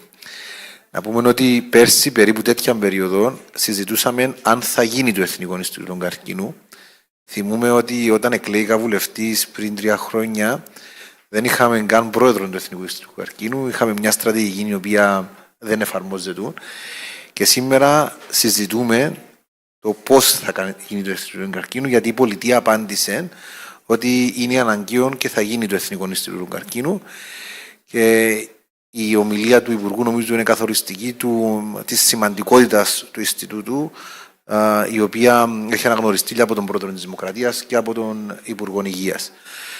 Εμείς ως βουλευτές, ως Βουλή των Αντιπροσώπων έχουμε πιέσει και έχουμε εγκρίνει τα σχετικά κονδύλια για να είναι στον προϋπολογισμό, πράγμα το οποίο θα γίνει και για το 2025 και για τα επόμενα χρόνια.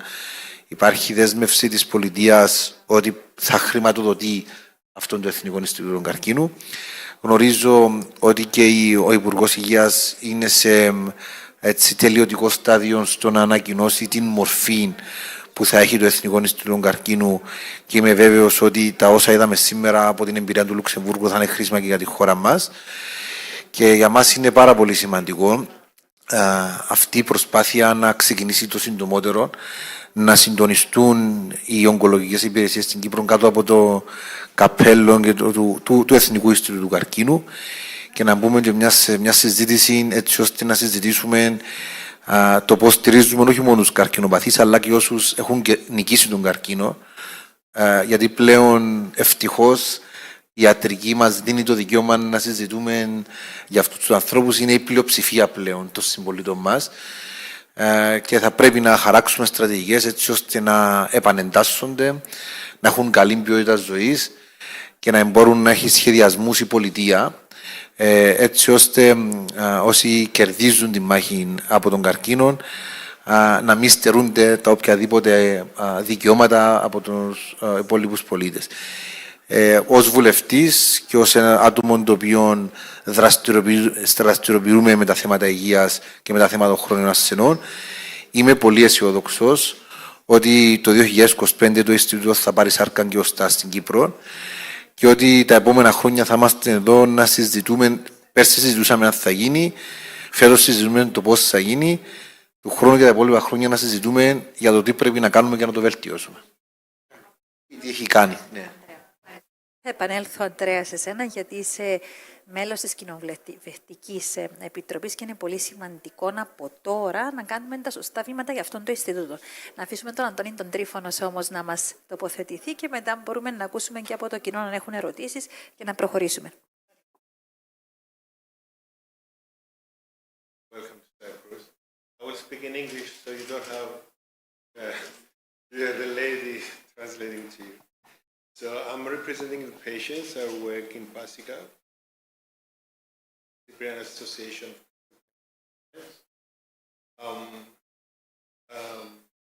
For everybody, thank you for the opportunity. I met Kyriakidis a while ago because we usually have this discussion in front of the cancer patient audience.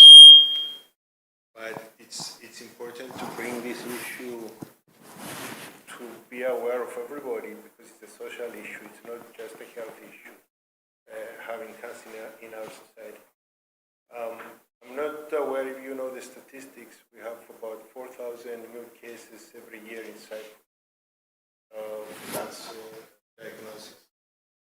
And that means that approximately every day 11 new people learn that they have cancer. By the time we finish here, one more person in Cyprus will know that they have cancer. It's growing and growing and growing. And not only that, but in terms of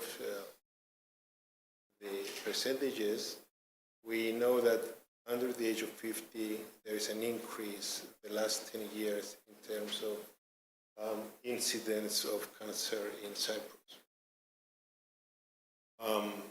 Thank you for your presentation. I'm going to go straight into our issue. What do we want from a cancer institute? As Cypriots, one size does not fit all. You're 10 years ahead of us, but we kind of burned so far because we've been discussing this for the last 15 years.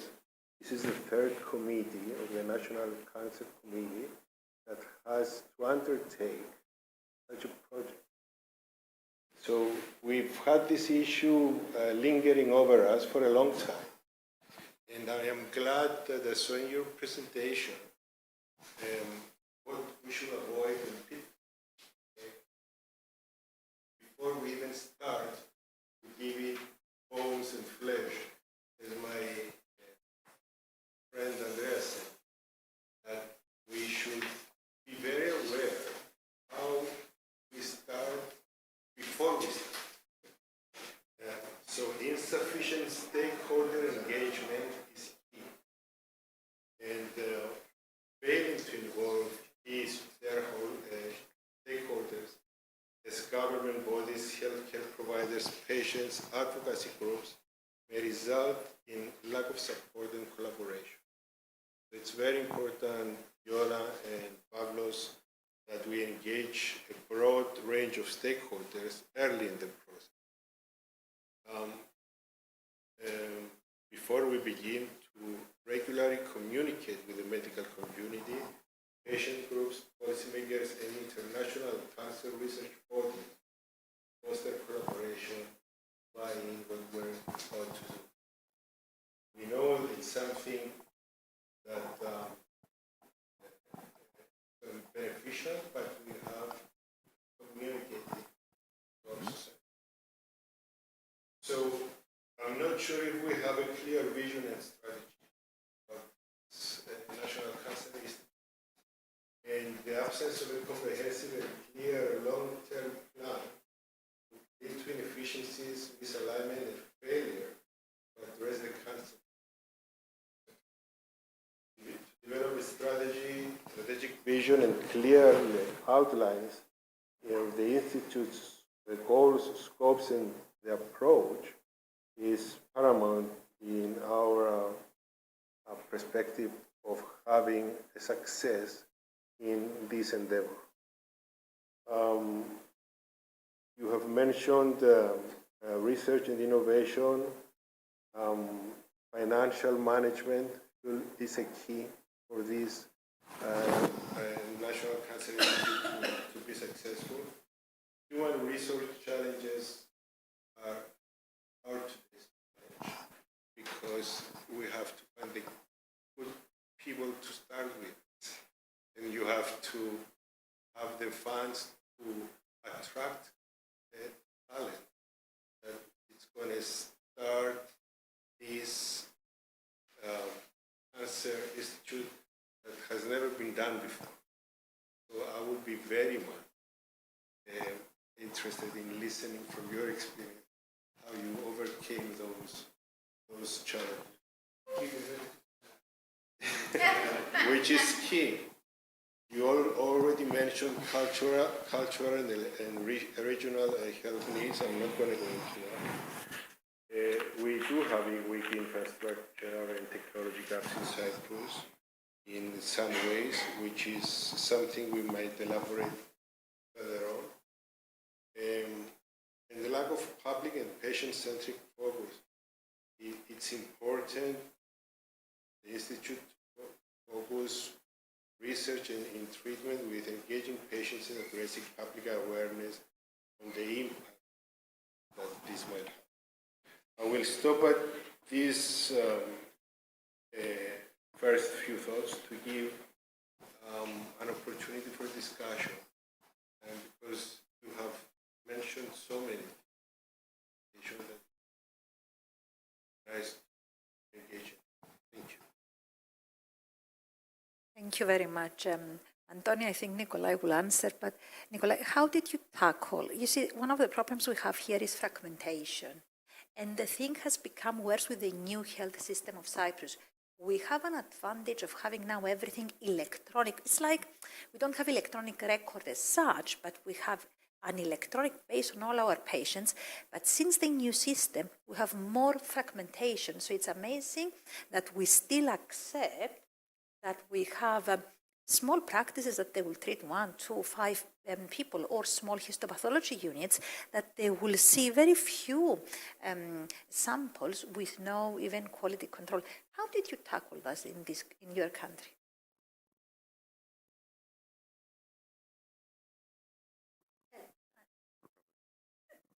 Thank you very much. So I will try to answer those questions. So firstly, fragmentation is a problem, and you just mentioned that you have 8 hospitals in the country. In Luxembourg, we have had also the same situation. Through the actions of the government, the number of hospitals has been reduced to 4, not by closure, but by bringing them together into larger administrative units. So we have pulled certain hospitals together, and we have now 4 hospitals. But we have also a unique situation because our radiotherapy is one central and our pathology is one central. So we're in a different situation regarding pathology activities. What if someone wants to do pathology in another place? So let's say you have 3 new pathologists, but they want to build a new practice. How do you stop? So in our case, it's regulated. It's monopoly of the state.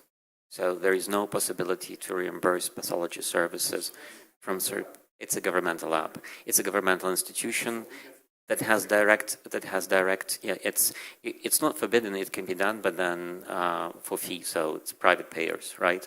So, and again, it's only pathology. It's a different situation with other laboratory services, blood, etc., right? Yes. So one has to separate different types of certification. Of course, laboratory certification is a separate topic, and it's depending on the type of lab that we're speaking about. It's very important. It must be also pursued also for pathology services. Now about certification kinds that we have. So we have adopted a system of the German Cancer Society, DKG. We have also looked at other systems like OCI. We have chosen DKG because we found it's most adaptable to the situation of small countries. We have also seen that there was also response on the other side. So they have changed slightly their system, permitting us to enter, even though we didn't have everything at the beginning, but we started to create progress and to kind of achieve certain intermediate levels, achieving, for example, intermediate certification for certain things before going for full.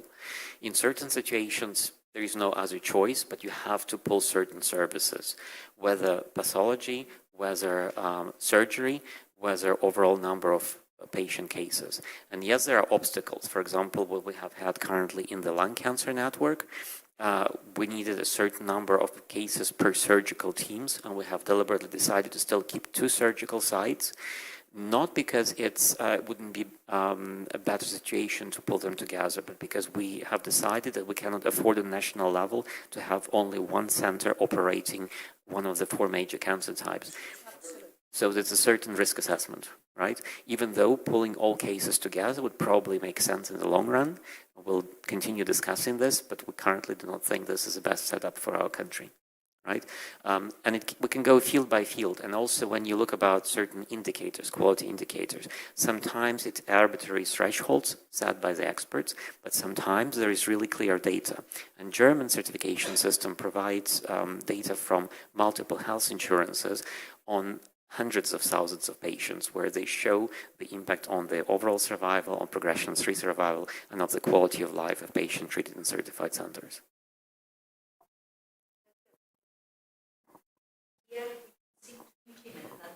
I think the politicians have a role, and the patients should have a say. So if you're a patient and you have cancer, demand that you go into accredited units, and you do not have treatment anywhere. So when you hear voices, and around the parliament, that we want to open another oncology center, we should say no.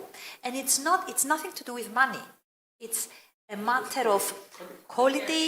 It's a matter of having the critical mass that people know what they do. I think it's very important.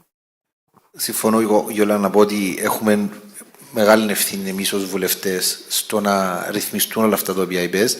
Από τη μια το γεσί είναι ευλογία για τους ασθενείς, από την άλλη έφερε κάποιες αλλαγές στον χώρο της υγείας, που αυτές οι αλλαγές πάντοτε δεν συνοδεύονται με πράγματα τα οποία, αν θέλετε, εγκρίνονται από τους επιστήμονες, οι οποίοι προφανώς υπηρετούν τον χώρο της ογκολογίας, και οι ανησυχίες οι οποίες εκφράστηκαν τώρα είναι λογικές και δεδομένες, και νομίζω ότι είναι λόγω αυτών των ανησυχιών που πιέζουμε όλοι να γίνει το Εθνικό Ινστιτούτο Καρκίνου. Αυτός είναι ο κύριος λόγος που γίνεται το Εθνικό Ινστιτούτο Καρκίνου, γιατί θέλουμε να δημιουργήσουμε κέντρα αναφοράς τα οποία θα έχουν την εμπειρία, είμαστε μικρός πληθυσμός, να έχουν συσσωρευμένη εμπειρία, έτσι ώστε να παρέχουν στους καρκινοπαθείς εξειδικευμένες θεραπείες.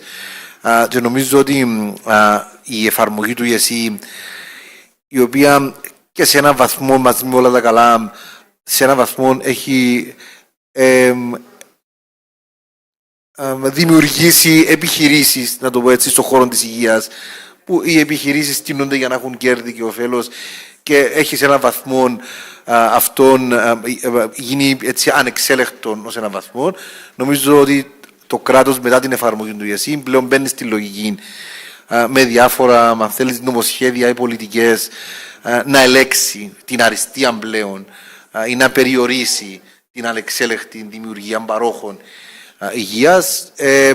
Είμαστε τυχεροί γιατί στον χώρο της ογκολογίας θα έχουμε ένα εθνικό Ινστιτούτο καρκίνου, οπότε η ογκολογία θεωρώ ότι αν εφαρμοστούν όλα όσα έχουμε στο μυαλό μας θα ρυθμιστεί σε έναν πολύ μεγάλο βαθμό και πρέπει να είμαστε αυστηροί. Δηλαδή, το παράδειγμα τους άκουσες τι, έκανα merge. Δηλαδή, είναι πολύ σημαντικό. Δεν μπορούμε να είναι ανεξέλεκτα όλα και να θεωρούμε ότι είναι ok. Δεν είναι ok για τους ασθενείς. Μπορεί να έχουμε πολύ καλά αποτελέσματα. Αυτό θέλουμε, να έχουμε καλύτερα αποτελέσματα. Πρέπει να κάνουμε merge, πρέπει να αποφασίσουμε δραστικά, μακριά από συναισθηματισμούς, μικροπολιτικές, τι θέλει ο ένας, τι θέλει ο άλλος, τι θέλει ο κόσμος. Ποιο είναι ο καλό των ασθενών. Γι' αυτό και οι ασθενείς έχουν σημαντικό κομμάτι στη δημιουργία και ρόλο να διαδραματίσουν στη δημιουργία του Εθνικού Ινστιτούτου Καρκίνου. Ναι. Ακριβώς. Δεν μπορεί αλλιώς να πει μέσα στο βαθμολογικά κριτήρια. Nikolai, can I mention that you have a national test institute? You have also a cancer institute. Why do you need a cancer institute since you have national test institute? Because there is a debate in Cyprus. Since you have a Ministry of Health, why do you need a cancer institute? So just to explain to you, the structure is quite complex, and of course it has historical reasons like everything, right? So the National Institute of Health, it's a public research institute, so they do only research, right? So it's a different role. It's a different role. And the National Health Laboratory, it's taking care as a service provider for certain activities, so it's doing radio protection, it's doing microbiological control, it's doing laboratory services, multiple laboratory services. What's the connection with the Ministry of Health? I mean, So we are operating under mandate of the Ministry of Health. It was also a political decision to let the cancer plan run independently, so we take part only in some things, but not in everything. You told me the screening, prevention. Screening and prevention are, exactly, they are directly under responsibility of Ministry of Health as population programs, right? So, of course, everything which is individualized screening, that is something different, is something we integrate into the guidelines, and this is something followed by general practitioners or specialized doctors in the field. May I ask something, Nikolai? What about the funding of the institute? So, a very important, very good question. So, we started being funded by the Ministry of Health directly within the first cancer plan. Now we're in the second cancer plan. So we have part of our funding for the activities and measures of the cancer plan coming from the cancer plan itself, which is a multi-year plan. And part of the funding is coming directly from the state budget. So we're in the state budget as a separate line under the oversight of the Ministry of Health.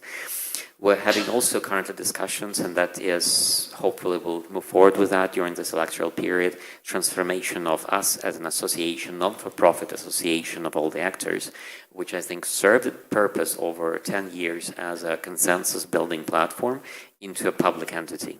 So public entity with a real mandate installed by a law, operating in the name of the public with a separate budget directly from the budget of the state, ensuring also its continuity, right?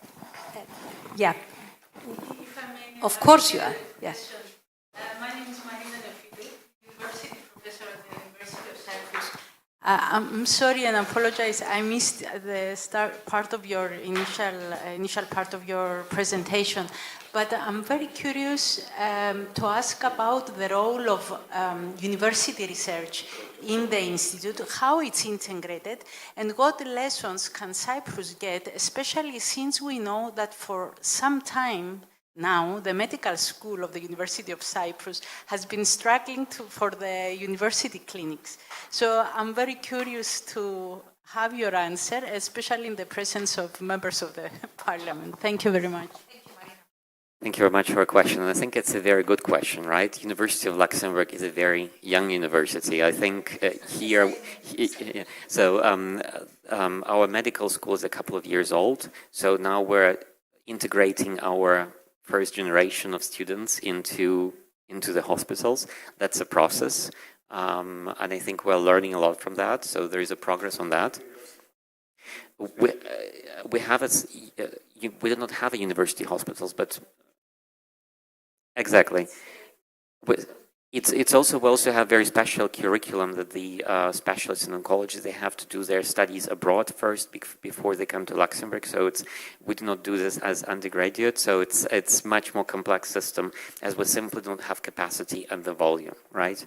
So it's you regulate basically the number of the young doctors you get. This is something we do not do now in Cyprus. It's even more complex. Up to let me just precise this point, because it's an important one. Up to 2 years ago, there was no medical school in Luxembourg. 100% of medical professionals came from the other countries, right? Mostly Belgium, France, and Germany, but it depends on the speciality, right? So, for example, oncology in Luxembourg is very much influenced by Belgium and Belgian education, and it's usually French-speaking, while, for example, neurology is German-speaking, right? So you also have those peculiarities, and that's how it is, right? So that's where comes also the discussion about harmonization of guidelines and everything else. But it's a young university, so we're now trying to create a certain generation, a certain proportion of students educated in the country, and also preferential students coming from the country. Before, all Luxembourgers who wish to study medicine had to do their complete studies abroad. Now we give them an opportunity to do their studies in Luxembourg, at least in part. As to the research part of the university, that's another dimension. Luxembourg Institute of Health is a public research institute which does both healthcare and fundamental research, but there is also certain research happening at the university. And this is indeed a challenge that we have had previously. How do you bring everyone to the same line? And here, those transversal work groups, and now we have a very good collaboration also, not only within Cancer Plan, this access on research, but also in preparation of our next cancer report, where we have all the main actors looking at research, what needs to be done, summarizing what has been done, but also creating some forward-looking formulations to the policymakers. Thank you very much. Do we have some more time? Yes, of course.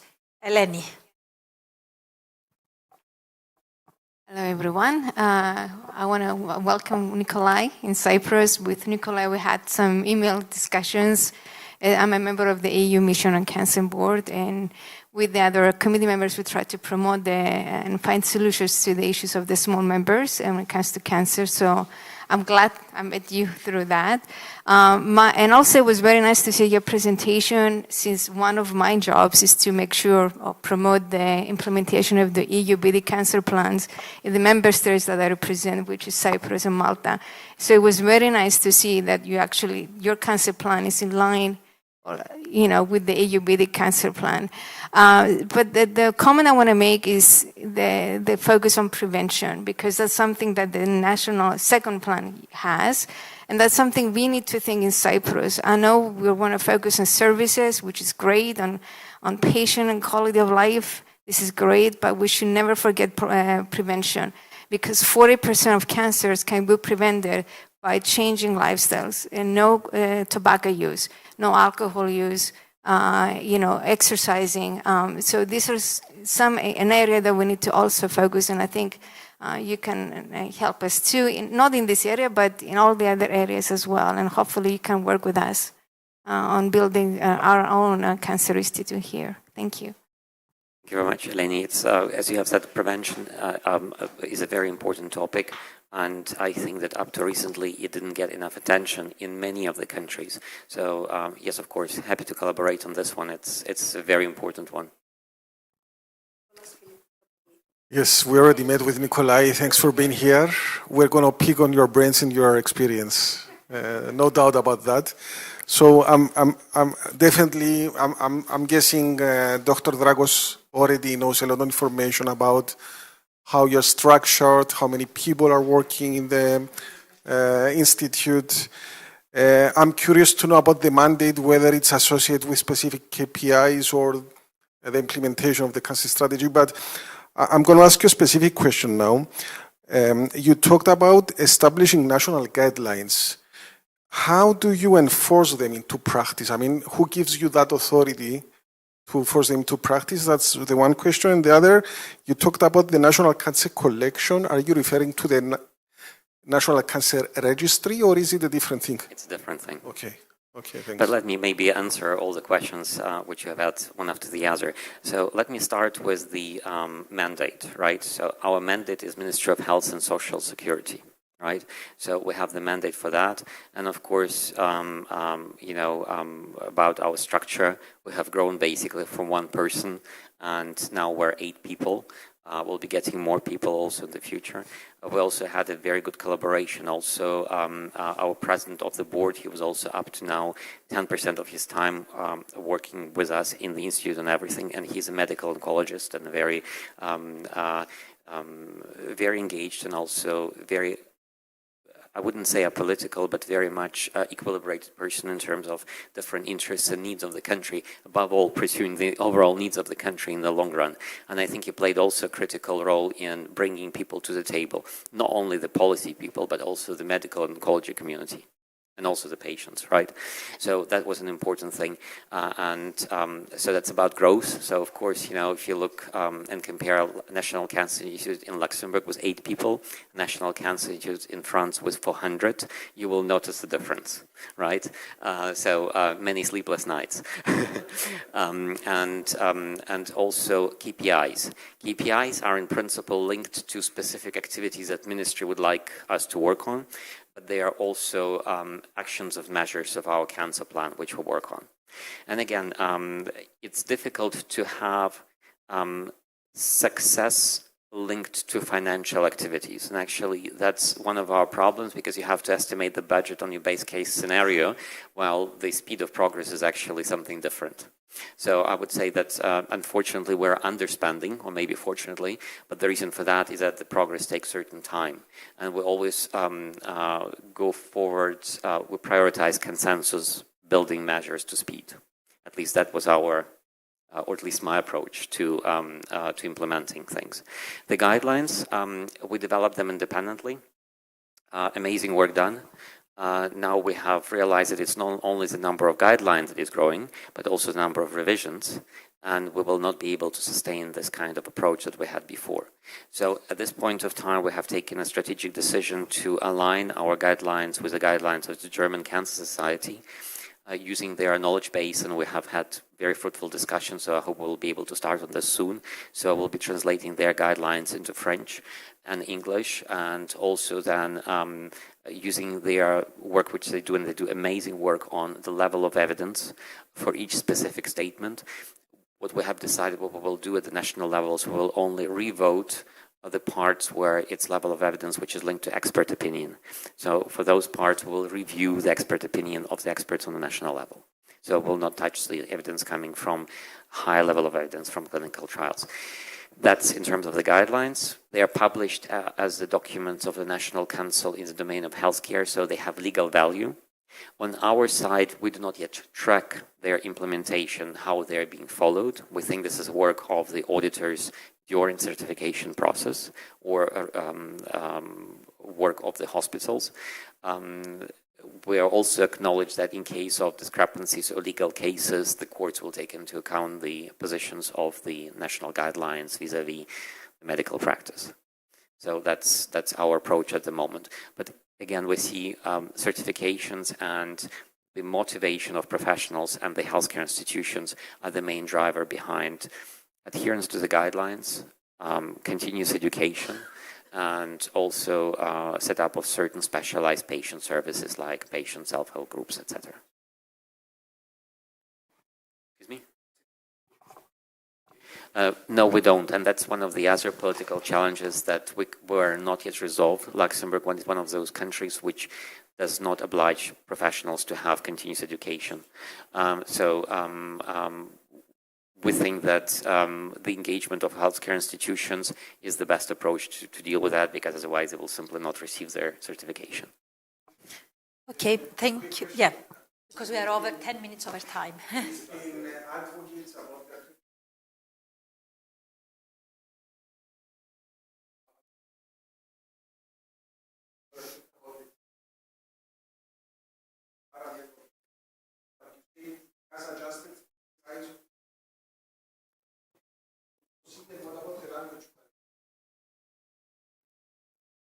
So we're in touch with OCI. We joined OCI as an associated member. We think it's also a very good system. I don't want to have discussion about Apple and PC on an open stage, but I'm happy to work with the colleagues on both sides. At a certain point of our development, we have found, I wouldn't say, partners who were willing to listen to us and to look into specifics of our situation, investing their time and making the provision. So we actually had to do a lot of different correspondency tables between German system, Luxembourgish system. So it was a process. We could also discuss certain things. On certain things, of course, it's not a question of discussing when it's a question of quality. And on certain things, they rightly and correctly said no, and we had to accept it. So that's not a decrease in quality, but on certain organizational aspects, they have shown their huge flexibility. And I hope that OCI will also do the same in the future for their certification programs. Thank you very much. It was extremely useful to have you here, but I would like to thank the organizers because that was a very useful topic, and actually it's a topic that affects everyone and every single house of Cyprus. Thank you again for visiting us. I'm sure we will share your knowledge and we will learn lots from you. Thank you. It's a pleasure to be here. Harisopoli.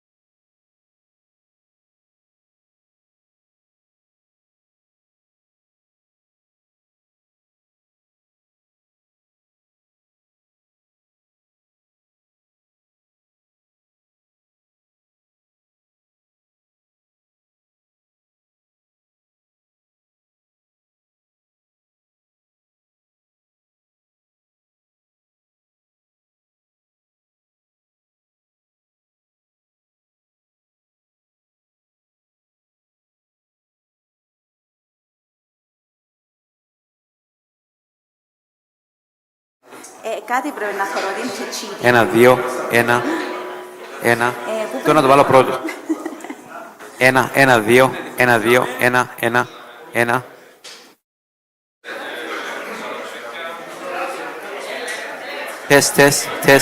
Τεστ.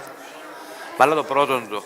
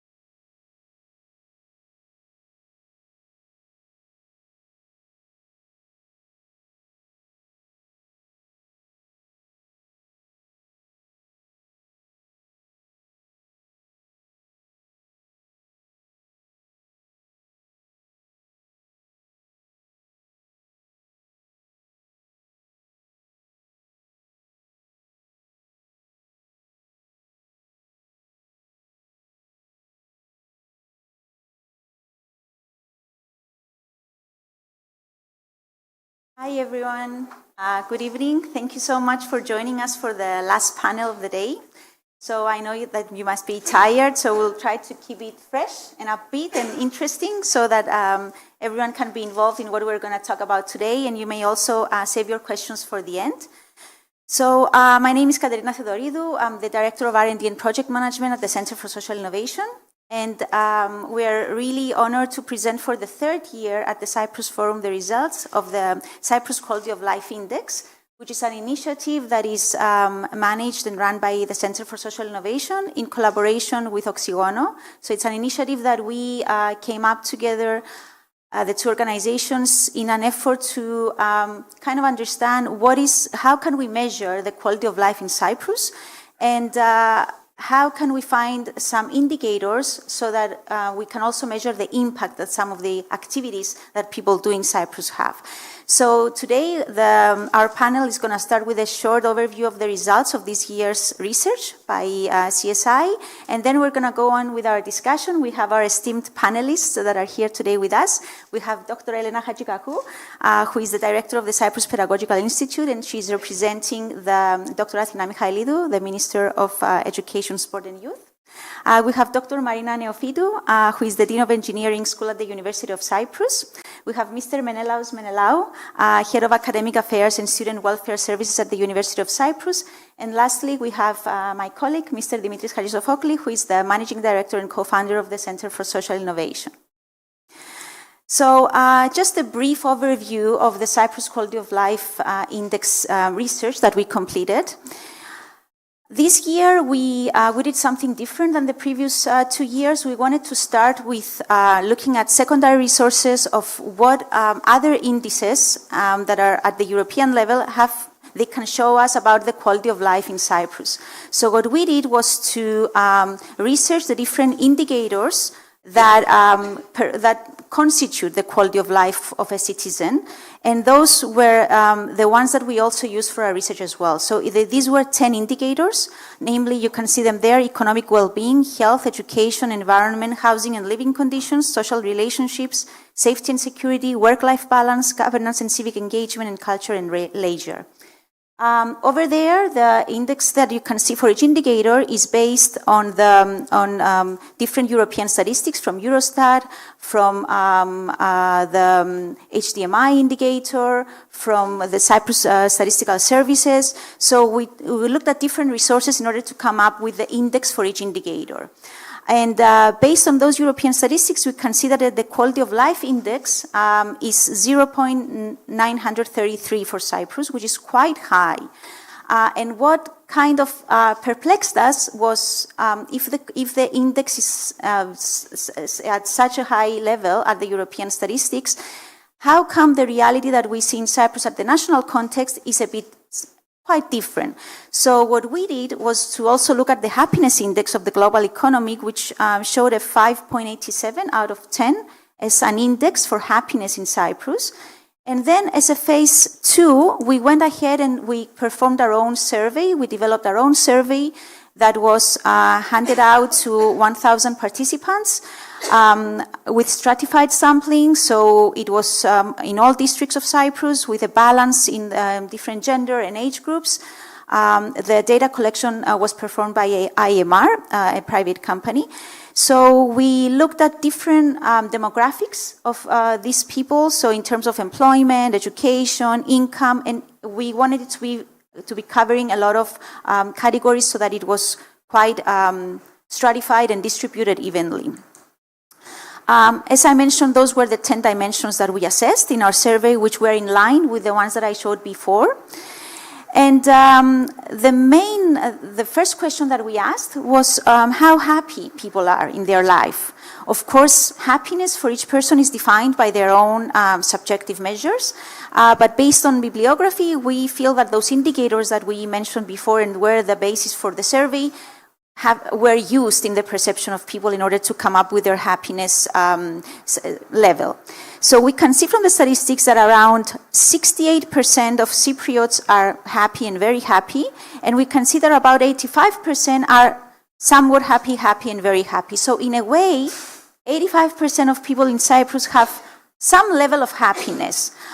So if we go back to these first indicators that we showed here, we can see that we have 0.933 based on the European statistics, a happiness index of 5.87, and an 85% of people feeling somewhat happy. So these are not aligned, and that's what actually drove us to complete this research, because the rationale was that policies in Cyprus are being based on the European statistics. So is that something that is rational to do? Is that something that maybe should be considered by governmental agencies and policymakers, given that the reality in Cyprus might be something different? So going back to the survey that we performed, those were the 10 dimensions, and one of the the survey was long, and obviously we're not going to show each statistics that was collected via the survey, but just the collective ones.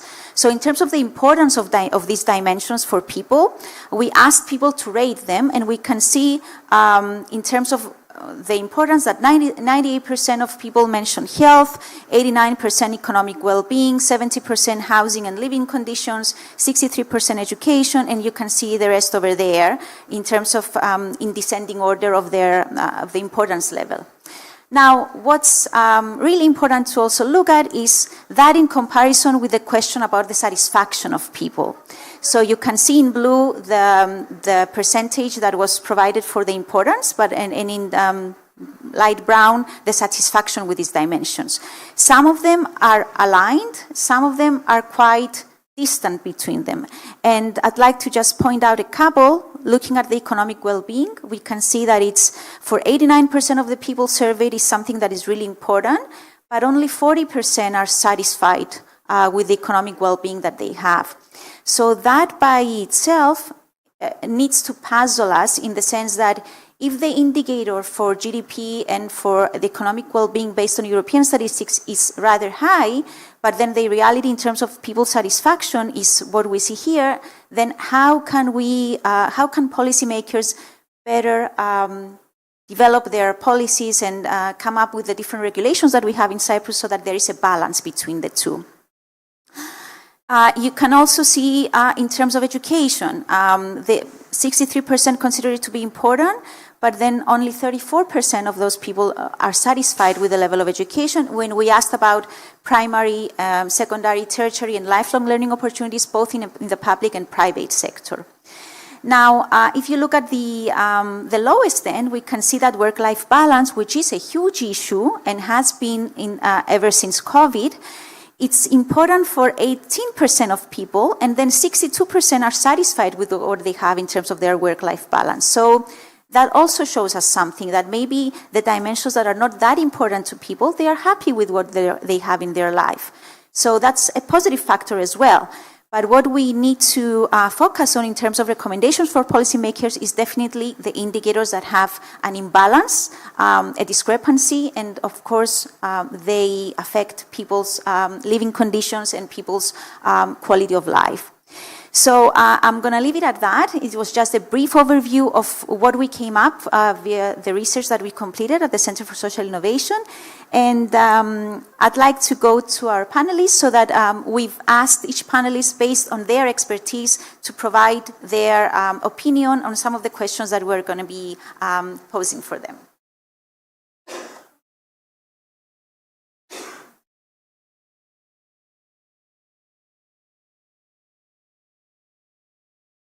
Can you hear me? Yeah, okay. So I'm going to start with Dr. Elena Hagikagou. Dr. Hagikagou, you've seen the percentage of importance versus satisfaction. Are you surprised by that?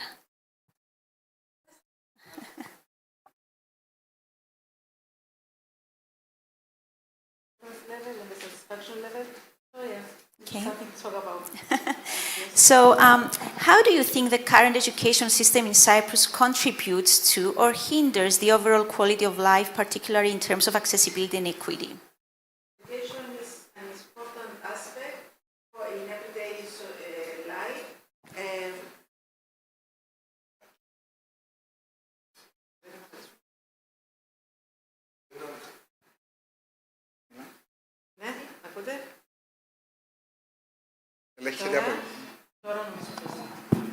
I was just saying that education plays an important role in the lives of citizens, and it's an important. Now it's better. Thank you.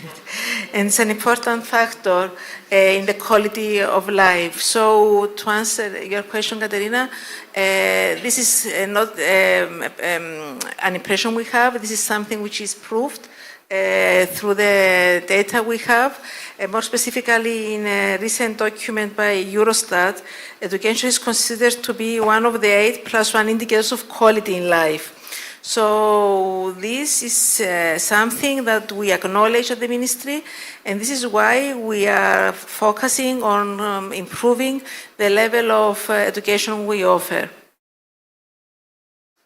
What are the key challenges in improving the educational outcomes in Cyprus, and how are these challenges reflected, in your opinion, in the societal well-being? In our educational system, we have certain challenges. Of course, the low achievement in the basic skills is a reality, we acknowledge. At the same time, we acknowledge the fact that there is not the equity we would like. Through the participation in different international surveys, it is shown that children who come from a privileged socioeconomic background, they tend to perform better than children coming from a lower socioeconomic factor. At the same time, there is a realization, again, as is coming throughout international surveys, that our children nowadays, their well-being level is not so high. Cyberbullying is getting widespread.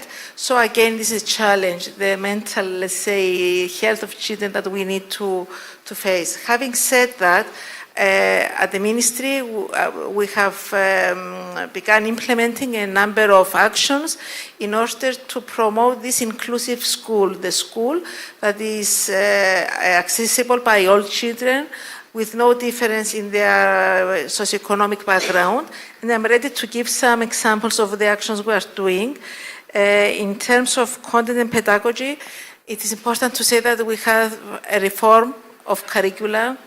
We had the first phase of reform of curricula during last year. It is expected by December to have a reformed curricula in vocational education as well. So by December, we are going to have the completion of reform of curriculum in primary, secondary, and vet education. As it has already been announced by our minister, we have a new system for student evaluation. This measure has been applied since last year, and there is a shift on the emphasis from knowledge to problem-solving skills, critical thinking. So this is another measure in order towards pedagogy. In the same category, we have the piloting of the vocational and technical gymnasium. The ministry right now is designing this project. It's going to be implemented on a pilot basis next year. And of course, what is now being promoted by our ministry is the post-secondary Institutes of Vocational Education and Training, MEEC is what we call in Greek, because the data we have shows that the graduates from these kind of schools enjoy a high level of employability. The second, let's say, category of measures we offer at the ministry has to do with the school function. We have, since last year, the establishment of the school evaluation scheme, which for us in education is a very important measure because the school has the autonomy to decide on its own, let's say, actions it takes. And of course, continuous support and training for school leaders is offered. I move very quickly to inclusiveness, which is the highlight of our ministry. We have the extension of compulsory pre-primary education since this year from the age of 4. And at the same time, we have concrete policies in areas that promote inclusiveness, like anti-racist policy, the human rights policy, gender equality, and of course the policy we have for students with migrant background. At the same time, we have an extension of all-day schools, which again is considered to be a measure for inclusiveness.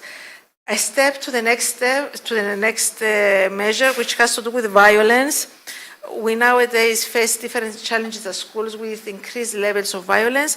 Our ministry has been implementing certain measures on this direction, and it's important to say that we have a new strategy for the prevention of violence at schools, which is going to begin now in October 2024. Moving towards the end, we have the promotion of skills, digital skills, green skills, and they have a new project now. I'm reading it to be sure that I say it correctly. Is the development of financial skills through the provision of a financial education and literacy intervention program in grade 3 of gymnasium.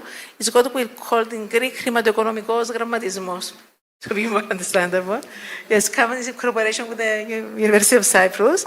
Now, as far as teachers are concerned, we have a new dialogue. The minister has initiated this dialogue last week for a new scheme for teachers evaluation. Changes being done towards that direction. And of course, it's very important to maintain the teachers' professional learning at high levels throughout their careers. And of course, the methodology in order to do that is through synergies and dialogue with our main stakeholders. Thank you. I'm wondering, with all these new initiatives that are really important that we hear about them, and I understand that they are also derived from previous concerns and research that was completed, is there room for evaluation of these initiatives as well? Because that's always the case where we implement new initiatives, but then if we don't have a scheme for evaluating them and looking at their impact, then we really don't know how successful they are. So of course, this is a very important question, and I must say that we've been evaluating our main policies because there is no other way to improve. Just introducing measures with not having the relevant necessary data to move forward, it can be a hinder. I can say a couple of examples, like the program DRASE, which is implemented in certain schools. This one is being evaluated, or the program for the early intervention for literacy programs. All these programs are being evaluated in order to improve, or the STEM initiative we've been having in secondary schools for some years. These programs have been evaluated during the last couple of years, and we have certain results about that. So I'd like to, because Dr. Hachikagu mentioned things like job opportunities, mental health well-being, and the overall quality of life of students. Of course, she's mostly talking about primary and secondary education, but since you're looking at things from the university, from the tertiary education level, how do issues like housing affordability and job opportunities impact students' mental health and work-life balance, and what can be done to improve that, in your opinion? Shall I give you mine? Yeah, thanks. Thank you. I think now we're fine. So yeah, it's you said at the beginning, Katerina, that it should be a lively discussion, and but you mentioned also at the same time very important problems. That is sometimes hard to talk about it, in a lively manner and keep an open mind and a positive attitude. But yes, I will try and address your question. Of course, house affordability and job opportunities have a great impact on students. Some will say, especially in Cyprus, that these two problems have a greater impact on their parents because these kind of problems prolong usually the time that students live at home. They cannot afford to rent, and they don't have the jobs, as you said, that are capable of providing them a certain standard of living so they can move out. And all these problems, of course, have an impact on young people. Some young people, depending on their own personal resilience, might go through them more smoothly, but then some others might face certain serious problems when we're talking about mental health, and we can see that at the university. I can say that our mental health center that we have in place in order to provide all these kind of both preventive measures, but also to help students get out of this problem, have a lot of work. And some of them stem from this kind of problems. Of course, when you are not able to afford a place on your own, it's only natural that you will feel stressed. You will probably feel the anxiety on when things will happen to me. Certain students may also feel isolated from other groups that live together, away from their parents, for example. A lack of independence. They also don't have the same opportunities of picking up responsibilities when they can, live on their own. Generally speaking, I would say that they have a slower transition towards adulthood. So these two problems, housing affordability and also the job opportunities, of course affect them in a very negative manner. Now, when we talk about work and life balance, of course, most people and students, at least the ones I have talked to, they perceive work-life balance, like a scale. in my perception, that's not very helpful because it will never be in balance, actually. Personally, I try to convince them to see the thing like many, many circles. So throughout their lives, at certain points of life, the circle will have more work, less life. Some other point of time, the circle will have more life and less work. The target should be that looking at the big picture in a timeline, not only at a certain point of time, everybody should feel okay about that because it's also different for each and every one of us. I like and enjoy more work, somebody else could enjoy more life. So it depends on the level of each student, of each young people in general. But yes, of course, when you don't have the ability to afford a house, when you don't have a job, either as a student or a graduate or a young person that can provide you the level of life you aspire to, you have this financial strain, you have all these negative feelings that we mentioned before. Only naturally this hurts the ability to create also healthy social relationships because you have to either work multiple jobs or you have to prolong the time at work in order to be able to provide for yourself. And yes, at the end of the day, you have less time to reflect, less time to exercise, to socialize, to read, to travel, and so on. So yeah, it's only natural that these kind of problems create serious problems, both on mental health and also the work-life balance. Now, what we can do about that? As a university, we have been trying to expand, for example, our student dorms. We only have a small number, so we cannot provide for the percentage of students that we aspire to, and we are still continuing to do that. And I'm not very optimistic that in 2 or 3 years we'll have our new set of dorms, but at the end of the decade, to be honest. In the meantime, what we are trying to do is to provide for the students that are in serious need other financial assistance through the Student Welfare Association, for example. We have a career center that tries to find jobs, part-time jobs inside the campus, but also outside the university for students that are in need in order to be able to add on to their family income. As I mentioned before, we have the mental health support through our mental health center. We are in constant lookout for more financial aid for scholarships, for example, for our students. It's a hard job. The university does not aspire to replace the state. I still believe that the government, the parliament also have a very important role to play in all these issues. But as a university, within our means, which are very restricted, our resources, we try to make it easier for our students. Thank you, Mr. Menelau. And we're gonna remain at the financial aspect of things because you've mentioned the hurdle that they also need to face if they cannot find a job. And I'd like to ask Mr. Hagisofokli, how do you view the economic climate in Cyprus in terms of supporting entrepreneurship and small businesses, and how does this affect the overall quality of life for citizens?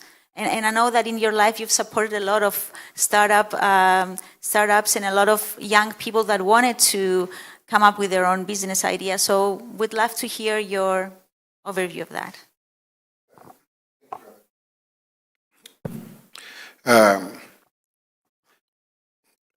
There's a couple of things that we need to look at before we go into what we do to improve entrepreneurship, innovation, and all that. And I think one of the biggest challenges that we have is that we are not looking at things holistically in Cyprus. You cannot impact change by changing one thing out of the 100 things that impact something. Maybe an idea, besides the startups and the businesses, is instead of having only a national security advisory board for the president, to have a national development advisory board that decides on policy based on scientific evidence, implements, manages, and monitors our development, and do that in the long term, in a horizon of maybe I will say 25 to 30 years, because that's a cycle that somebody is born, is going to go to school, is going to go to university, is going to start working, is going to choose a career. So we need to look at big cycles. So the big cycles that Menelos is talking about, I think they need to have the timeline in a way that it makes sense to develop. Now, in terms of entrepreneurship, we do exactly that. I mean, we don't look at things holistically. So I would say that we do some things okay.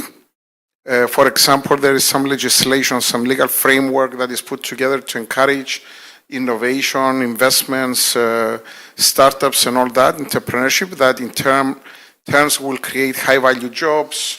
So university graduates, which we have a lot in Cyprus, will have the jobs that they should have based on the education that they received. Remember, we are a country where we say everybody is educated, everybody has master's degree, and now everybody is having doctorate degrees. But people don't get the jobs that align with the investment they made, the intellectual investment to get those degrees. So one is the legal framework, the other one is a holistic approach. Financial framework, there is nothing in terms of to promote the development of new technologies. And when we say startups, we're not talking about opening a coffee shop. We're talking about activities that create high-value jobs, that create technology, that puts Cyprus ahead of the game. The biggest problem that we have from all of this is timing. We don't do anything on time. You know, education, for example, we know, and our friends at the ministry know for a long time what needs to be done. However, the system doesn't allow them to change things quickly. And I'm going to be a little bit controversial. I'm going to mention unions, for example. They have a part to play in terms of not allowing things to happen as quickly as possible. I mean, the same people that maybe work in the education system, they're not as willing to change and learn new things and adapt. Like, for example, a teacher, K through 12 at any level, who went into the profession 30 years ago and now is perhaps around 55, the changes in technology, in educational technology, from when that person started to now are amazing. If that person doesn't take advantage of all the tools that the Pedagogical Institute, for example, offers to go and learn and adapt and become, align themselves with what's going on in the economy, then we have all these problems. So timing is a big issue. Timing is also a big issue in businesses. So, yeah, it's a lot of things that we need to change, and I'm talking about. But for sure, timing is important. Look at things holistically and work together, all of us together, to impact change. We cannot do it one at a time. I'd like to go to the dimension of environment, Dr. Neophytou. If we look at the results of the survey that we have here, 46% of people found they consider environment to be important, and then 41% are satisfied with what they have in their neighborhood or in the policies that exist. So based on your expertise and how you look at things at the European level, but also at the national level, how do environmental policies in Cyprus address current challenges related to pollution, waste management, and climate change? And are they adequate to protect us and our quality of life in the long term? First of all, please let me reflect. Before answering your question, please let me reflect the fact that this discussion today happens under the sounds of the war in a nearby Middle Eastern country, in Lebanon, Gaza, and then in Ukraine. So it's really important because part of the public discussion on energy and green transition happens under the terms of geopolitical antagonism. Let me emphasize the importance of peace as well as part of quality of life, and peace not as a granted good, but peace as a continuous process through concerted actions, and environment is actually a very important field space through which such actions are timely needed. We're at time zero, and it's very important to realize that geographically, the environment cannot be divided, and it's a kind of hypocrisy to talk about energy transition, climate change, local climate change, just for the half part of it. So, because my co-panelists here talk about putting things holistically, I wanted to put this dimension first. And then to proceed also with the result of the statistics, just to say that the fact that people do not think that environment is important is really also part of the problem. It's once citizens realize that the connection, that humanity is part of the environmental ecosystem, then they realize how much environment connects to their prosperity, to wellness, to their health, and so forth. So environmental consciousness and thereby environmental citizenship are very crucial also parts of this process. So, to your question, which was, I don't remember exactly how it was termed, but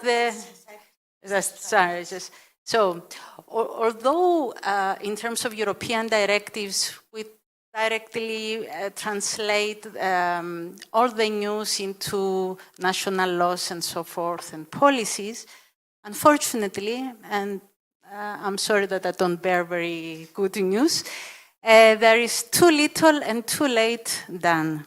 So we're very, very weak in the implementation of laws, so in the monitoring, in the governance, we're very weak, I'm sorry to say.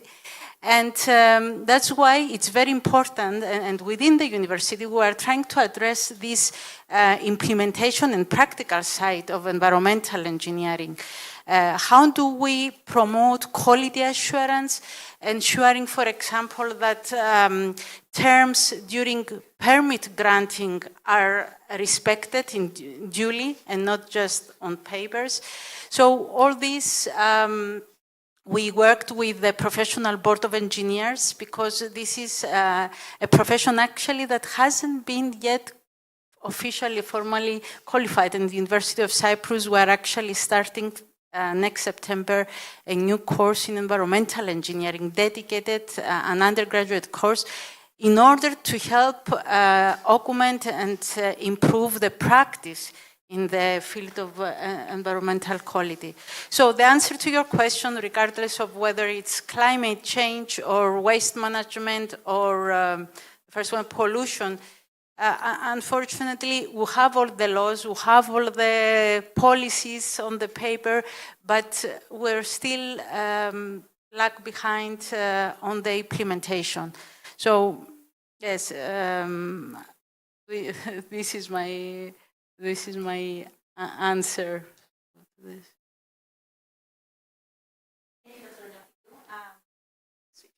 So sorry. Just a follow-up question, because I do understand where you're coming from, and unfortunately, I wish you had better news to share with us. However, in terms of the simple life and the daily life, we do see that there are many environmental organizations, that there are many citizens that are very concerned, and activists as well. So is it not enough in order to make a change so that it goes on to the policy-making level? What is it that we need so that more people are sensitized and maybe they can be part of what is needed in order to make things not too little and too late?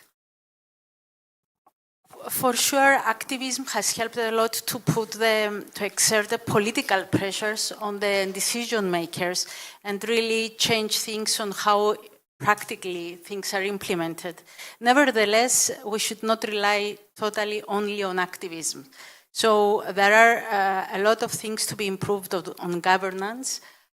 Unfortunately, environmental practice unavoidably brings in conflict of interest with economic interest. So it's very important also to address the rule of law and fair treatment of things.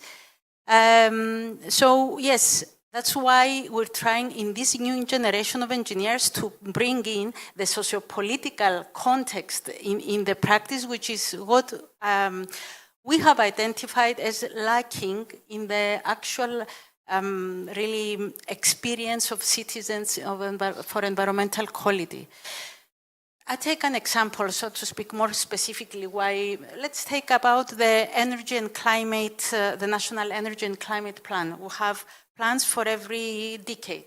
We have a plan for 2030. We try to reduce our greenhouse gases. A few years back when I was talking with the Department of Environment, they were not even convinced why Cyprus, a small country, should really do all this effort because it's a small country and what would be the impact in the global climate change.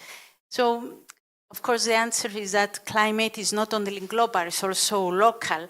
And there are a lot of things, how we design our cities, how we build our houses, how much green we have in our public space, how much we rely on private cars and diesel cars, how much public transport. I mean, science and researchers have already a lot of proposals for that. So governance is and implementation is, I wish I had something better to say, but yes, this is where we try to push. We hope with the new generation of environmental engineers to improve practice and also to make sure with the environmental consciousness and citizenship, with people being more demanding about their quality of life, to bring the wished result. Thank you so much. And if we, because you mentioned governance and civic engagement, so if we look at the results there as well, we can see, well, it's pretty much the lowest in the satisfaction of people, but at the same time, it's not really high in terms of the importance that they have for it. So that's also kind of troublesome in terms of if people in Cyprus are interested in active citizenship and being part of that change. So speaking of, you mentioned environmental citizenship, we're talking about now about governance and civic engagement. Mr. Menelau, looking at the youth, what do you find are the most pressing concerns related to governance and civic engagement when it comes to university students, because that's your everyday audience, and what is their involvement in shaping the future of Cyprus? I know. Okay, great. When I heard about what Marina said about lacking behind in implementation and institutions that are not up to speed and so on and so forth, I'm reflecting that trust and confidence in public institutions are the bedrock of effective governance. So if we don't have that, then people do not actually believe in what you're saying to them. They don't believe in the actions that you're planning. They don't participate. And I think this is a major problem in Cyprus, the lack of trust in institutions.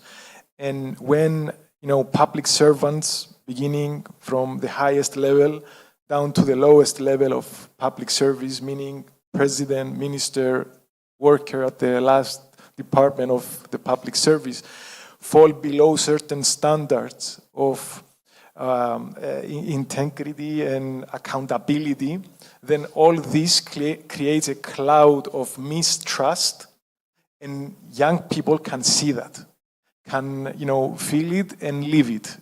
So from my previous experience as well as the executive director of the youth board for 4 years, I had the opportunity to talk with a lot of students, a lot of young people around Cyprus, a lot of young people in Europe in general. And I can say that same problems are all around Europe. It's not on the same degree, of course. Unfortunately, we have certain similarities, for example, with the South. We don't have the same similarities or the same level of mistrust, let's say, towards the institutions with the North of Europe. But the lack of belief and the lack of participation in decision-making, in implementation, and so on and so forth, it's pan-European. Of course, this is not the fault of the young people. In my personal view, is mostly the fault of what we call the system that does not, first of all, do something about this. I mean, the lack of accountability, the lack of, to create the conditions for young people to trust the system, but also we don't interpret the lack of participation. Allow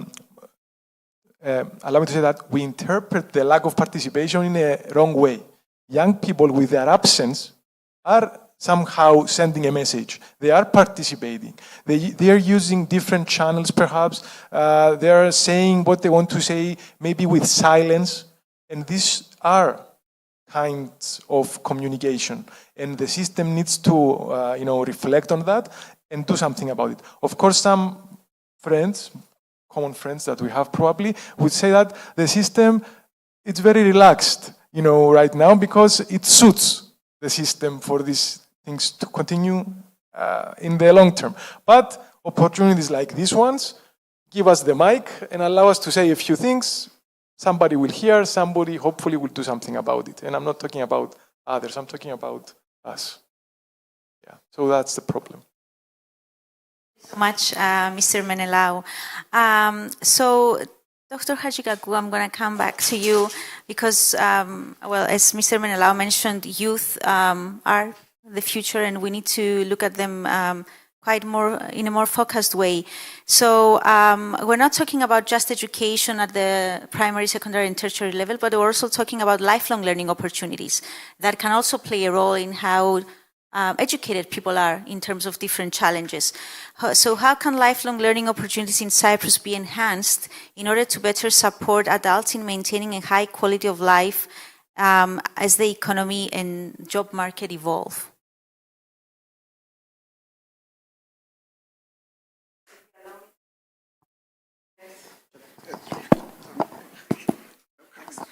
Okay.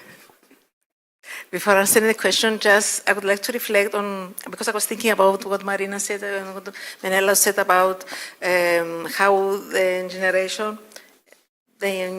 new generation needs to be more, let's say, equipped or more sensitive on environmental issues or citizenship. And this can easily be understood that it cannot happen from one day to other. We need to have early intervention. We need to begin from our education system, from our schools.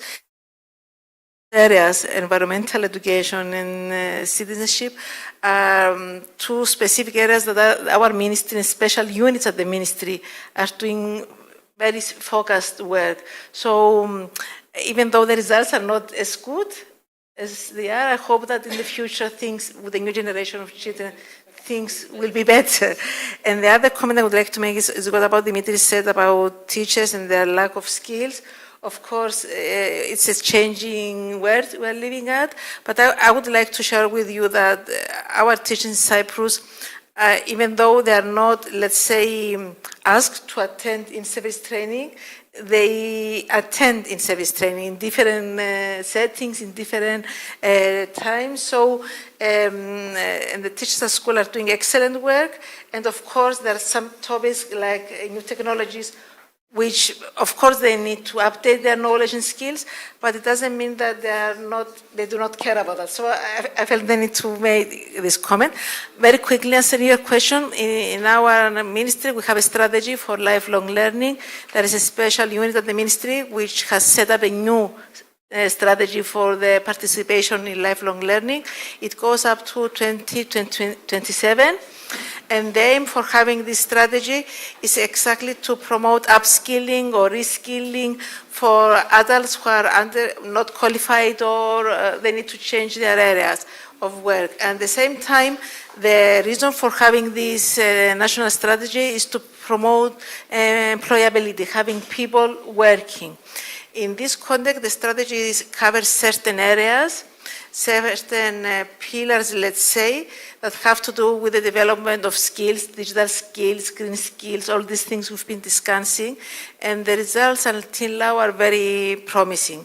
At the same time, the ministry is carrying out a project which is funded by the Recovery and Resilience Facility, and the name of the project is Development of a National Graduate Tracking Mechanism and Design and Implementation of an Employer's Skills Survey. And what happens for the first time, there is a programs, there is a research on progress about graduates from schools, universities, and their career paths. And at the same time, there's a survey on the employers, what skills the employers need. And the reason we're doing that is to see whether there's a mismatch between the skills the graduates have from university and the skills the different jobs require. And there's a third project, which again is being financed from the same mechanism, which is the Eurograduate, which is a European graduate tracking survey, in order again to follow the mismatch between the education system and the labor market. So the ministry is doing these big projects for the time being, and I'm sure the results of these surveys, at least the last examples I have mentioned, will highlight the work that the different ministries need to do that in order to promote this employability between young people. Thank you. Thank you so much, Dr. Hajikaku. So going to Mr. Hajisokokli, because we're still talking about, just to follow up on youth in the job market. In your opinion, how can fostering innovation, digital transformation, and new business opportunities improve not only the economic well-being, but also other dimensions of the quality of life of people in Cyprus? Before I get there, I'm going to say I have the utmost respect for the education system in Cyprus because I'm a product of it, and I did pretty good. and I live with an educator, and I know how difficult it is. And I think you have the most difficult job from everything else that we all do. Going back to the quality of life index and how we can create a better ecosystem from a business perspective to help us improve quality of life. I think at the end of the day, we are victims of our expectations. I was sitting here and I was thinking, if I asked my grandmother in 1972, up in the beautiful village of Sisklippos next to Menelos' grandfather's village, Agridaki, are you happy in your life? I'm pretty sure that she would have said, yes, I'm very happy. If we look at what she was doing in her life on a day-to-day basis, I think we'll go into depression just thinking about it. Since then, Cyprus went through a lot. We are fortunate. We have a lot of things that make our lives easy, more comfortable, better food quality, you name it. Yet we are not happy. So the question that I have in my head, kind of coming to an end of this conversation, is there really anything we can do to be happy? So I would be an optimist and I would say, yes, there's a lot of things that we can do. But I think all of us here today touched a little bit on this concept of timing. We have to plan, we have to learn to implement, to manage, and to monitor, and to reflect in terms of what we do.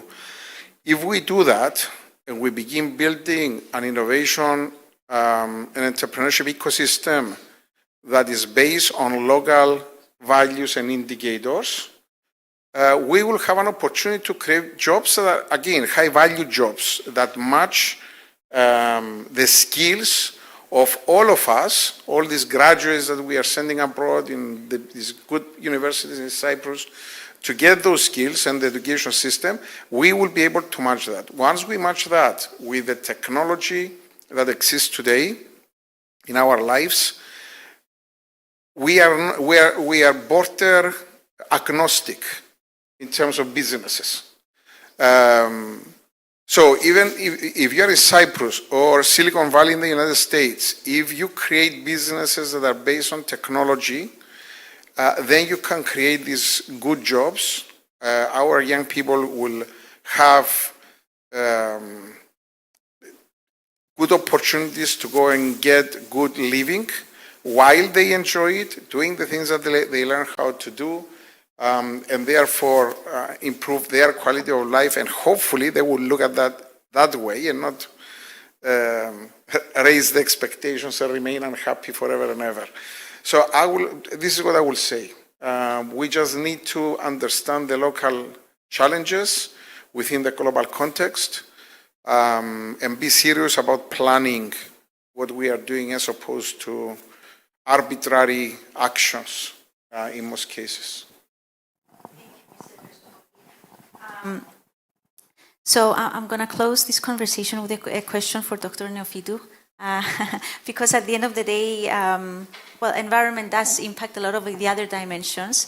And because you talked about timing and not being ready, and there's a lot to do, you're an environmental engineer. So I was wondering if there are any specific environmental changes that you foresee impacting the quality of life in Cyprus over the next decade, and if you feel that the country can prep for that.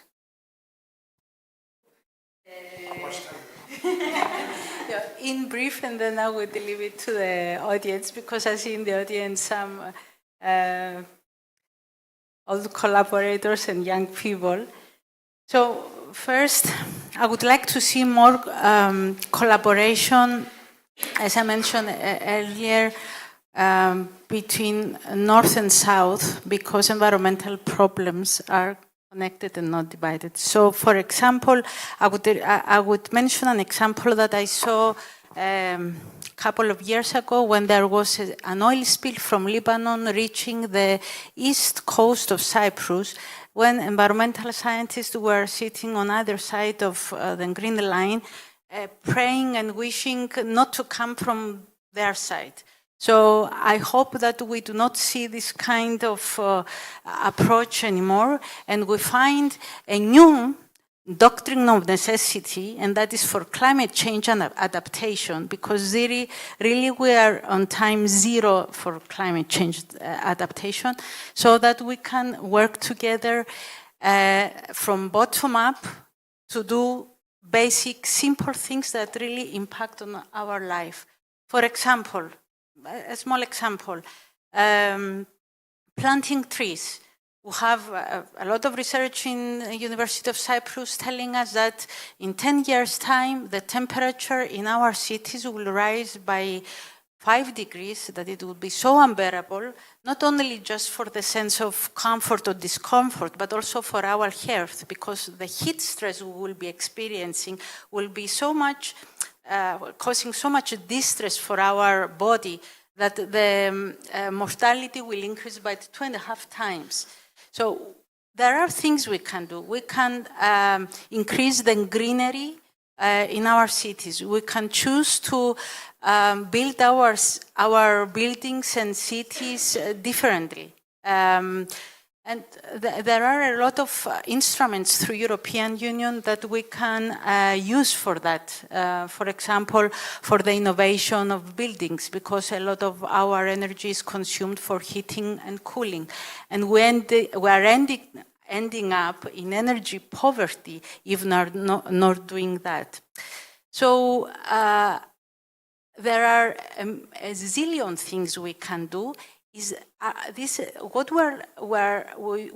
would like to see are the platforms enabling people to come together, and that would be, for example, for young people to work together and through entrepreneurship and implementing innovative ideas for environment, and also seeing more transparent and open processes and participative processes. Participative, especially on environmental issues, because European environmental law takes care for a very thorough consultation part. And that consultation is not... the culture of public consultation is gradually growing, and I foresee that this will come to a stage where we will be able to negotiate where we balance the rights of the persons versus the rights of communities versus the rights of larger countries and regions. So this will become more dialectic, but in order to get there, I think raising the consciousness and with the times, I'm sure the new generations will be much more active and engaged into this. And also, but for the current generations, really to work together, have these instruments, and be able to really work together for that. So, thank you so much. And with this, we'd like to open the floor to the audience. If you have any questions for any of the panelists. Have with us the member of the European Parliament. I know. So you can bring us the, we were asking about. Yes.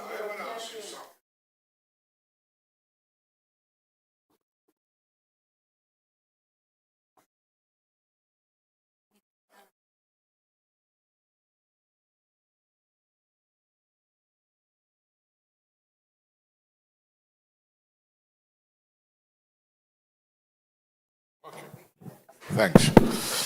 Anyway, yeah, I mean, it's different. I mean, there is other things to be discussed. When I was in the parliament, in the Committee of Culture and Education, of course. And it's very important, of course, reskilling and having critical thinking, education. All these are big challenges, and we cannot finish it by here now discussing this. But what I wanted to see in our society, I saw the importance of culture, which was lowest. Did you pay attention to this? 14% believes that culture is important, and this is terrifying. This must be alarming for us. In that sense, I mean, we should maybe think, yes, I mean, this is impressive, I mean, shockingly impressive. So why, without culture, education and culture, we consider together, why we are so out of the scope of culture? And this really makes me to rethink, because culture is way of life at the end of the day. It's the way we do live every day. So it's not something abstract. So, and that's the only thing which makes me to problematize and think about it. And if you have to say something to this, I will be glad. Yeah, thank you. Actually, I would like to comment because I had it also noted down. I would say when talking about quality of life, at least in my opinion, view, there are things you expect the government to do. There is a long list. I have written everything down. Good education system, access to good health services, quality job, well-being, fitness opportunities, parks, sport facilities, social safety net, environmental sustainability, transparency in governance. These are all things that in my list you expect the government to do for you. And then there is a set of things that you should also be alert and you should and you could do for yourself. And in my list is read and write and reflect and exercise. Culture is in this list. So I believe that we must pass on the message to the young people, to our society at large, that we need to increase our contact with the arts, with culture, with philosophy, because all of this affects our perception, our expectation, the way we deal with difficulties, the way we perceive happiness. So the government could do many, many things, but if you are not in line, you are not have your antennas open, you are not in contact with the arts, and I strongly believe that. When we were doing STEM programs at the youth board, I was insisting for STEAM because arts should be in there. So we are focusing on science and everything, but arts, this is my conviction, I would say, arts and culture will allow us, they will facilitate our ability to absorb the quality of life that the system should be able to. So yeah, we need to emphasize on that, and we need to create more opportunities to people to come in contact with culture and arts and philosophy and all of these things. So we try to introduce those competencies within our curriculum, because I strongly believe that if the school does not work with the pupils in this direction, we cannot expect the adults to have all these sensitivities and the appreciation of the different, let's say, areas they have ahead of them. So, of course, and the reason we're doing that is not something because we thought about it, it's something that, is emphasized in the education sector. You may know better than I do. So this is something we're working on, and I cannot emphasize enough doing things at an early stage, beginning from pre-primary education, trying to promote those skills when a child goes to secondary school. In my view, is late. We need to have early actions from an early age. Thank you.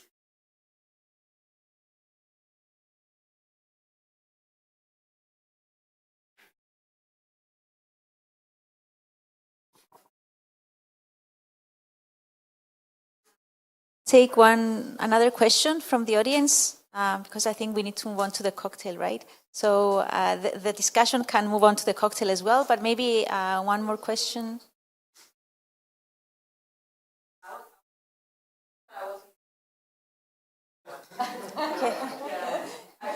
It was basically how do we count happiness and the quality of life with all the horror that is going on around us. But I was just informed that it was covered, so thank you very much for that. Yeah.